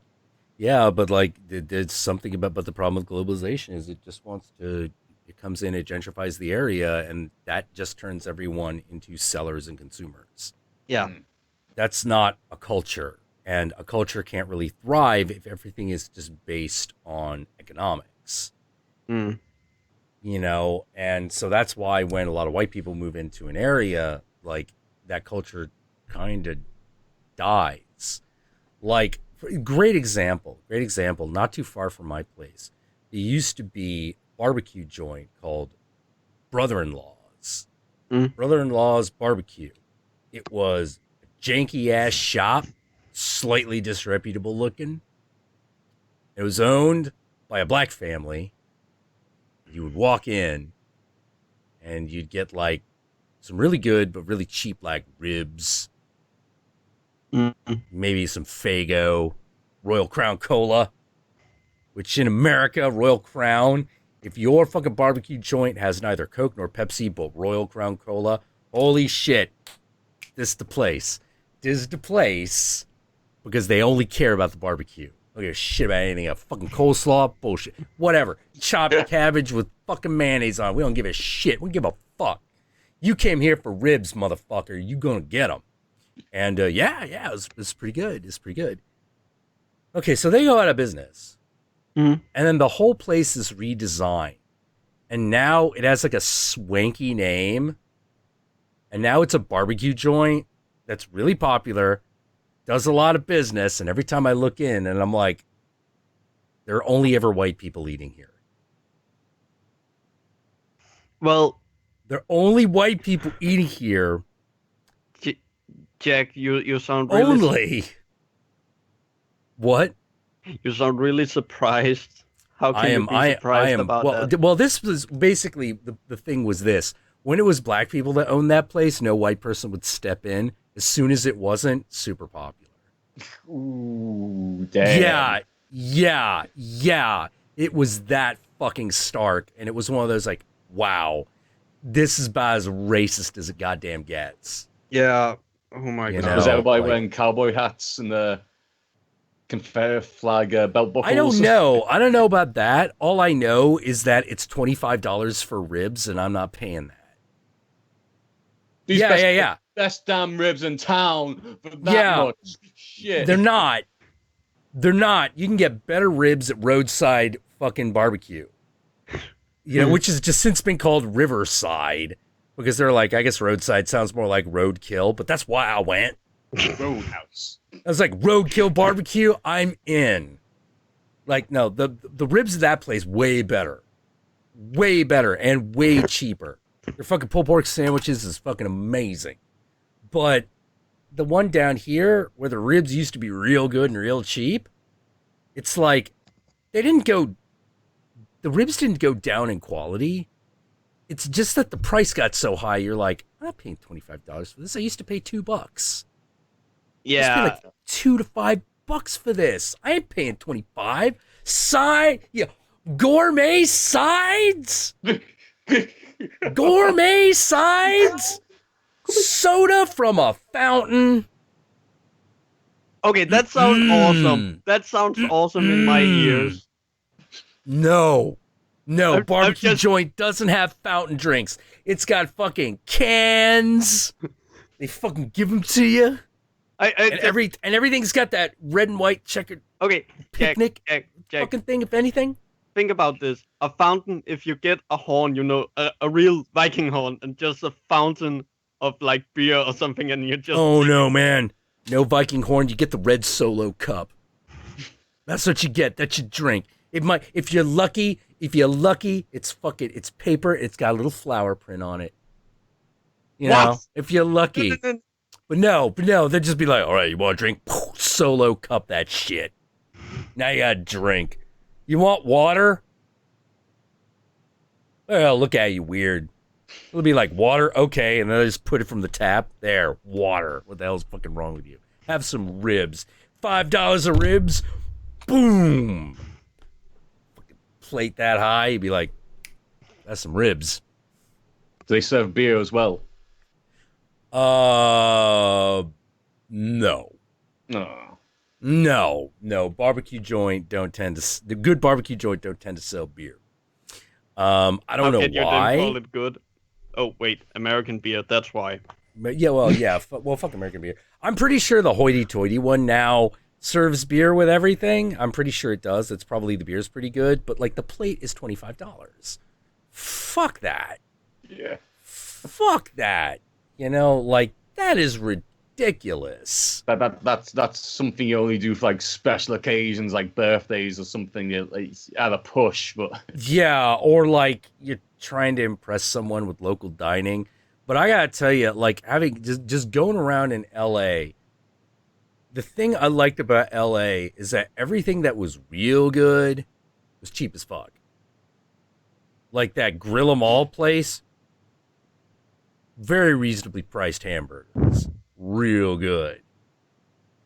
We went to this one like fucking like fancy sukiyaki restaurant. That was a nightmare. That was a fucking nightmare. Like we had the worst server, the worst guy explaining how the restaurant worked because we had two guys who had never done it before. This is one of those restaurants where if you don't know how to eat it, you're just sitting there like, what's all this raw food doing in front of me? And so we're having to explain how this thing works, which should have been the server's job, but it wasn't. And then at the end of it, he fucked up the bill. How? We were there for 45 minutes telling him, no, this isn't the right amount. Actually, here's what we did. We gathered everything up, and I was like, all right, charge us this much. And he's like, well, this is more than the bill. And we're like, yeah, it's the tip. Just keep the rest. And he's like, I can't do that. And I was like, what do you mean you can't do that? It's called keep the fucking change. Keep the change. I don't want to deal with no motherfucking change. So it's your tip. Well, could you itemize it? You itemize it, motherfucker. You're the restaurant. Figure it the fuck out. I was so mad. So at the end, he gave us, he goes back. He gives us the itemized receipt. Then he tells me that we did it wrong. I do it over. He gives me the itemized receipt for the previous amount back. And at that point, I'm like, this is actually less than the bill. We're just paying this. And he's like, all right, so is this? I'm like, yes, we're paying this. Because that's what it says on your bill. And not a penny more. Not a penny more. Because that's what we're fucking dealing with. That guy went from a $30 tip to no tip. Oof. Yeah, and I'm just sort of like, no, we're not tipping you. I have 45 minutes over the bill because you can't fucking write a bill or keep the... What the fuck is wrong with you? You know, I gotta itemize it? Motherfucker, I'm tipping you so I don't have to. I hate tipping. Like, come to like Denmark. Nobody does it here. Yeah, I fucking hate tipping. Britain. Yeah, the extra money, and the thing is, the extra money, that's not the bad part. The extra money is not the bad part. It's bullshit like this. Yeah. You know, having to deal with the tip is worse than just giving up the money. Giving up the money is fine. You know, so I was always like, well, why isn't all the food just 20% more? You know, like, why don't we just make that part of the cost? So some places tried it. And this is what makes me really mad about my own country. This makes me angry. People didn't want to give up the ability to tip because they didn't want to give up the ability to refuse to tip. Because they wanted to have control over the server. And I'm like, yeah, but it doesn't matter. You threatening to not tip them has no effect on the service. It doesn't make service better. Yeah. It doesn't make service better. Oh, Jack, well, how do you say that? But we're willing to stiff the guy because we had already fucking finished. And I had given the man $25-$30 that he gave back to me. What the shit? I was like, that was supposed to be your money. But now, because we're doing the retard shuffle, I'm not giving you a tip because it's now just easier. And I want to get the fuck out of here. Is it kind of like that scene in Reservoir Dogs where Mr. Pink's are like, yeah, don't tip. How come you don't tip? And it's just that big argument. No, it wasn't even that. Like, no one at the table was arguing about how much to tip. Oh, okay. We had just put it all in. The only problem that we had is that some of us were paying through cards and not cash. And so I was just like, all right. So we were like, all right, charge this much to this guy, charge that much to this person. Here's a wad of cash. Keep the change. So we wrote it all down. We were like, charge this card this much, charge this card that much, and keep the change. And it was a $25 tip. Oh. 25, so it might have been 30, yeah, somewhere between 20 and $30. So we send it, he sends it back, and he says that we have to put all the items under each thing. And I'm like, why? Why do we need to do that? We told you what to charge each card. It comes out to an amount equal to the total plus 30%. Why do I need to itemize it? And then to ask me to itemize it and then do it wrong? Have me do it over. And then have him give me the original one that was wrong back in return. I'm just like, done. What's the minimum amount I can do and not break the law, not tip you? Bye. It was the most expensive meal that we had. It was also the least pleasant dining experience that we had. I never want to go back to that place. I will go to fucking Grill 'em All or fucking What's Up Dog any time. So those places are great. Or Treo's Tacos. So what was the name of the restaurant? One of them was called Grill 'em All. It's a heavy metal themed hamburger joint. Sweet. No, but what was the actual name of the restaurant you went to? I can't even remember. I refuse to commit it to memory. Oh, okay. So you know, it's like Koyonoshi Okanara, something like that. So I was going to ask. So if I'm ever in the San Francisco area, stay the fuck away from that place. It's full of gobshites. Oh, that was L.A. That was in the L.A. area. LA. Yeah. I was in the LA area. Yeah, stay away from that one. I hated that place. But Grill 'em All, thumbs up. Fucking what up, dog? Thumbs up. I recommend the Hot Chick, which is a hot dog. If you go to Grill 'em All, I recommend the Napalm Death, which is a hamburger with sriracha sauce, pepper jack cheese, and jalapeno poppers on top of it, also covered in sriracha. No, habanero. It's covered in a habanero sauce. That thing is amazing. I think it's beautiful. I loved it. But What's Up Dog, I recommend the Hot Chick, which is a chicken frankfurter between Hawaiian rolls.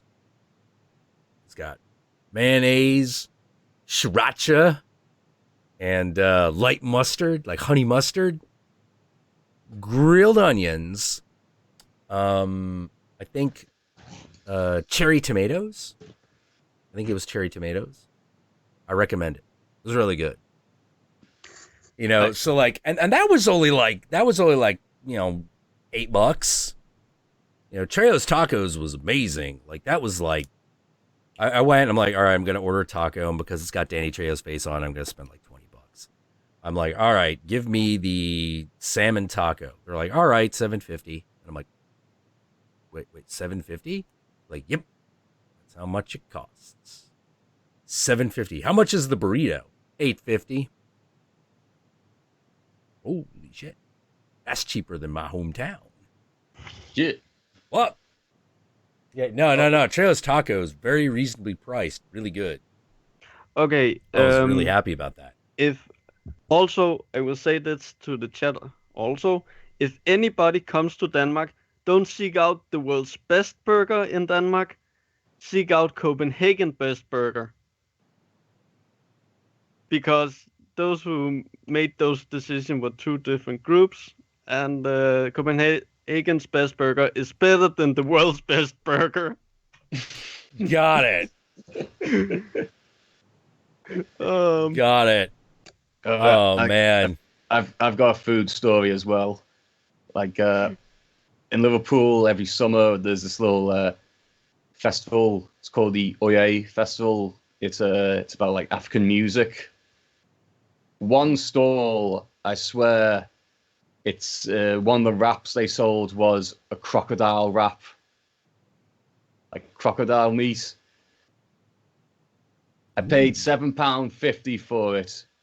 And I'm thinking, oh yeah, it'll taste like chicken. It'll taste like chicken. No taste at all. It was, let down is not the words. It's like alligator. Yeah. I don't know about crocodile, but alligator does not taste like chicken. Well, in Denmark we have this food chains who calls Den Sorte Gryde, which make these huge burgers. And the thing is, there's actually the restaurant even self-said that if you ask for the biggest burger and can eat it in one go, it's free.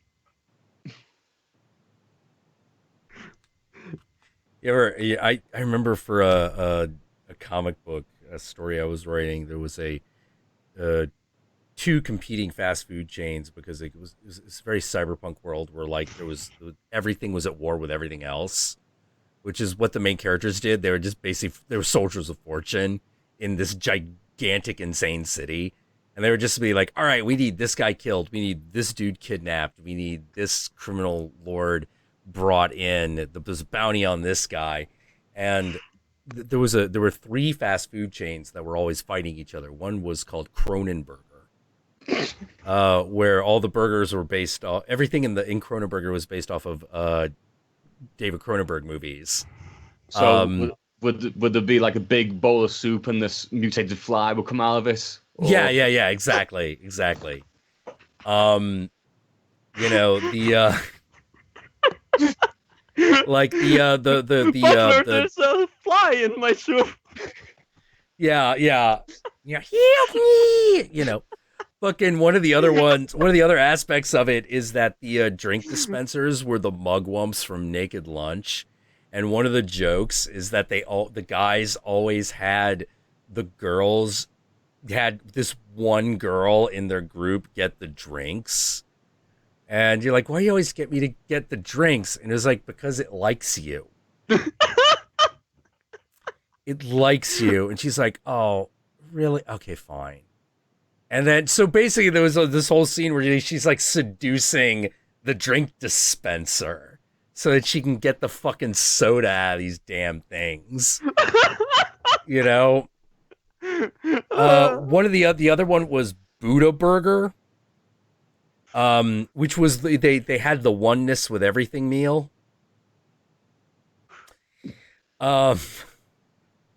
Billions served, but each one is like the first and the last. Fucking the CEO of that was actually a guy who had like a fucking extra piece of brain grafted onto his skull, so he looked like Buddha. You know, people were like, why did you do that? He's like, the extra brain is where I think up the fun. And the last one, the other one, was Otaku Bell, which was an anime-themed taco joint. That one, the Countess came up with that one. And these chains were all at war with each other. You know, it was one of those in the franchise wars. But like the franchise war's like an actual fucking war. Like, where they're fighting over fucking territory and shit. Like they're fighting over farmland and shit, and they have armies. You know, and our intrepid heroes, like, kind of, well, like part of the history of the characters is that the two main characters were sent to prison. And if you're sent to prison, you're drafted into the corporate army. That's a way you can get out. And so they both did it, and it was also a world where magic existed. So one of them is a shapeshifter, the other one was a spellcaster. And so they're basically, they get out, they're war buddies. But they don't know what to do. They don't know what else to do except take things from people and kill them. And so they decide that they're just going to do it, but they're going to be in business for themselves. So they become bounty hunters and soldiers of fortune because they just don't know what else to do. And that's where the story starts. Like the story, one of the stories actually was supposed to start where there was a guy. One of the main characters is holding a guy over the side of the car, but they got flying cars, so he's just holding this guy like over open air, just going like, "Yeah, we got him, we got him," and everyone's going, "Why? Why are you doing this?" And they keep not turning him in. There's a registration office. They're like, "There's a registration office. Oh, it's too soon. We gotta head back." And so they got this guy on like this fucking rope, just like fucking like, screaming bloody murder. And and all these guys are after them, trying to kill them. And the whole idea is that they're holding out. They've already caught the guy, but the bounty doubles at midnight. So they're running around the city trying to keep him alive so that they can fucking turn it in at midnight and double their cash. It doesn't work out for them. I can get. Yeah, it doesn't work out the way they want it to. I definitely, I was always of the opinion that anime characters always need to start a story broke. Yes. They always got to be broke, That's how all the stories start. We're broke. Really? Yeah. Shit. We gotta be able to pay rent this month? Nope. They gotta shut off the power? Yep. Well, what do we got? Yeah. Well, they want us to cross into the 5th dimension and steal an egg from a dragon. How about that? That pays 5,000 credits. Why don't we do that one? And of course they just get into like this is the worst hijinks possible. Fighting dick monsters and all sorts of crazy crap. Actually, I am kind of working on a script to a movie right now. The story is about a writer who keep getting rejected, and every time he get rejected, he has a dream where he is trying to make a sword, but every time he hit the iron, it get cold, and he see 2 ravens just stare at him, and he get more and more panic. So one day he just sit down and he writes all he can without sleep, without eating and all that, and passes out. So he enter kind of in his own mind, a mixture of memory and his fantasy, and all the characters from his rejected scripts who try to save him from an old man with 1 eye, 2 ravens, and a shadowy figure in the background who hunts him and uses all his villains to capture him.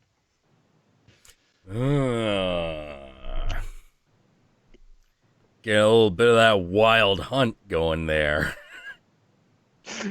And the whole idea was just I want to be a filmmaker, and I had this thing with I need to make shorts film, I need to be fast to make them and all that, but I didn't give myself time to make anything good. So I think, okay, why not make this experience into a movie? So he's basically hunted by Odin, who is the symbol of death, and the hooded figure who his belief is Hell, because it's a female figure, is actually Saga. If you know who she is.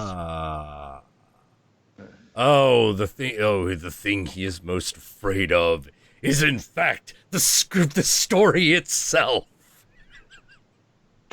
That's a good one. That's a good one. No, do that. That sounds good.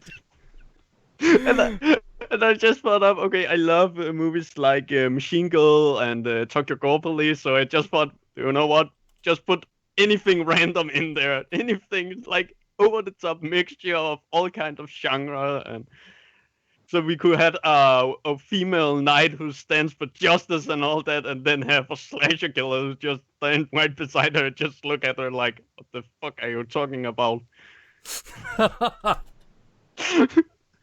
Oh man. Oh man. No, I like the idea. I like the idea of the like literally like, you know, the a god that represents the his fear of the creative process itself. I think that's a good idea. You know, that's a lot. That could be a lot of fun. Yeah, Like that sounds very Terry Gilliam like, actually. it was actually Neil Gaiman who gave me the idea. Ah. And you. Ooh. Your review of I Spit on Your Grave actually inspired me a bit to the idea. Nice. Yeah, I love that movie. It's a hard movie to watch, but I love it. Oh yes. You know, Jesus. it's so dense. It's such a simple story, but it's so dense in the way it tells its story. Like Yeah. it gets into the old, you know, it gets into the Jungian symbolism really hardcore. Mm. Oh man. But fuck the remake. I was actually, yeah. All right, we've been babbling on for like an hour. I was thinking, is Envoy of the Black Abyss still around? 'Cause I know that like she wanted to talk to me at some point, but it keeps not happening. So I know it's gonna take a few minutes for any message to filter to the chat. Jesus Christ, 10,000 drop frames. Good God. Fucking Comcast. Pieces of shit. I hate them. You know, make your shit work, goddammit. But yeah, I Spit on Your Grave is very deep in the Jungian symbolism. You know, and I love movies that do that. They're really cool, especially for something so, you know, horrifically. Just something so horrific as rape. You know. Yeah. It's also the first movie where the rape actually I could not handle seeing it after a long time, because a lot of movie, if the rape scene is too long, I just don't care anymore. But because it's so realistic and I Spit on Your Grave. Yeah, it's super raw, super rough. It doesn't get cartoony or anything. It's just, oh, please stop. I just want to say it's a good thing I need another whiz right now because the conversation just got real heavy. But yeah. Guys. So,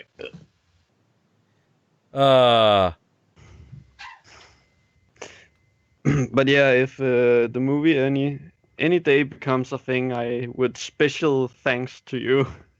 Oh, hey, no problem. Like, oh, geez. Yeah, no, I'm glad it helped. You know. Oh wow. Man. I also want to have a scene because I want to have this moment where he noticed, wait, this isn't reality anymore. And the idea I came up with is the small heavy metal concert he used to go to when he was younger, where he suddenly noticed that everybody is demons, and he just freak out.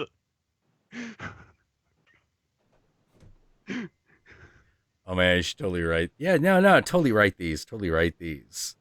I definitely think it'd be, excuse me.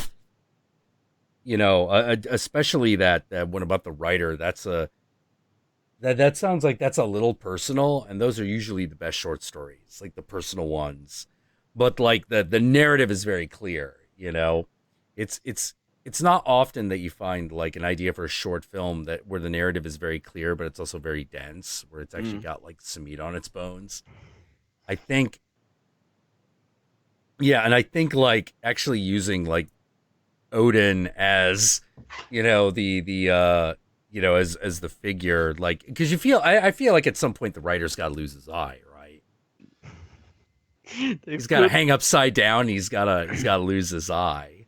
Yeah, you know, it could actually be a good idea to have these kind of symbolism in the story. I mean, I myself think it's a little lame if it's only Odin, his two ravens, and Saga, who is all Nordic reference. We kind of need a bit more reference to. No. For a short film, that's fine. You know, you can work everything else in. It's one of those, but yeah, because with a short film, you want the core.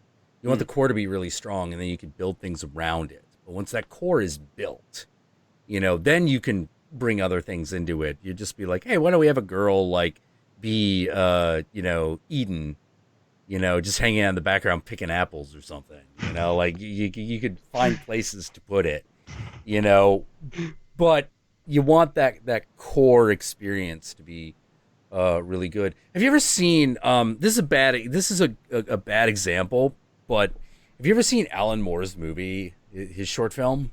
No. Where he plays the sun god? No. Okay, so it's basically a guy in like Essex fucking stumbles into this bar and everyone there is a weirdo.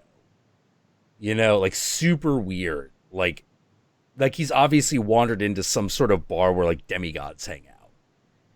And they keep talking about Mr. Gold. And of course, Mr. Gold is Alan Moore. You know, and he's like he's got gold face paint and all over him and into his hair.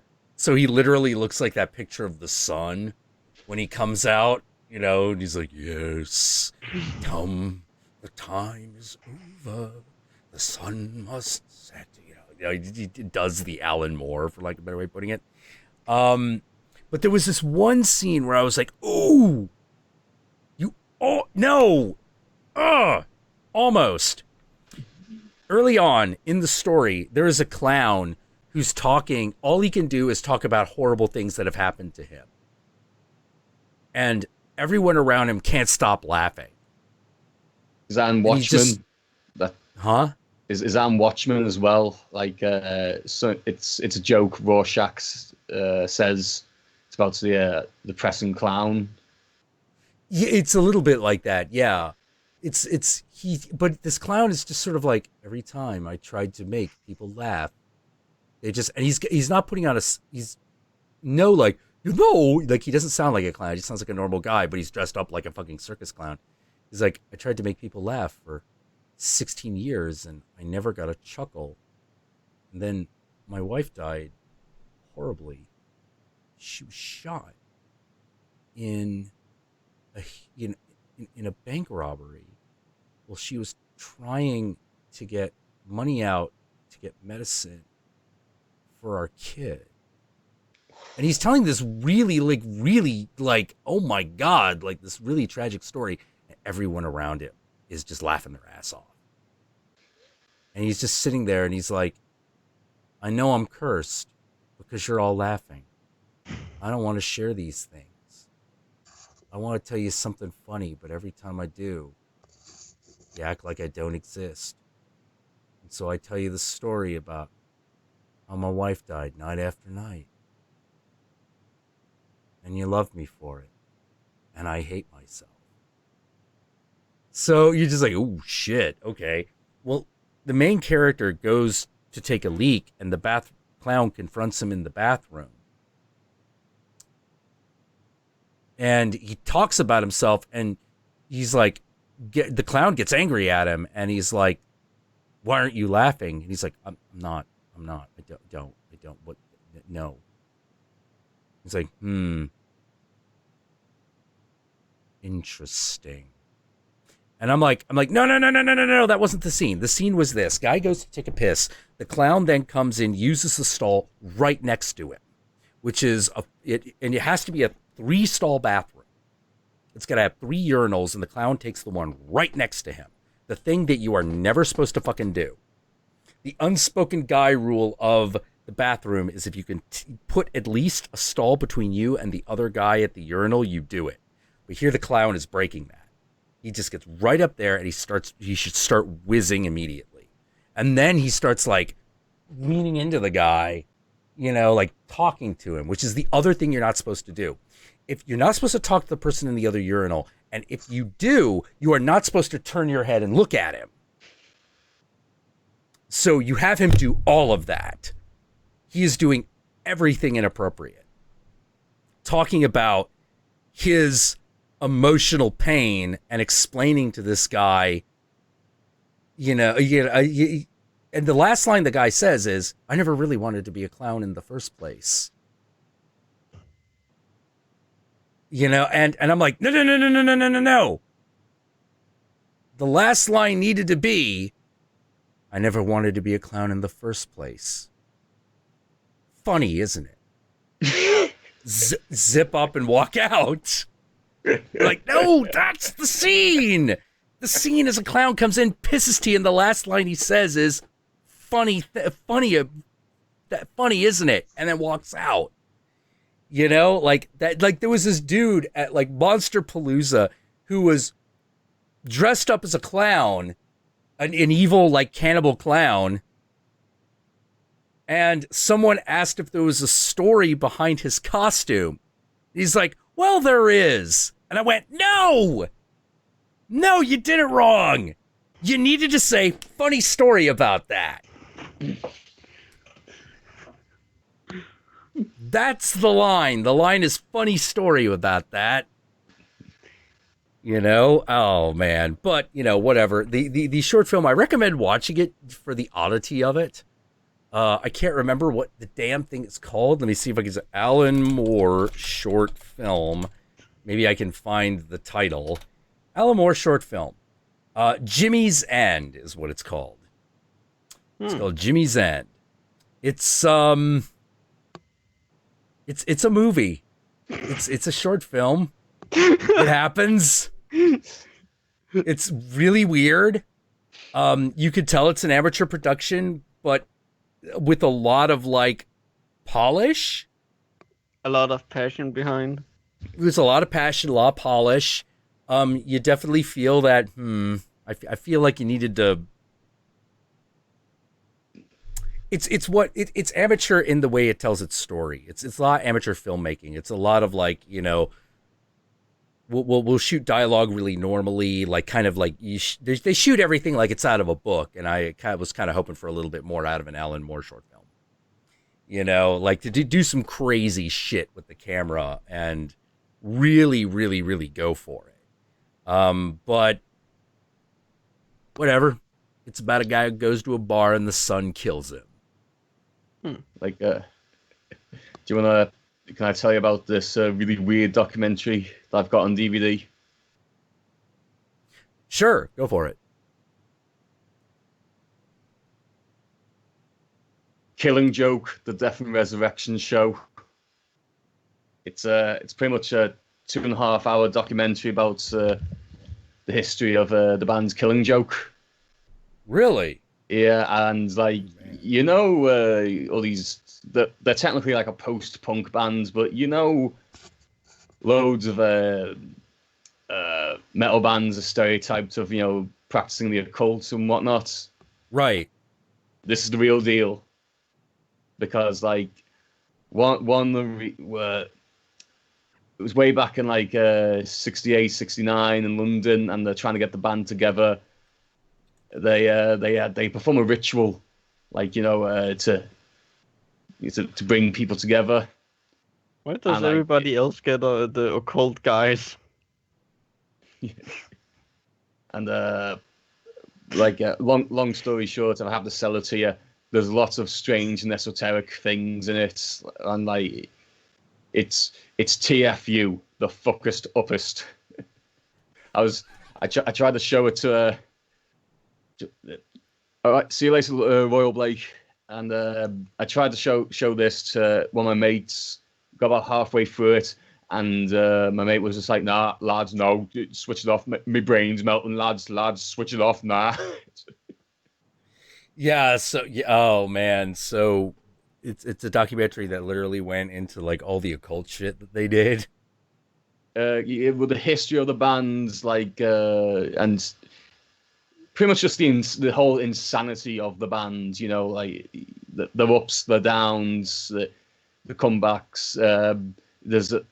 Oh my god, there's one part, it was an interview with Peter Hook. Drawing a blank on which band he's from, but he's from Salford, and I've been to Salford. One of his quotes was, "Yeah, they're all talking about they're all saying, oh, Killing Joke, the devil worshippers, and I'm from Salford. I don't give a fuck about the devil." Just like, really casually. It's like, oh man.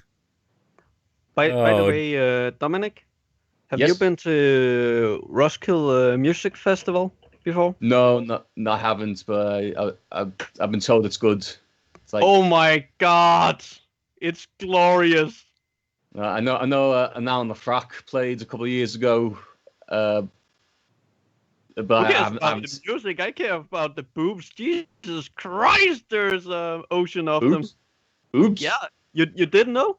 In Denmark, we Nope. call it the mating festival. I like the sound of this. Yes. Now you have my attention, sir. Because now you have people my get attention. so drunk, so high, and so energetic that it is really easy to get in bed with people. I'm liking this. So I'm liking this. It's the Danish slut pit. Yep. It is. Oh my God. I was there last year where Slayer and Ghost played. And Slayer's drummer actually got down to one of the camps and was sitting and drinking with the camp group. And the rest of the band had to get down to get him. Did they get mobbed? Like, no, not at all. I mean, the thing is, there is so cool about the Roskilde Festival is it's a really egalitarian mood to be there. It's like, we don't care what music you are about, we don't care about your nationality, your race, your religion, anything, just don't make problems and we okay. I mean, for God's sake, it is impossible not to find a girl who pissing up at the fence right beside a guy. Yeah, that sounds like my kind of show. What was it called? Roskilde Festival. I can send you a link if it should. It is north. It is this biggest Scandinavian music festival. And Roskilde. And the funny thing, the first time it came out, they actually went bankrupt. Okay, yeah, there is a God, I can't show these pictures. I wish I could. I wish I could show you all these pictures. No. There is nudity as a constant. A constant. And this thing is huge. This thing is like this. Okay, there is a stadium next to this thing. The entire festival is bigger than the stadium by like a magnitude of like 10. Just from the helicopter shots, you're like, okay, there's the main area. That's a Coliseum like looking thing. Here's the rest of the festival. Holy fucking shit. This has got to be like 100,000 people. Shit. I actually can get you, Jack. Yeah. I can actually get you free in if you are willing to clean toilets. He's thinking about it. I'm thinking about it. Thinking about it. Oh. Thinking about it. Yeah. Oh man, what was that other one? What was another one? There was like an EDM festival.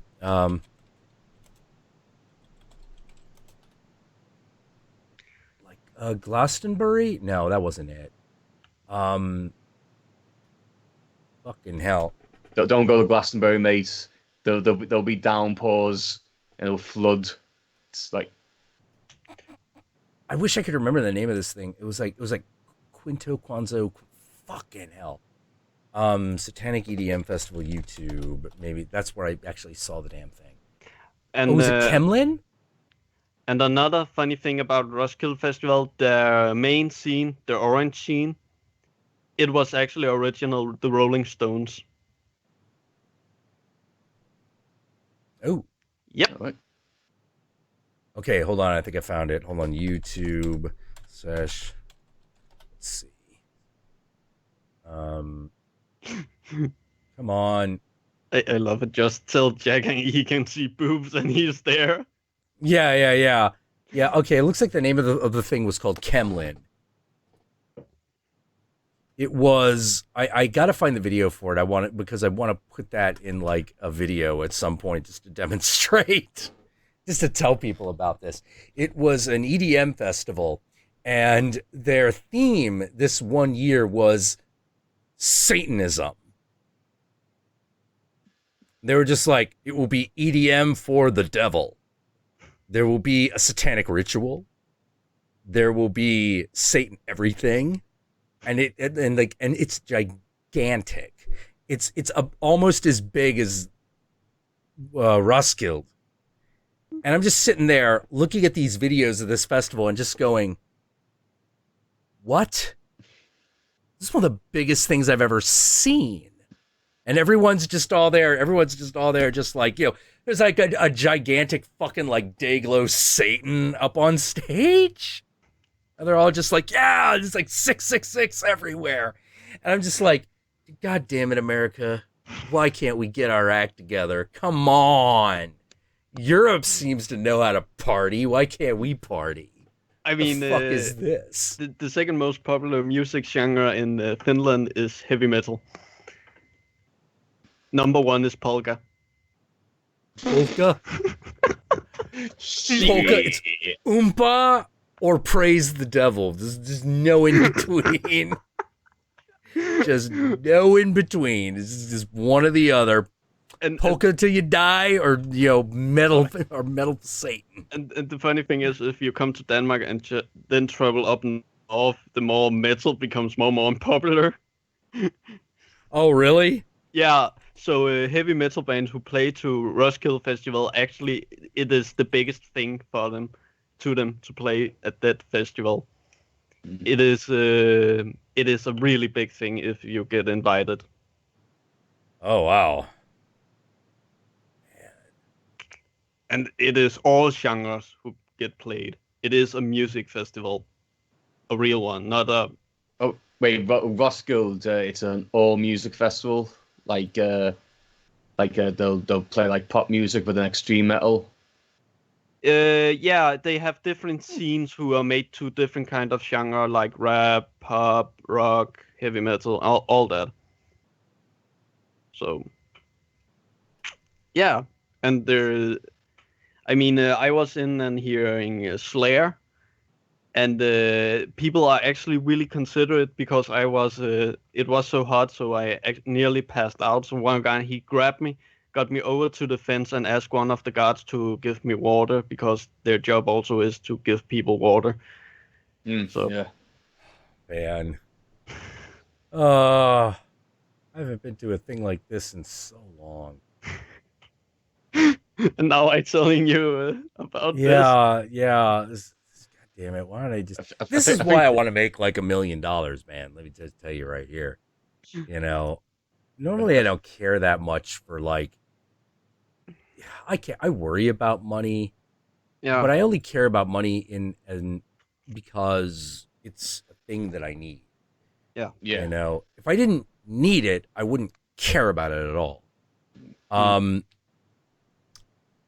But it's stuff like this that makes me go, I wish I just had money. I wish I was just fucking rich. I would fucking like walk in to a board meeting like every day, help balance books, decide direction of the company, figure out investments, and have people go like, why do you do this? All right, let me tell you why I do this. I do it for all the pussy and drugs. And they're like, but you work in a fucking corporate office. I'm like, yeah. The money I make, it buys a lot of pussy and drugs. Now I need you to balance these spreadsheets for me. And go, get out of here. Fucking bring it back in an hour.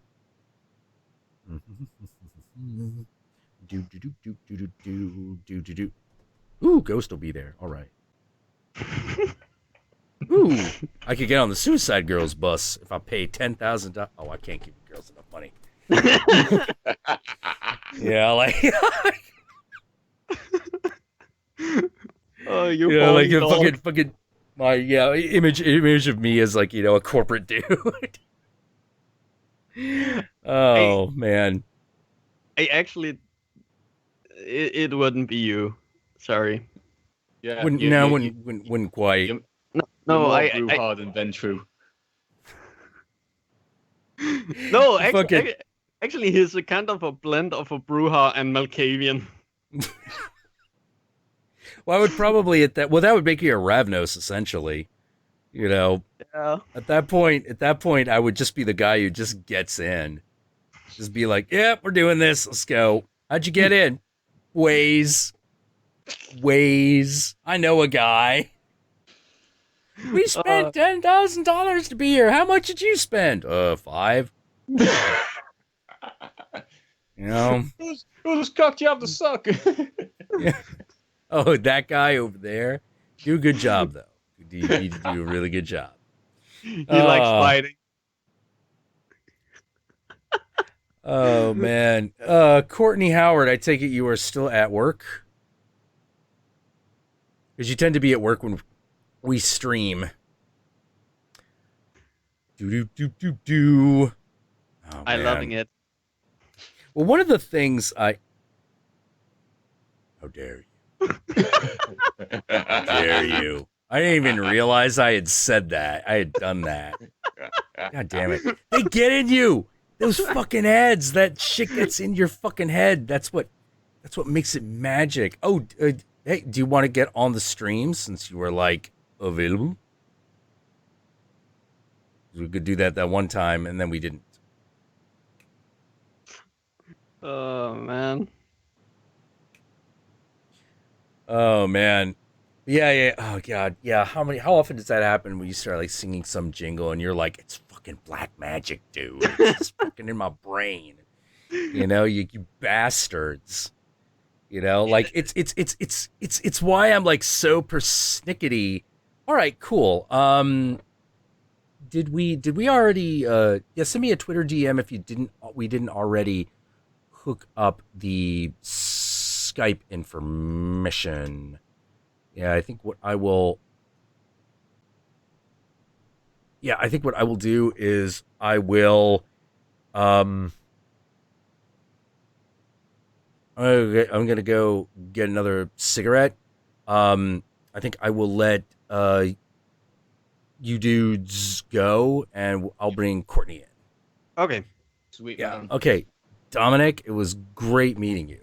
Oh yeah, you too, man. Like I'll make this as quick as possible. Like you're one of my favorite YouTubers, Jack. And thanks, man. Like, cause I just think your reviews are well funny, and I just want to see some more of them. And also, like, I was very apprehensive, like, before, like, I set my alarm for 5 this morning. I was like, I'm gonna catch the stream. I'm gonna balls up. I'm gonna talk to Jackula. But I saw you were in a bit of a bad, bit of a shitty mood. Bit of a shit mood in the beginning, yeah. Yeah. Should I like? If I was thinking, if I talk to him, might distract him, but it could go south because I can be a bit of a tit. So. No, you're fine, man.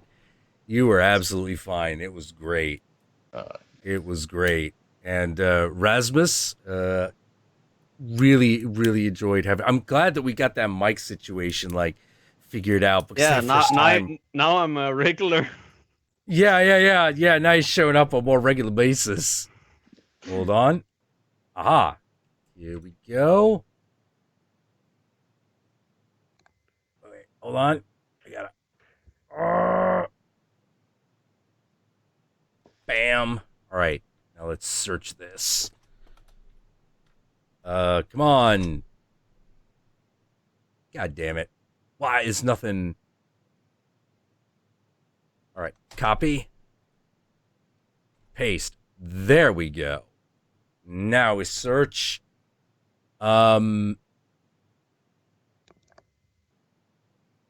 Yeah. There are actually two. One just says United States. The other says Louisiana. I think that's your face. That looks like your face. In your face. In your face. All right. Type of message. Messaging disabled until request is accepted. Okay then. So gotta wait for the response there. But yeah, like I'm glad we had you on. One of my friends that there are a couple of like old friends that I actually kind of want on the stream sometime. One, I'd love to have like Abel on. And okay, I just sent you a contact request. Apparently, I cannot message you to bring you in till you accept it. And then another guy I want to get on is Shark Wayne. I really want to get Shark Wayne on here because I really miss talking to that guy. I really miss him. He's really interesting because he's like he's Indian, and by that I mean like, you know, American Indian, card shark. You know, and he's a really nice guy. I've known him for ages. He's a dude who will just walk 10 miles to get somewhere. He did that, and I was like, that's the most hardcore thing I have ever heard. And he's feeling bad because like he's not a guy with a lot of money, and like Horror Guru is like, motherfucker, you walked 10 miles just to get to this hotel from the fucking airport. Look at the sea of fucking nerds, man. You're more man than anyone here in my mind, you know, in my heart, because holy shit, you deserve to be here. And that's why when he left that one time because he was feeling bad, we were like, no, you should have stayed with us. We would have totally have made room. We didn't even realize you had left. All you had to do was like, I crash your fucking room. We'd have been like, fuck yeah, do it. Hook it up. Do this. All right, gentlemen. I will end my call with you. I'm going to have a cigarette, and then I will bring in Courtney. Once again, a pleasure. Dominic, I'm glad you did. It did help. Oh, you're welcome, man. Like, anytime, man. Like, you know, if we can't get here, will you ever have me back?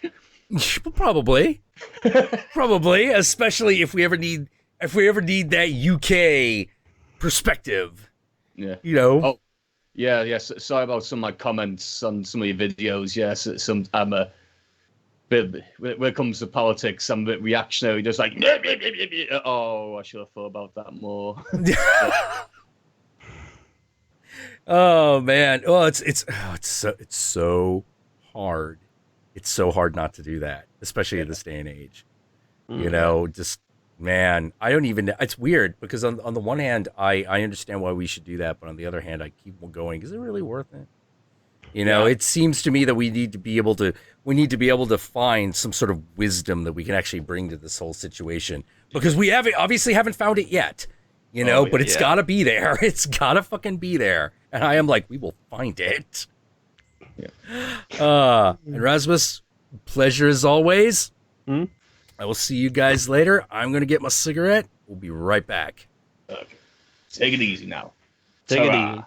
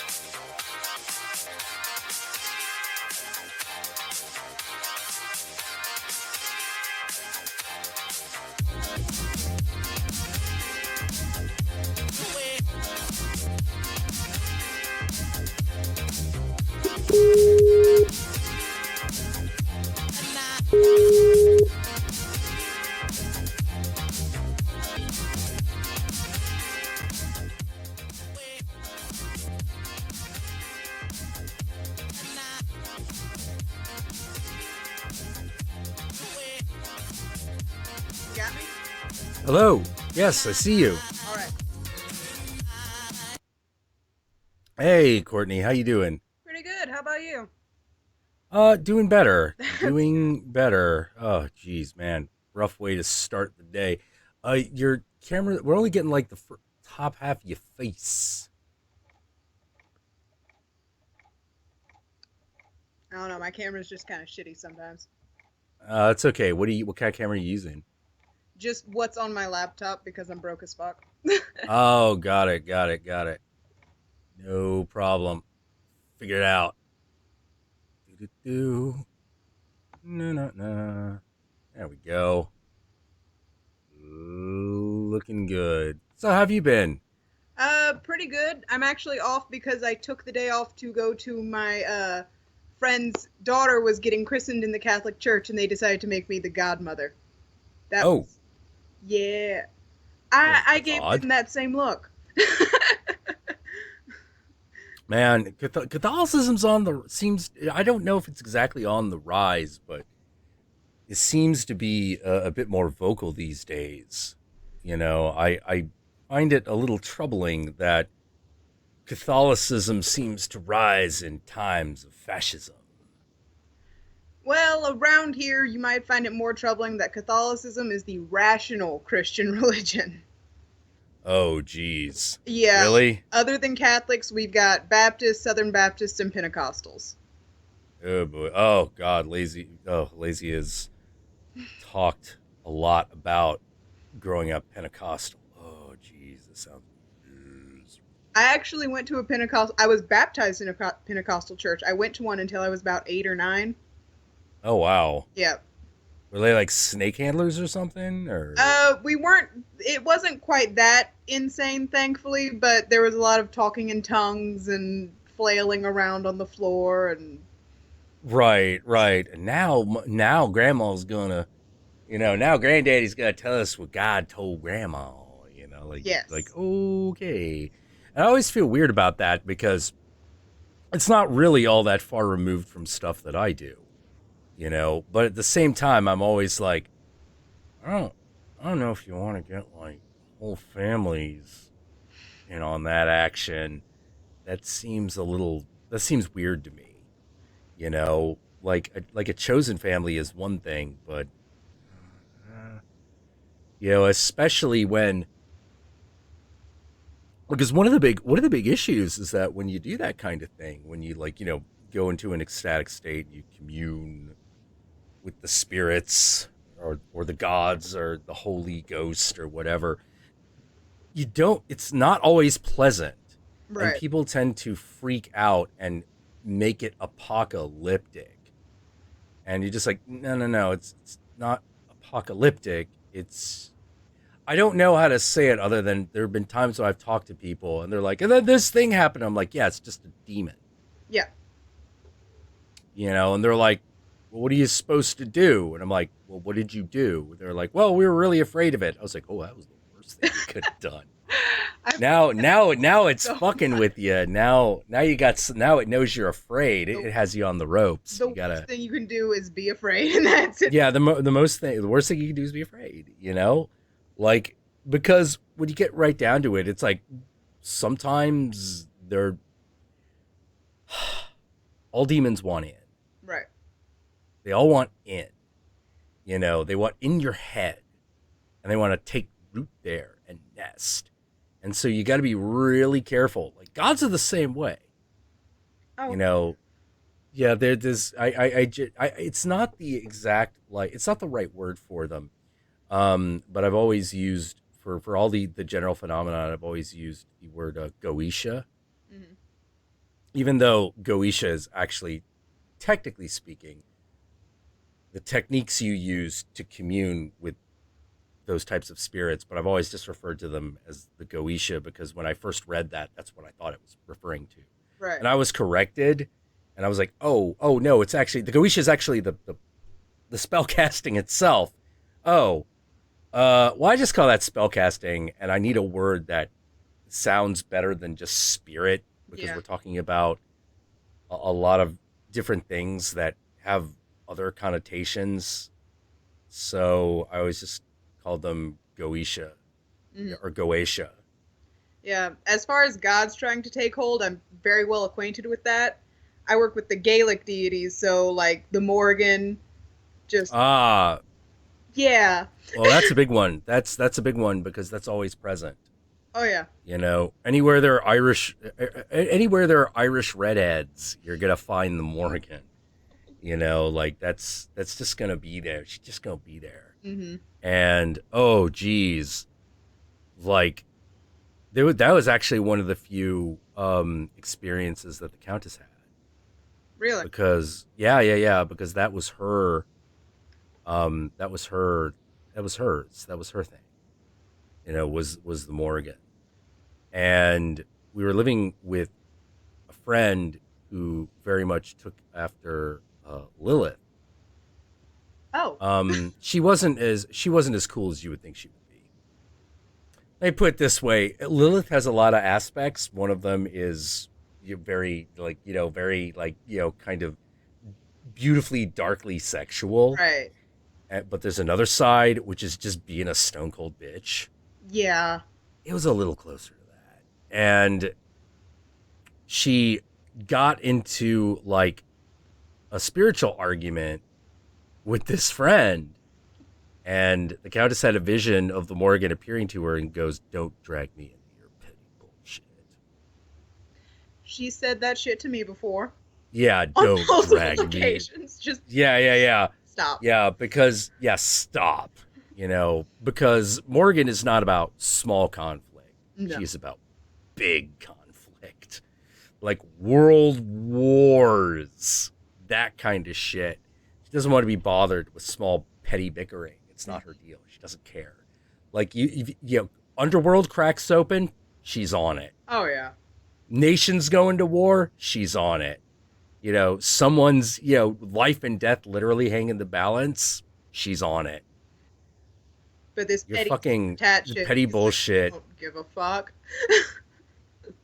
No, not at all. Not at all. Oh, man. Exorcisms are LARPing for Christians in many ways.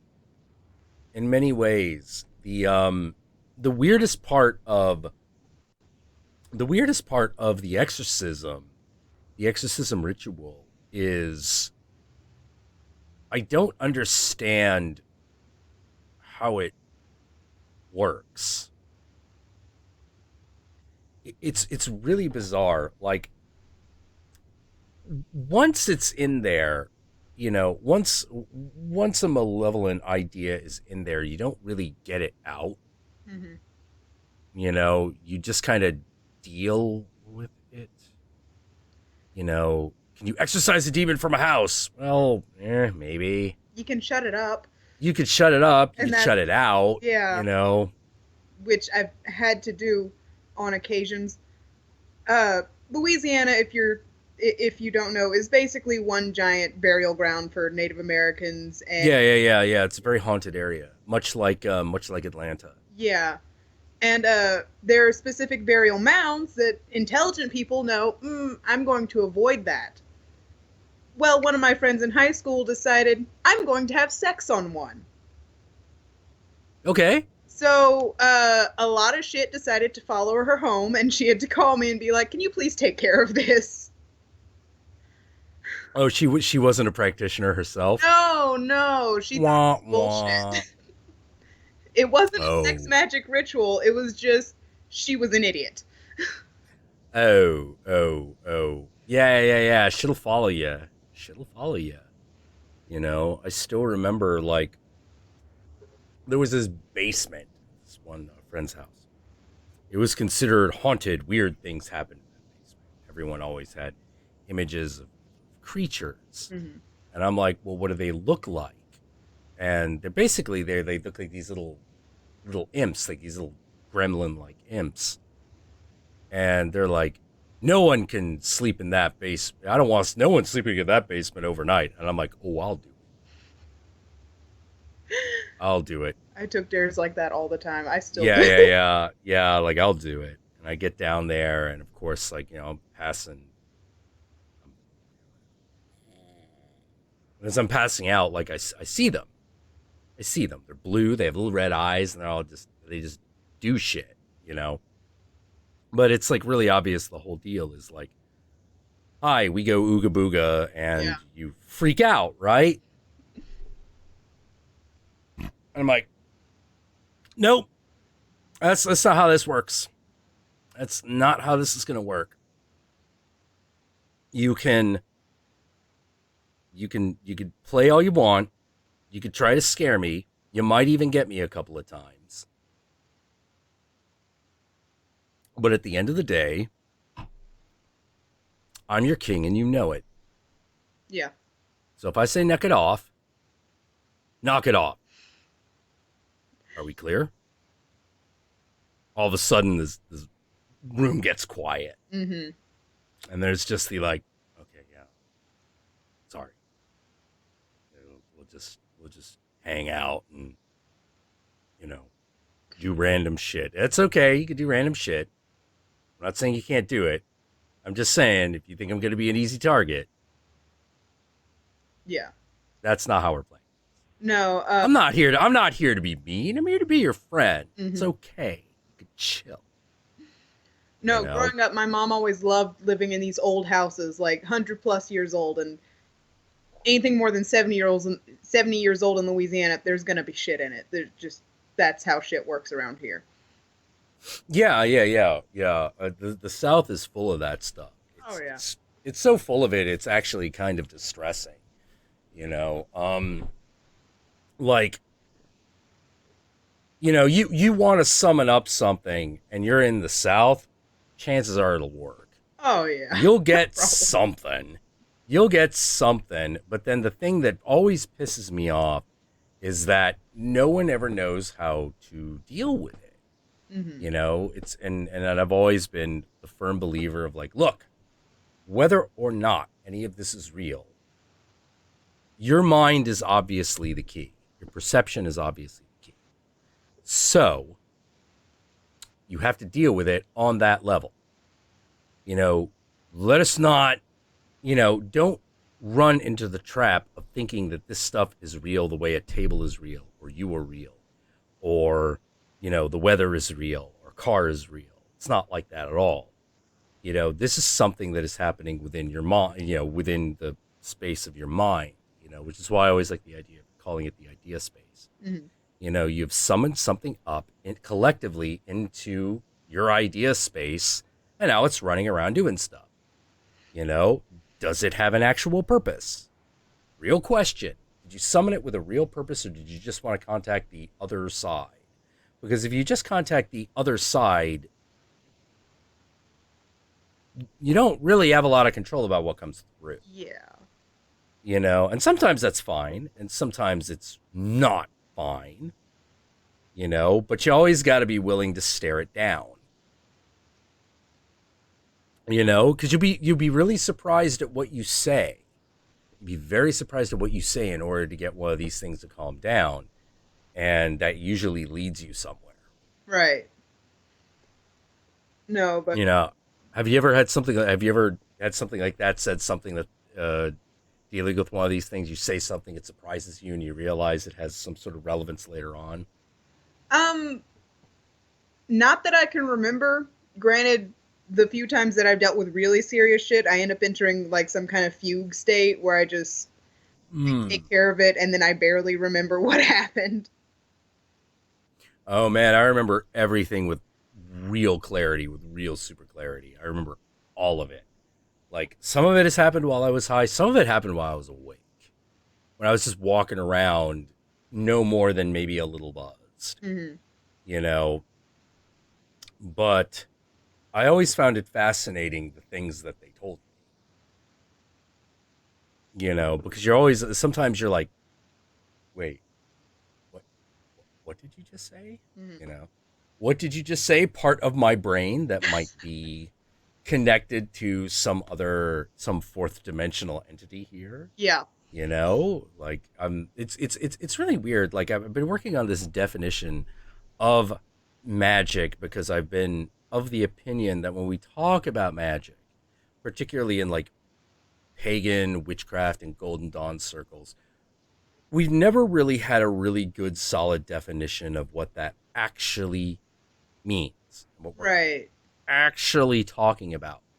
And because it's really hard, because you can go back and see the things that were magic that got turned into something else, like chemistry, medicine, physics, engineering. At one time, each one of those was considered a magical discipline. Right. You know, hi, kitty. I'll feed you later. Don't worry. Stop it. Meow. Hi. You want to be on camera? If you want to be on camera, I'll feed you now. Meow. Oh, God damn it. All right, you're going to wait a few minutes then. Or I'm going to feed him a few minutes, but like he can just fucking... I'll not come at his beck and call. You're a cat owner. Yes, you do. Not immediately. There's a negotiation that happens every time. This is yeah. I don't just jump when he calls. I go like, what? That's the first step. What's your deal? I'm hungry. I noticed. You're gonna wait. You're gonna wait until the allotted time when that is supposed to happen. You know, he's like, but I want it now. I'm like, no, you will wait. You will wait. Yeah, I used to try that with my last cat, and then he just started biting me when he was pissed, so... Oh. Well, the good thing about Gomez is he's actually not a foul-tempered animal. You know, he's a very sweet-tempered animal. He's just sharp and deadly. I don't know how to describe it. Like, he doesn't, hey. It's probably the best way of putting it, like, he plays with me as if I am another cat that also has claws and teeth. Mm-hmm. And so if I go, ow, he's just sort of like, what? What? It was just clawing. I love you. You know, and now here's the weird thing. Other cats also do that when he does it. He's just sort of like, hi, I'm a cat. And they're all like, and he's like, meow. Yeah, that was... I'm a cat. I play with you. I love you. I am other cat. You are other cat. Why won't you be my friend? You know, and what? My cat would have hated him. He was just this foul-tempered, horrible thing to be around, except when he felt like being nice to you. Yeah. Like, fuck, no, Gomez is very sweet. He's a very sweet cat. He's very nice. He will fucking he kills things. Like, I likened my old cat Migo. I likened him to the samurai warrior. Like, he would just wait in position hours. In meditation, he would make the perfect strike, kill the mouse, and it would be dead. Gomez is this hyperactive slasher killer. He's like, there's a mouse. Oh my God, now's my chance to kill something. And he has to get it. He has to get it. And then one day he discovered birds. Oh dear. I've cleaned up a lot of bird guts.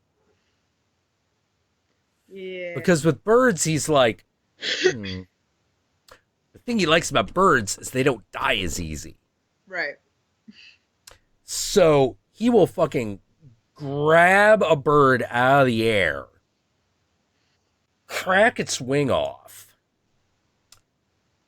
I am not joking. He does. He's just like, rips its wing out. Thing's still alive. And then he's like, yeah, now it'll flap around. I'm sleepy. I'm going to sleep for a few hours. And when I'm back, I'm going to rip that thing up some more. And he goes outside. Yes, it's still alive and in pain. It's flapping around. Now I will rip it up some more. This might last another day or two. And I'm just sitting there like, I'm taking this bird to the animal hospital. Pick it up. Here's its wing. I know you can't do anything, but please. Try at least. Please try. The last time it happened, I was just so fucking jaded. I'm like, yeah, bird's just gonna die. And she's like, I can't just let the bird die. And I'm like, yeah, what are you gonna do? And she's like, we're taking it to the animal shelter. And she looked at me, she gave me big eyes, and I'm like, all right, babe, I'll take it. Okay. We took it to the animal shelter, and they're like, whoa. We'll do all we can, but we can't promise anything, actually. Bird's probably going to die. Yeah. Although, I am pretty sure he has already learned his lesson about crows. Oh, dear God. Crows ain't having none of that shit. No. He's like, I will attack you. They're like, like, oh, shit. They're fucking mean. And it's like, yeah, they're not pigeons, dude. Pigeons are dumb, and they don't fight well. Crows, on the other hand, fight very well and ain't gonna take your shit. And if you pick on that big one, that's not a crow, that's a raven. My cat actually tried to fight a raven. And then he realized how large the raven bad was. Idea. Yeah, ravens are huge. Ravens are huge, and they're also birds of prey. Yeah. He realized how big the raven was, looked freaked out for a second, then ran back in the house and hid behind me. Yeah. Yeah. Crows are savage, man. Oh, yeah. Like, if you got them on your side, like, they're great. They'll be like, hey, human, this is our human. We like our human. We like our human. He gives us peanuts.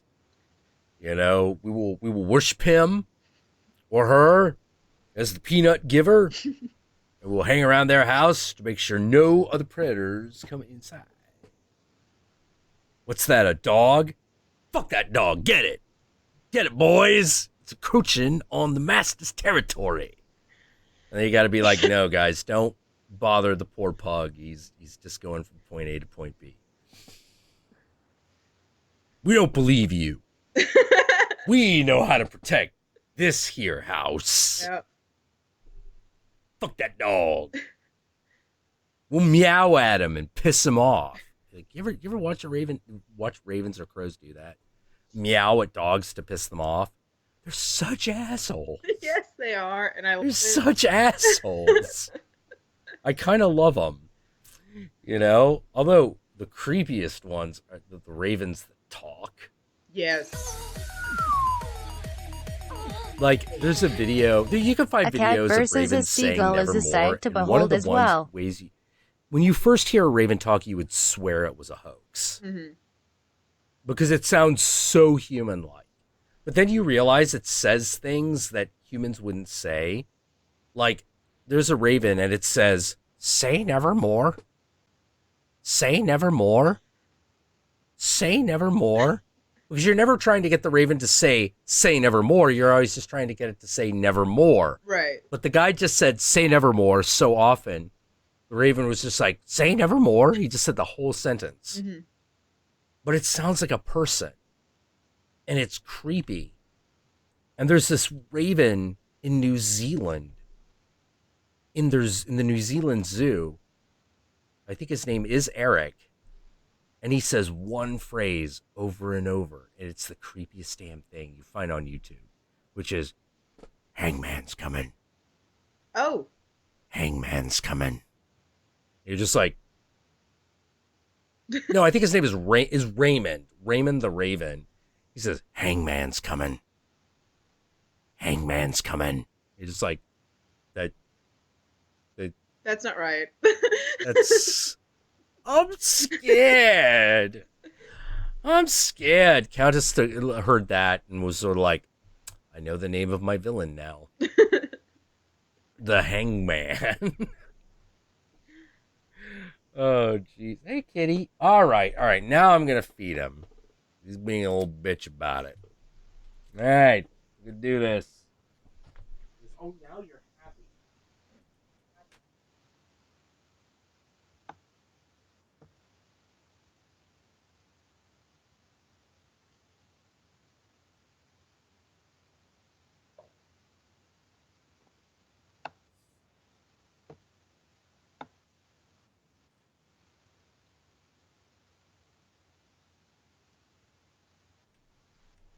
Oh no, Shadow. Ravens are definitely just screwing with us for laughs.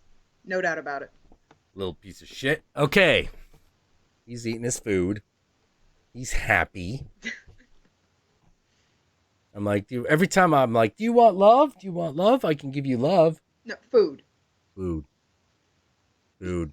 I got spoiled by the other cat. The other cat wanted love. Like, if I fed him and he meowed at me, he'd look at me like, that's not what I want.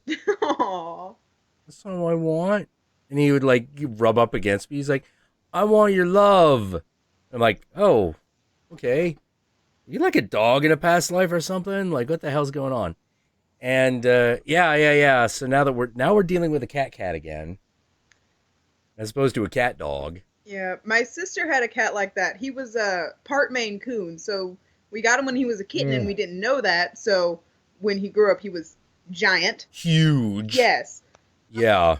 But he acted like a dog. He was like, I want your love, I want your love. Except one morning I woke up and he was standing on my bed and he just started pissing. While I was in my bed staring me dead in the eyes. You didn't do the thing I wanted. Yeah, Maine Coons can get angry. Oh, yeah. They do. When they are displeased, they let you know. They make sure that you know. I always find that to be very interesting about Maine Coons, where they gotta let you know they're pissed. Yeah. Some way or another, they'll do it. Motherfucker tried to trip me on the stairs once. Oh, jeez. And, Maine Coon, giant. It was something he was capable of. Yeah, because those things are the size of small dogs. Oh, yeah. Really big. Think a kitty cat is like, oh, he's little. Maine Coon? No, less little. Not so little. Oh, man. So what was your experience with the Morrigan? Did you have a conversation? Did you speak? The first, when I first made contact with her, I went to a boarding school for 2 years in high school. Oh, jeez. Religious? No, God, no. God, no. Louisiana School for Math, Science, and the Arts. Okay. Yeah. I didn't realize they had boarding schools. Not often, but every now and then you come across one. This one's been around since the 70s, I think. But Okay. I was walking around in the common room, and all of a sudden, just an entire, like, a giant murder of crows is just surrounding me, and I'm like, okay, something's up. So I was running late for class, so I couldn't think about it, so I just kept walking. And then in class, I just got hit with this woman, and she was like, pay the fuck attention to me or you're going to regret it. So the name appeared, and I just started doing research, and I was like, oh, yeah, yes, ma'am.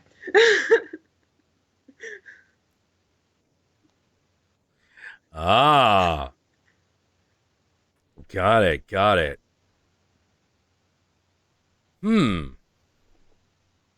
Interesting. But didn't say anything else? She warned me about this girl I was friends with. She was a redheaded Irish girl, and she was like, don't trust that bitch. Ooh. And turns out she was psychotic and emotionally manipulative, so should have listened. Oh, geez. What'd she do? Well, first off, she thought me and her boyfriend were having an affair, which... Were you? No, because, for one, I'd love to see how that would happen since we all lived together and she only had classes 2 days a week. Hey, that's 2 days she's not there. Anything could happen. Yeah. But, no, she's mostly just been... She mostly just tells me, like, stop being an idiot and pay attention. Those are her two favorite things. That sounds about right. Yeah. That sounds about right. Keep your eyes open. Mm-hmm. I have millions.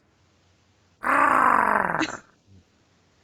Yeah, and I can always tell when she's particularly annoyed with me because I'll walk out my door and there will be a raven just sitting on my car staring at me.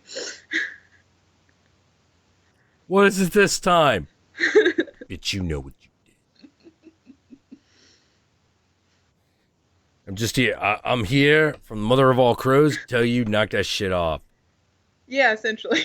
I've actually had a conversation with the raven, and my neighbor was very concerned about my mental health. Because it was just hanging out in my car. I was like, what the fuck did I do now? And then, of course, my neighbor walks out of her back door at that exact point. Yep. Yeah, we're all a little nuts. Yeah, we're all a little nuts. So I gotta ask, like, what'd you think about that whole Marina Joyce situation? I may not be familiar with it. It sounds familiar. Ooh. Okay. So here's the Marina Joyce situation. This was like last year. It's like 6-8 months ago. Oh yeah, I was doing an internet cleanse at that point. I just completely cut myself off from everything. Okay, well, there's this girl named Marina Joyce, and she's a popular YouTuber, and she does makeup and clothing and all that stuff. So basically, very standard, like, pretty YouTube girl in, like, fucking Britain or something. Well, she starts acting really, really weird. Like, super weird. And so her fans start to get concerned. But then they come up with this conspiracy theory that, like, she's being forced to perform. And I'm like... Or bitch is just going crazy. Yeah, or she's just going a little nuts, or she's off her meds, or she's on her meds, you know, like, come on. And, like, yeah, this started happening when we started doing the streams. I mean, Horror Guru talked about it for a bit. I'm pretty sure that recording is still up on the channel somewhere. It's probably called Marina Joyce. And it was really obvious that she was having these, like, you know, extreme mystical experiences, but was not connected to consensual reality. Right. Which is a big problem. This is a big problem. And a lot of people were like, well, she's been experimenting a lot with DMT. And I'm like, well, if you want a god to talk to you, DMT probably is the way to go. Yeah. I've never done it myself, but that's because I can't afford $150 for a 15-minute head trip. It's very expensive. And I'm like, $150 for a 15-minute head trip? Jesus Christ, I'm used to spending $5 for 12 hours. Like $5 for 12 hours. You know, like, I don't know, man. Like, I got a line on some, but it's definitely one of those, like, it's kind of expensive. I'm like, well, let me know if it ever comes down in price. I have no idea, dude. So, we did... Marina Joyce starts acting weird. Her fans create this weird conspiracy theory that she's being forced and they're trying to figure out whether she needs help. And the answer is kind of yes, but the problem is she's crazy. Yeah. And at one point, she gets on Twitter and announces herself as the goddess of love. And I found myself immediately going, bitch, if you were the goddess of love, you have to prove it. Yeah. You need to fuck no less than 1,000 men. And at least 500 women on top of it to be the goddess of love. Right. No, I mean a spiritual love. No. Don't give me that Virgin Mary shit. Don't give me that. Don't give me that, because that is super crazy town. That's trying to be a god without living up to the legend. Yeah. You know, like, fuck that. That's trying to be a god without any of the responsibilities. Yeah. Without the responsibilities or the actions or the whatever. And then she's like, and I want to build a temple to myself in Peru. And I'm like, Peru? Okay. Bitch, at this point, this is paranoid. This is schizophrenia coupled with borderline personality disorder. Yeah. That's what this is. You know, because you gotta call yourself the goddess of love. You gonna build a temple to yourself in Peru. This is your dream. That's what? Like, that's all I could come up with was, what? Okay. All right. Yeah. And so, of course, like, me and Yogi had that question of like, God damn it, what separates us from this crazy wench? You know, and all we could come up with is this idea that we go, which we were like, well, we do kind of believe in a thing called shared reality. Yeah. I think that's what it comes down to. I think it has to. Shared reality, very important. Very important. Oh, man. There we go. Okay, let's see. Did dude respond to me? Oh, geez.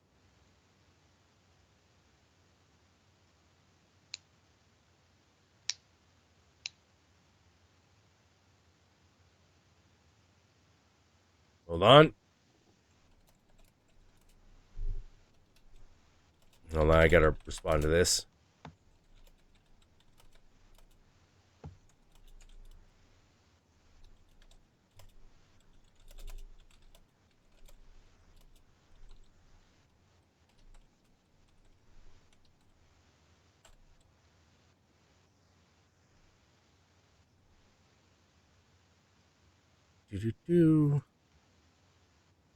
Okay, you may. I don't know how long you've been here, but I mentioned earlier that I had reached out to a Thelemite named Ozzy Raza. Right.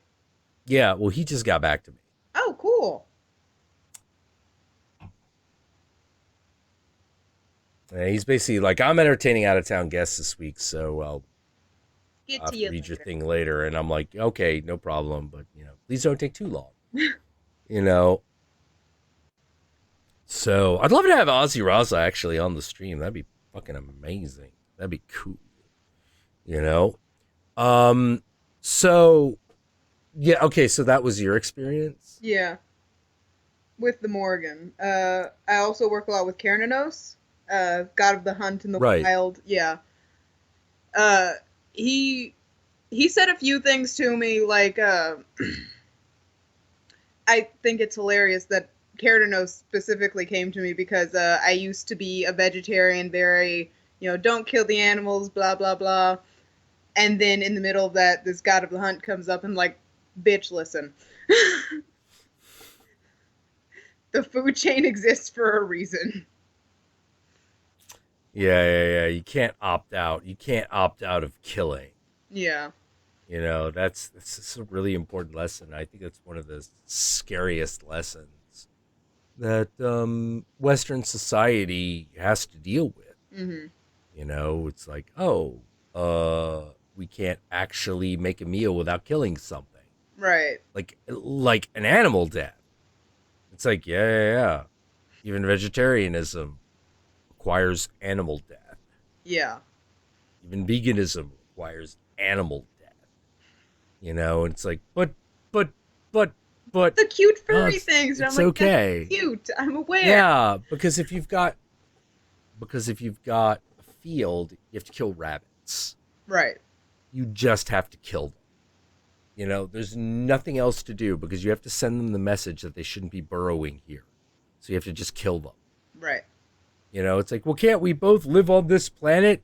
Yeah. If you want half your Not without killing each other. Not without killing each other, unfortunately. But the good thing is we're humans. And that means we can win that fight very easily. Yeah. It's not what else you gotta do. The guilt of killing an animal is an old guilt. That's pre-civilization. It was very obvious that the hunter-gatherers were worried about this because of the stories they tell and just the way they interacted with all that stuff. They were very, very concerned with the death of animals. I think it's gotten worse in the modern era, though, because of the waste. Like, hunter-gatherers, they used every part of the animal for something. Well, we got really good at killing all the animals. Yeah. We got really good at it. And that's the problem that we have. We got really good at this stuff. So now, to say nothing of the fact if you're a rancher, you got to deal with wolves all the time. Wolves and foxes and coyotes. Yeah. Coyotes are a problem out here. Oh my God, coyotes are. Coyotes killed dogs. It was, yeah. Oh yeah, yeah. That's the thing about coyotes. Coyotes don't just kill your livestock. They'll take down anything. They kill the guard animal. They're really smart. They're super smart. They're like, that's a dog. That motherfucker has no idea what he's in for. Mm-hmm. Let's just get him. Let's just kill him. Yeah. And you're just like, ooh, shit. Coyote's a fucker. Like, wolf is already a problem. Wolves are already a problem. But they'll just come take a shit and leave. Yeah, coyotes find a spot and they're like, we like this spot. We're going to keep coming back here. Yeah. So you have two options. Move your livestock or kill the coyote. Yeah. One's a lot cheaper and a lot more efficient. Yeah. One's a lot more effective is the other thing. So you're like, well, I guess we just have to kill this thing. Hunt it down and kill it. Okay. So rough.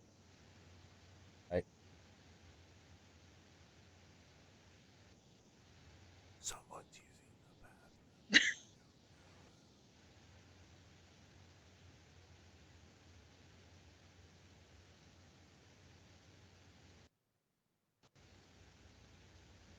I guess I'll find out when they.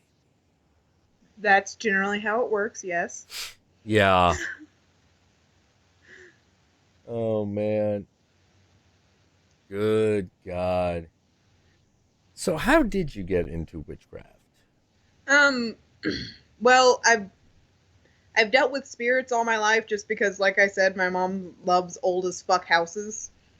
So, like, I would go on different forums and everything being like, okay, this is what this one is doing. Any idea how to get it to shut the fuck up? And then eventually I kept coming across more witches and Wiccans and pagans being like, try this, try this. And it was like, I'm doing my research. Got it. Yeah. Is that something that what worked and what didn't? What I found really worked is shit, it's been a while since I actually had to get rid of them, because once my little sister got older, I wasn't worried about it. I was like, okay, she's old enough now. They scared her a lot. Why the little sister specifically? They scared her a lot when she was younger because she's very sensitive to them. She's always seen them, heard them, everything. So when she was younger, it scared the crap out of her. So once she got older and I told her, okay, just don't listen to them, I wasn't concerned. So it's been a few years, but just, general cleansing rituals and things like that have tended to help a lot. And also just pissing them off, I found. Just, I've cussed out more spirits than I can count.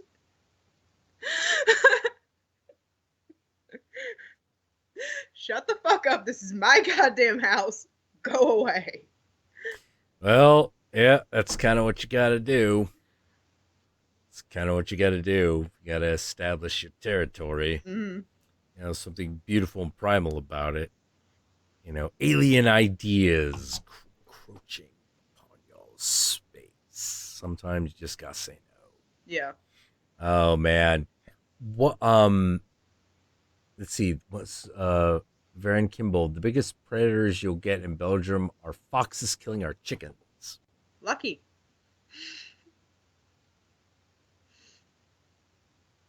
Antagonizing a demon. Antagonizing is different from standing your ground. It's very, you never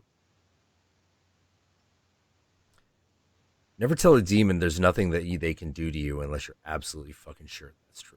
Right. Or if you're just looking for a fight. Yeah. Like, and you'll know pretty quickly whether or not you done fucked up. But remember, it's happening in your mind. It's all happening in your mind. This is the territory it's happening in. My personal definition of magic. Oh yeah, because I was talking about that. Was what is magic? Is attempting to manipulate reality on the perceptual and probabilistic level. You're dealing with matters of perception. And every time you're really dealing with spirit or a demon, you're dealing with something that exists inside of you or between you and another person. These things are as real as they need to be.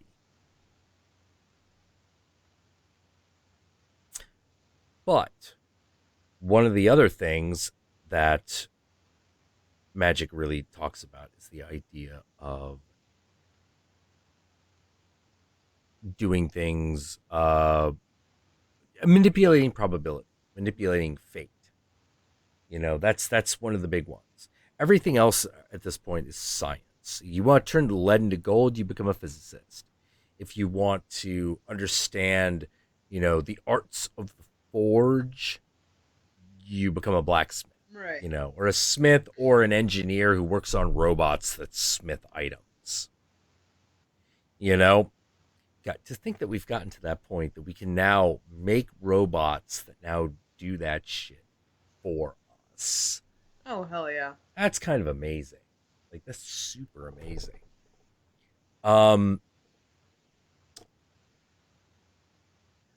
One of... Oh, did I miss who came out? I think I did. Oh, no. Who was it? I will never know. So whenever I talk about gods or spirits or demons, it's one of those. Bear in mind, I'm talking about something that happens in my own mind. Yeah.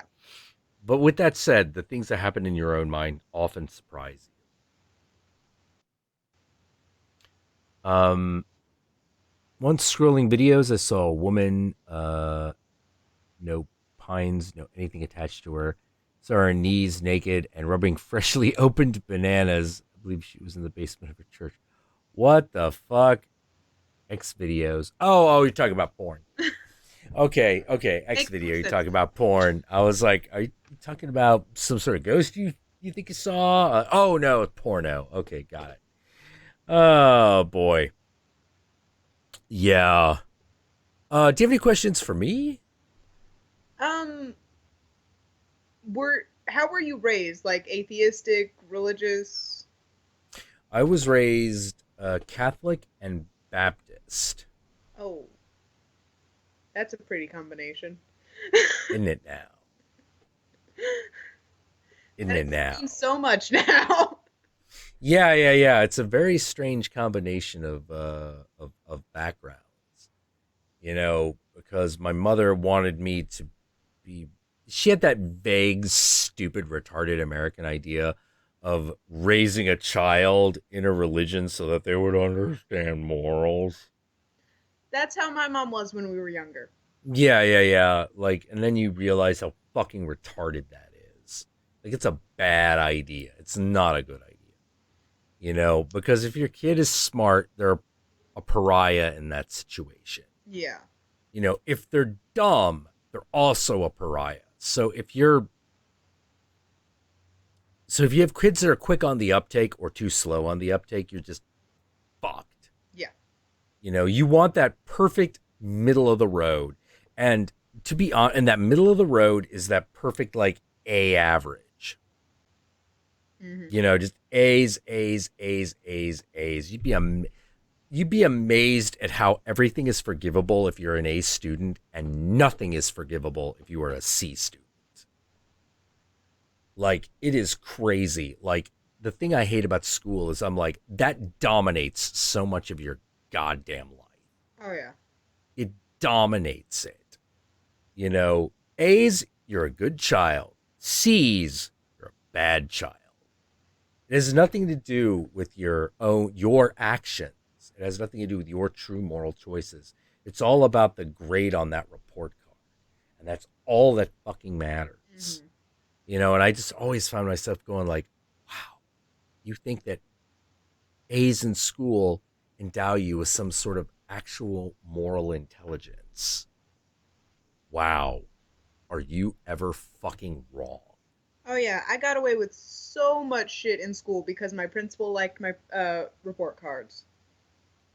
Yeah, I got away. I had a horrible time because I was not an A student. I was a C student. Mm-hmm. And all it took to make me a C student was for them to go, your parents have to sign your homework. And I was too fucking honest to forge my mother's signature. Oh, I wasn't. Yeah. Like I was that kid who absolutely had to follow the rules, and I didn't stop following the rules until I graduated high school. When I realized, wait a minute, I am in this terrible position in my life because I didn't lie, because I never lied. What has not lying gotten me? Nothing. It's gotten me punished. It's gotten me in more trouble than if I had lied. Is there a reward for not lying? No. There's no reward. And this is the moment I became very, very embittered with my relationship with God. Mm-hmm. I'm like, I have done everything you asked, or at least tried to. And my life is miserable. I am miserable. Mm-hmm. I am so deeply, horrifically unhappy. But I am following your rules. Is there a reward? Is there something? And of course, the voice back is... Rewarded when you go to heaven. Well, no, it was even worse. It was, well, You don't do things for a reward, and I immediately shoot back with bullshit. Yeah. Bullshit. If you want a child to behave, you reward it when it's good, and you punish it when it's bad so that it learns. What I am learning here is that you don't care. Fuck you. We're not friends anymore. We're not friends anymore because if you can't, if my life is suffering because I am trying my damnedest to follow these rules, fuck your rules. You know, I get nothing? I get nothing. The reward is internal. No. The reward only fucking benefits those in control. They don't have to give me anything. They don't have to give me anything. If they've already written me off, I'm evil no matter whatever I fucking do. Right. I am evil if I am good, and I am evil if I am evil. Fuck that. Yeah. Fuck that. You know, like we're not on speaking terms anymore. You know, it's reward the righteous and punish the guilty. And if it's not going to be that, then I'm sorry. We're done. And for years I wandered about among the various pagan religions and nothing ever spoke to me. Literally, they never spoke. They never spoke until only one god who you could consider to be a god ever spoke to me. And that was Ganesh. And I talked to him and I'm like, you know, what do you do? And he's like, I open the way. And I'm like, all right. The way to where? To your true self, to where you're really meant to be. He's like, is that good? Is that bad? Oh, I can't tell you that. You know, what will I find there? He's like, well, you'll have to look. That's the point. Are bad things going to happen? Yeah, but not too bad. Not too bad. I'm not going to pit you up against a challenge I don't think you have the possibility of winning. Right. You know, maybe it'll be just on the edge of your ability.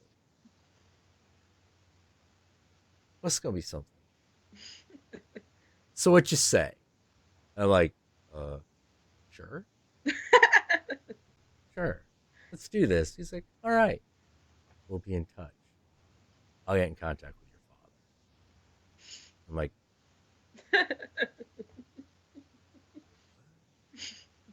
my father? Who's my father? I know my father. He lives in Taipei. Last words I ever hear. Last words. I'm like, okay. So I get into Indian stuff hoping it's going to be that. Right. No. Turns out no. The culmination of this happens many years later. Many years later. We're talking like 10 years at least. Right. Long time to wait. And it started again when I just, on a lark more than anything, I was in a place in my life where I was very frustrated. Everything was falling apart. I had just been thrown out of a friend group. Not in actuality, but effectively. Right. You know, people were starting to get really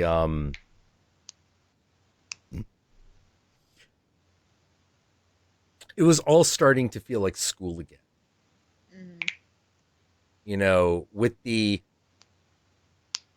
well, let's treat this guy like shit and like he's an outsider when it suits us because we don't want to look bad by agreeing with him. And I'm like, what have I ever done besides stand by you? What have I ever done besides like do that? Did I do something wrong? Well, you're bringing in an undesirable element. An undesirable element. You mean the Gamer Gators? Which, yeah, they did mean that. Oh. They did mean that. That's exactly what they meant. You know, because we were like, they're just, why not entertain them? Yeah, we agree on a lot of things. We disagree on a lot of others. Might as well make entertainment that reflects this. Yeah. Relationships were ended. Friendships were ended. Yeah. And it was awful. And it was totally awful. And it completely threw me for a loop. I was not ready for it. I was not ready for it because I was like, why is this happening? Why are you doing this? You know, they're like, well, I don't know if I can trust a person who won't pick a political side. And I'm like, a political side in what? There was a political side in Gamergate? I thought it was... Oh, yeah. Oh, yeah. fuck yeah, there was. Fuck yes, there was. There absolutely fucking was. I just didn't realize it at the time. I didn't realize it at the time because that idea is ridiculous, right? Yes. It was ridiculous. Like, it's about video games. What the fuck's wrong with you? But no, there was a huge political component to it. It was massive. You know, basically it was, how else to put it? It was progressive feminism on one side and everyone else on the other. That's how it worked. That's how it was. And you're just sort of like, whoa, wait a minute. Like, I thought we were talking about women's representation in video games. It's like, well, they hate that. And I'm like, no, they don't hate that. Now, I know that's what they're saying, but you have to understand something. They're a mob. They're an angry mob. And an angry mob does not necessarily say what it really thinks. You have to observe it. You have to talk to a bunch of people. Not too many. 5, 10. And you find the common thread between all of them. And then you realize what it is they're really after. And I can tell you what they're really after. It's like, what? It's like they're after Kotaku and Polygon. That's who they hate. Right. Zoe Quinn, just a fucking symbol of Kotaku and Polygon. They really hate those guys. They're like, why? Because they blame them for all the evils in the world. The two websites that are supposed to represent the consumer level of gaming has decided that gamers are responsible for all the evils in the world. They threw them out of Eden. They threw them out of heaven without ever having had them launch an assault. A real assault. They just fucking hated two girls, and you threw them out. You didn't even try to correct them. You didn't defend them. You just threw them out. Mm-hmm. That's who they hate. That's who they really hate. That's why the fucking Gamergate fucking subreddit is called Kotaku in Action. Was that not a huge giveaway? They hate them because they those people made them feel like they were the devil and they deserved to be punished. That's why they're angry. That is something that can be healed. That can be healed. We can do this. We can do that. Well, it sounds like you're sympathizing with them. Yeah, a little bit. They're people. Yeah. They're people who who've suffered a wound that I can identify with. Well, I don't think that they're, people. That's debatable. All right, that's it. That's the end. That's the end. You say people, that's debatable? Fuck you. It is not debatable. It is not debatable that they are people. They're people. You could even say that they're evil, fucked up, twisted people if you really wanted. And I still wouldn't say fuck you. I would say you're not looking at it right, but I wouldn't say fuck you. You say they're not people, kiss my ass. Of course they're people. Of course they're goddamn people. You know, a person doesn't stop being a person just because they don't live up to your moral standards. That keeps shifting, by the way. You know, there's nothing, because once you do that, now nothing they do is good enough. Nothing they do is good enough. And when they find that out, it's going to be time to pay the piper. It's going to be time to pay the fucking piper. And they are not going to listen to you. It's what's done is done. It's one of those like, what's done is done. You have sealed your own fate. You know, and at that point I'm like, oh God, you gotta be kidding me. You gotta be kidding me. Like, really? And at that point, like, they were just like, no, you're an awful person. You're an evil alt-writer. And I'm like, what? Yeah, like, what? You know, like, evil alt-writer? Like, what the fuck are you talking about? Like, that's not... No, I'm a fucking pissed off liberal, like I always have been. Right. You know, I'm mad at you. I'm a pissed off liberal who's pissed off at other liberals. Isn't that kind of par for the course? Well, we need to think about unity. Well, we can't think about unity if it's all based on lies. You know, well, lies are really a matter of perspective. You know it's a lie. I'm not talking about, like, matters of perspective levels of lying. It is a lie because you literally fabricated shit. Right. You know, well, it's for the greater good. It's always for the greater good, you cunt. The road to hell is paved with good intentions. Ends justify the means is such bullshit. It's such... Yeah. Ends justify the means? No, doesn't happen. Because the means is what you have to live with. You gonna live with that? Are you gonna live with... Oh, sorry. Are you gonna live with the fact that you fucking villainized Total Biscuit knowing that he was innocent? They knew. Mm-hmm. They fucking knew. It's like, well, he's not really a gamergator, but if we can make him look out to be one, then we can just... We have something we can fight. And I'm like, what? What are you talking about? You can't do that. That's not right. You can't...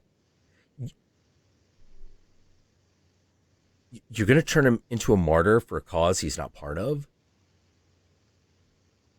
Do you really want to do that? First of all. Second of all, everything else that's horribly wrong with what you're doing. I couldn't believe it. You know, and I'm just sitting, and everyone on Gamergate was like, they're doing this on purpose. And I'm like, oh, maybe, I don't know. And then I found out that. Right. And I'm like, oh, they were right. They were right about you. They were right about you. You will do any unscrupulous or immoral thing that you have to win. That makes you evil. Right. You know, that's what evil is. That's its nature. You know, doing whatever unscrupulous or immoral thing you have to win. That's another part of the people that's debatable thing. If you look at your adversaries as monsters, then, well, I could never be like that because I'm not a monster. Yeah. Going after a cancer guy. Yeah, going after a guy who has cancer. And yet, then going like, well, we find these things to be ableist. You monsters. Like, that is monstrous behavior. You know, it's one of the things that I absolutely understand. I have a lot of arguments with people about Jordan Peterson, but one I'm not willing to give up is this whole, like, you have to understand that the people making these arguments go to the most privileged schools in the nation. A lot of them go to the most privileged schools in the nation. So, and they're going to be the world leaders. That's the way this works. Yeah. They will lead, but they want the privilege of being both the leader and to take the privilege of being the oppressed underclass. And that's disgusting. Yeah. And I'm like, yeah, I can't see anything bad coming of that.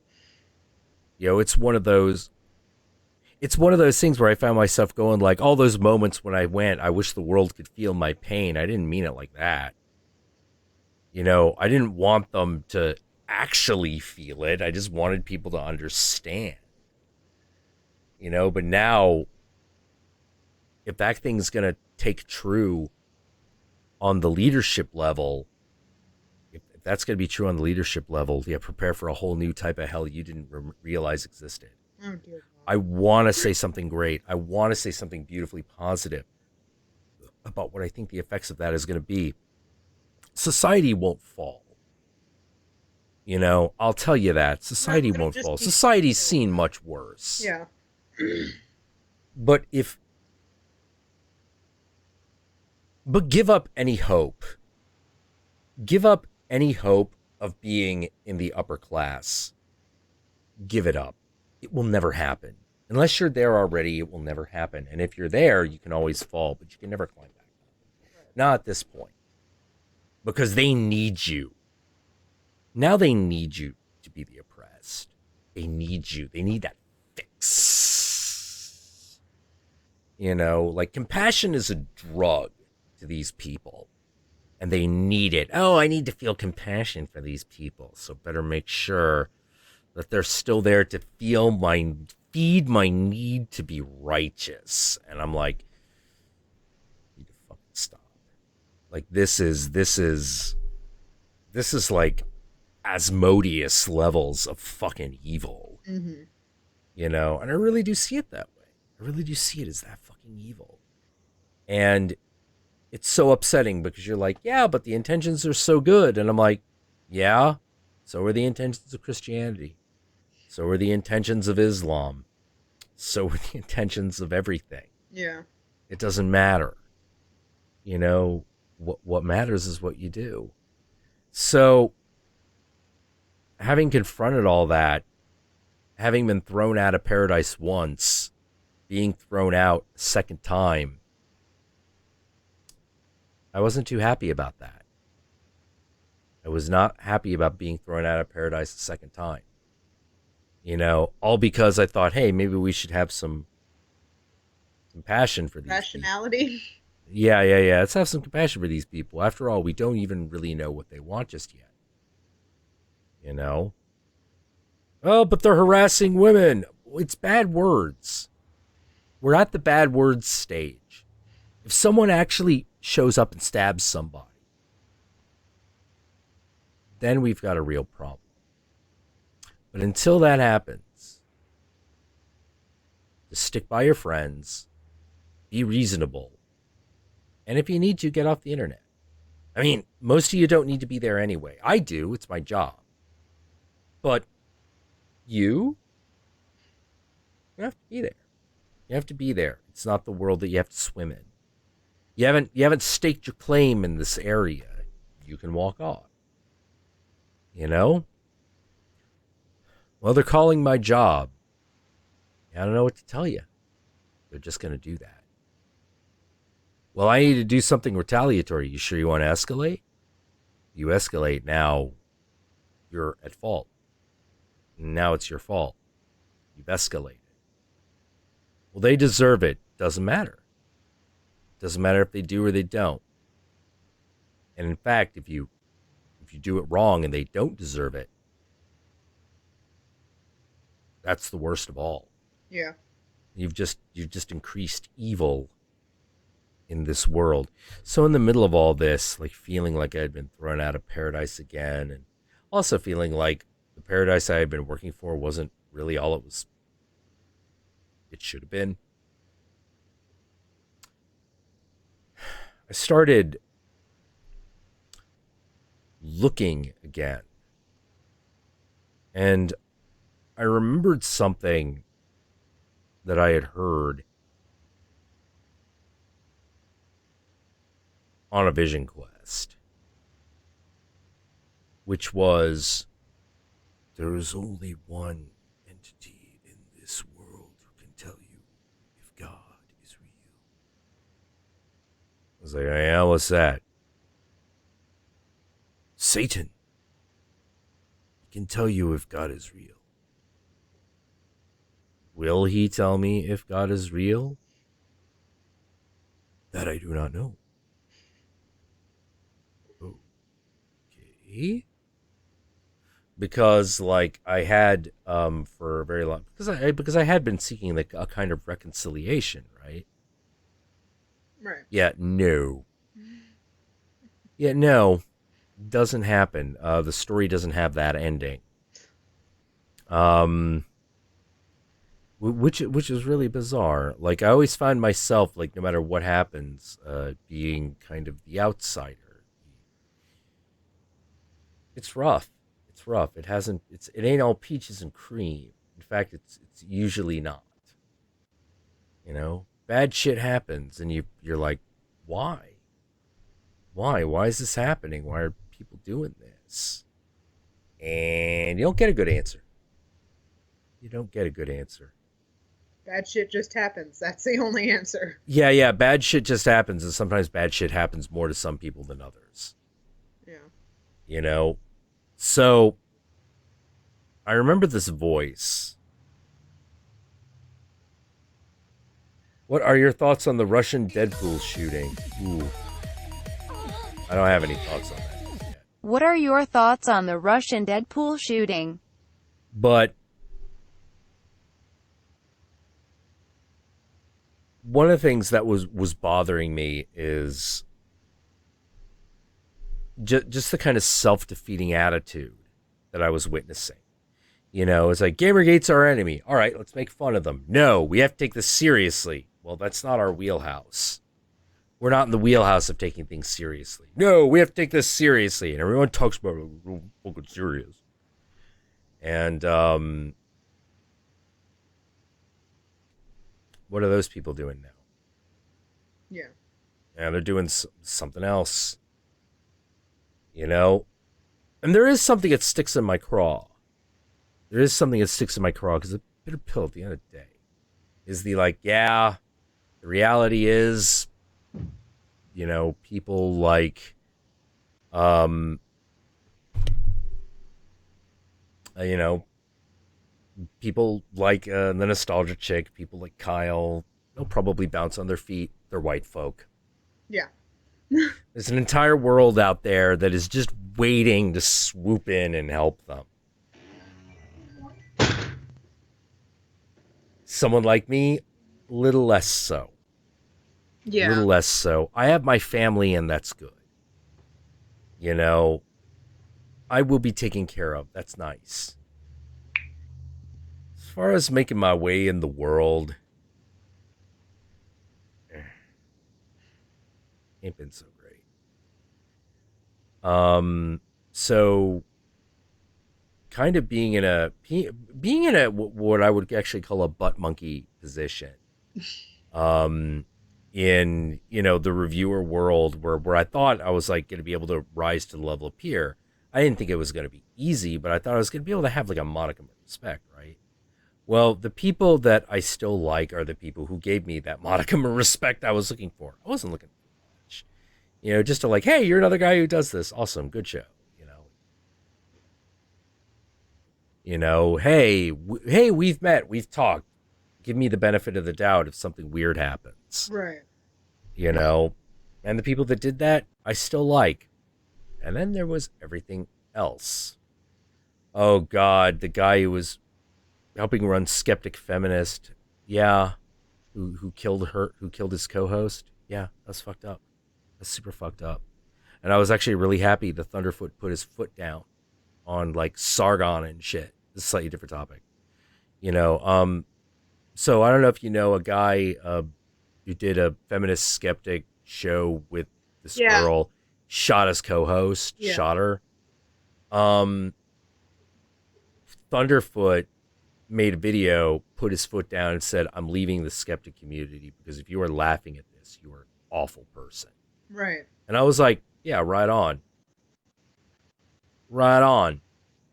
You keep being Thunderfoot because you know your moral boundaries, you know, which is not something we can all say. And I respect that. I respect knowing your moral boundaries. So I regained a lot of respect for Thunderfoot because of that. TJ too, for that matter. he was another one who was like, we can't be laughing about this. This isn't right. You know. But so I'm going through all that. And maybe I should save that for another time.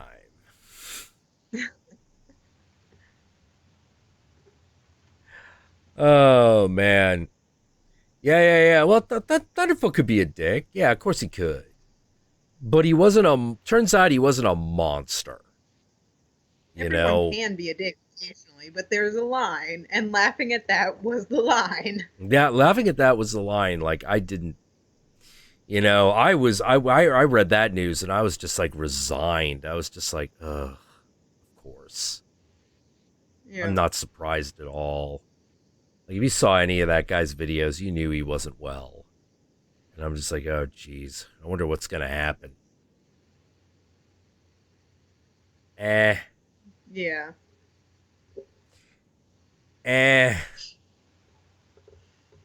Oh man. Well, do you have any other questions for me? No, not really. That was about it. I always like hearing about other people's religious raising because my mom kind of bounced us around from church to church to church our entire lives. So. Got it. Yeah. Catholic and then Baptist. The Baptist taught me how to love everyone and hate everybody else. Mm-hmm. And the Catholics taught me what it meant to be at the bottom of a pecking order. Yeah. And that is, it's a very, very, very bad place that you don't want to be. Ever. You never want to be in a place where it is okay to do anything to you. And not even the adults are going to help you. Right. It's why when people are like, oh, well, we need to watch the children. I'm like, no, you need to watch them less. You watch them too much as it is. The more you watch them, the more you can control them. Mm-hmm. And that just ingrains the pecking order because the adults will they don't care. They just care that their kid's not on the bottom. Right. So you pick on that weird one. Yeah. Pick on the weird kid. It keeps the rest of y'all safe. Keeps the rest of you safe. I am not exaggerating. You do not realize it's one of those like you do not realize how nasty people are. If you don't realize that people do that. Mm-hmm. People are nasty on a daily basis, truly nasty. So why the devil? Because I need to learn to be nasty. I tried to be as nice a kid as possible. Oh, God. Not hurting anybody, being nice, being understanding. Nope. Even being understanding when they were doing things like we can be friends, but no one can know about it. Even trying to be understanding then. Because I was just so happy that someone was at least being nice to me. And now? No. And I was starting to get that treatment again. Mm-hmm. And that's when I was like, fuck this. No, we're not friends. We're not friends. And I am not hanging around you anymore. Yeah, I was the kid that transferred out of a private Catholic school into a public school in the middle of the school year in like second grade. So yeah, I was the weird kid that no one talked to. So I was just like, I'm gonna be a bitch. Yeah, it's kind of it's very weird when you find yourself at the bottom. You just when you find yourself at the bottom of life's hierarchy, like you don't really want to worship their God anymore. Right. Because there's this kind of feeling like this is what has put you in this hell. Mm-hmm.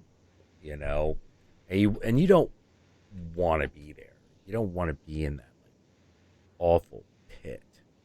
It's too painful. It's too okay to hurt people. Mm-hmm. I don't like that. I don't like being in that place where it's too okay to hurt people. you know, but I'm there a lot.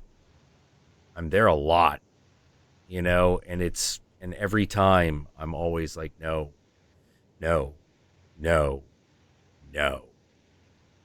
Again and again and again. The answer is always no. It's like, no, I don't really want to hurt people. Why? You know, there were times when I had, there were times when I hurt people and it was fine. Bullies mainly. Yeah. You know, that's different. That's a little different. Yeah, no, that You was know. part of the whole bitch thing. I would always make sure to punch up. Well, I don't know. No. Didn't matter to me. You know, wouldn't matter to me.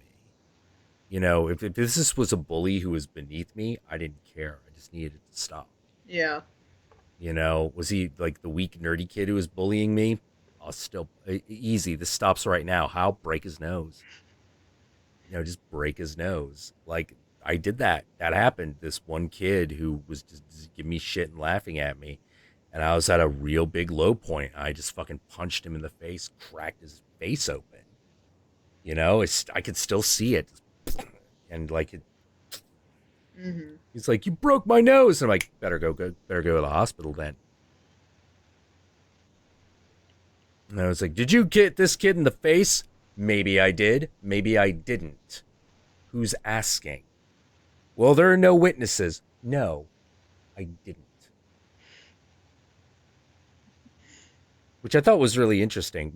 And the reason I did that is how many times had I gotten in trouble when a kid started a fight with me? Right. And all of a sudden, 3 friends were there who all say he didn't do it. Oh. Yeah. No. No way. It's one of those like, and all of a sudden you find yourself playing by society's rules. And you find yourself going, I hate this. Yeah. I hate this. I hate playing by its rules. They're horrible rules. They seem to be able to dance around and laugh like it's nothing. Like it doesn't matter that they do this. And I'm sure life will reward them for it. Right. Meanwhile, I'm trying to play by the rules just so I don't die, and it's die. Yeah. And it's sickening me. You know, it's making things. It's making things awful. It's like, hey, let's pick on the weak kid and get him out of the gene pool. That's what that's all about. Mm-hmm. You know, and eventually, like, there was this voice in me. It was like, you could show them who's weak. You could really do it. You know how to do it. It's like, I can't just kill them. It's like, well, you shouldn't. But you know how to do it. You know where that guy lives. You know what his car is. And you know what a brake line is. Mm-hmm. And you know he likes to speed on that highway. Who's really gonna notice? It's like, no, I won't do it.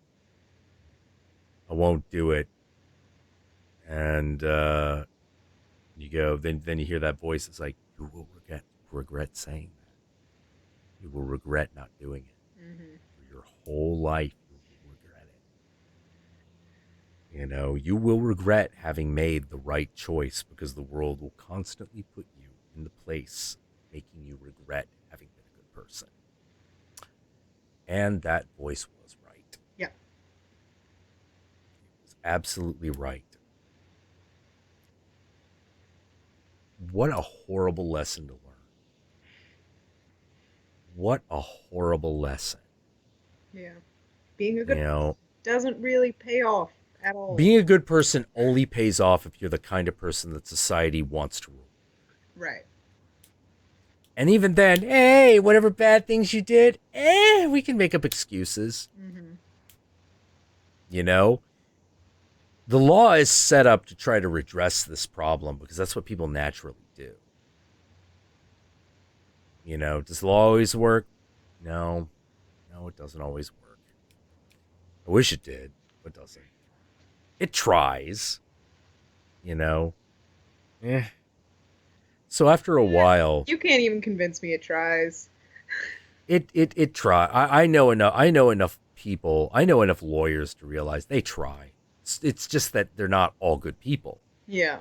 You know, not all lawyers are good people, but a lot of lawyers are good people, and they try really hard. You know, and it's been more than one occasion where someone is like, "This must when you describe Catholic school, this must be what it felt like," and I'm like, "That is exactly what it feels like. You feel like you're doing the right thing all the time, and you're being punished for it for no reason, other than it was the right thing, so we have to punish you for it." You know, and he's like, "Why do you think that is?" And I'm like, "Because it's hell. We don't live on earth. We live in hell." Do you literally mean that? Well, not literally. Hell's a state of mind, but we create it.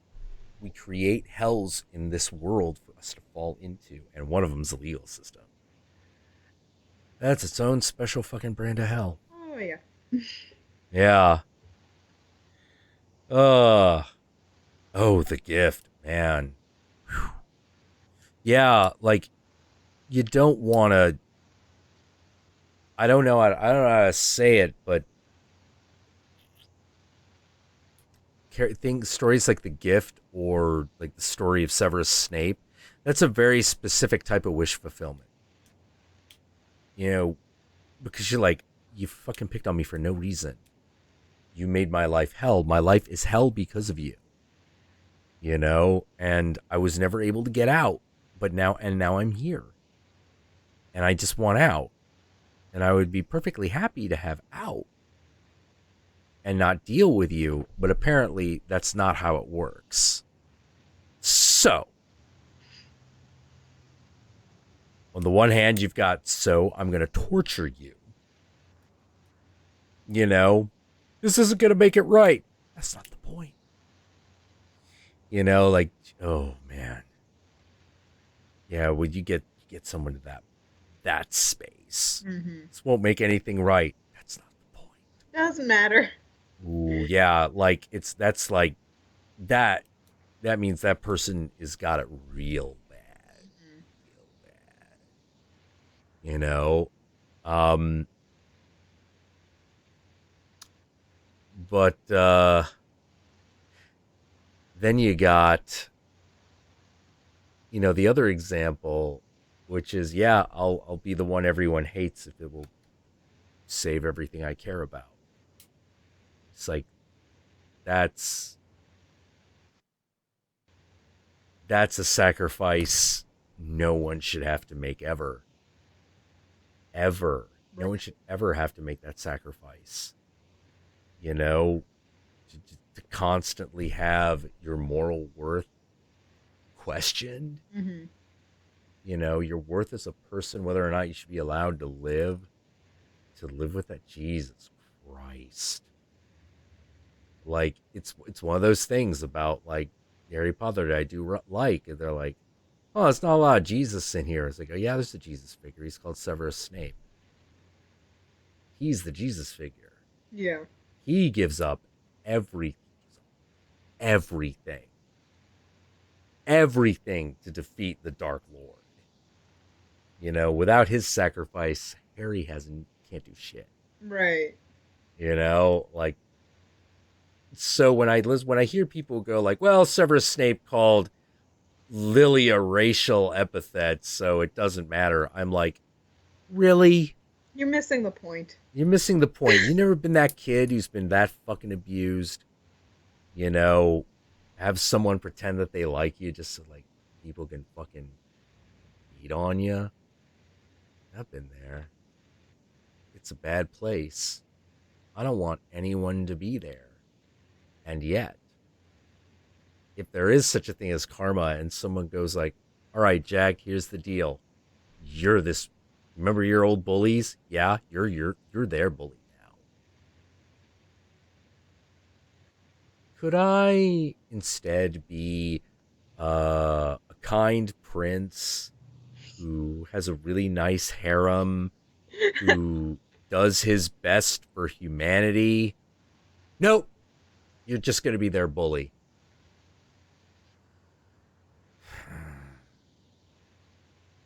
All right. Yeah. I guess. You know, I'd much rather be a rich prince with a harem who's just like, there's starving people in Africa. Ooh. Well, we better feed them. The warlords are taking all the money. What? Raise the army. Raise the army now, find me the best general in the land, and we will kill them. We will kill the warlords, and we will get food to the people. Mm-hmm. You know, well, what about all the collateral damage? People are dying now, sir. I don't care. We will do this. Do it. Go in. Kill them. I don't mind. It's all right. It's like, do you really believe it's all right? No. They've just angered me. They have angered me by turning my gift, by subverting my gift. They have pissed on me, and now we're going to just end them, and then that'll be it. You know, that will be fine. You know, like, what if they ask for mercy? See if they'll serve. If they are willing to serve, then we will grant clemency to every other one. What do we do with every other one? Kill them on sight. Why? It'll send the message. Kind of It'll like send the message. decimation in the Roman army. It's like, one of you fucking. Oh yeah. Well, it's there's definitely a part of me that's like, it's like, look, if I'm just gonna be a monster no matter what happened, I mean, it might as well be a monster in a good position in life. Right. You know, but even that I don't really think is the point. Not truly. So, I'm actually been dancing around like this whole thing, and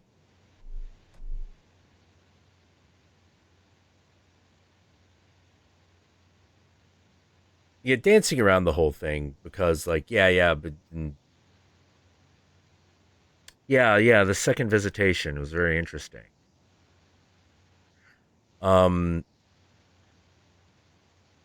This is when I had the vision of Baphomet and the witch, and the witch told me that Baphomet was my father, and I'm like, well, I have a father. You know, I love him quite a lot, and she's like, oh no, it's your spiritual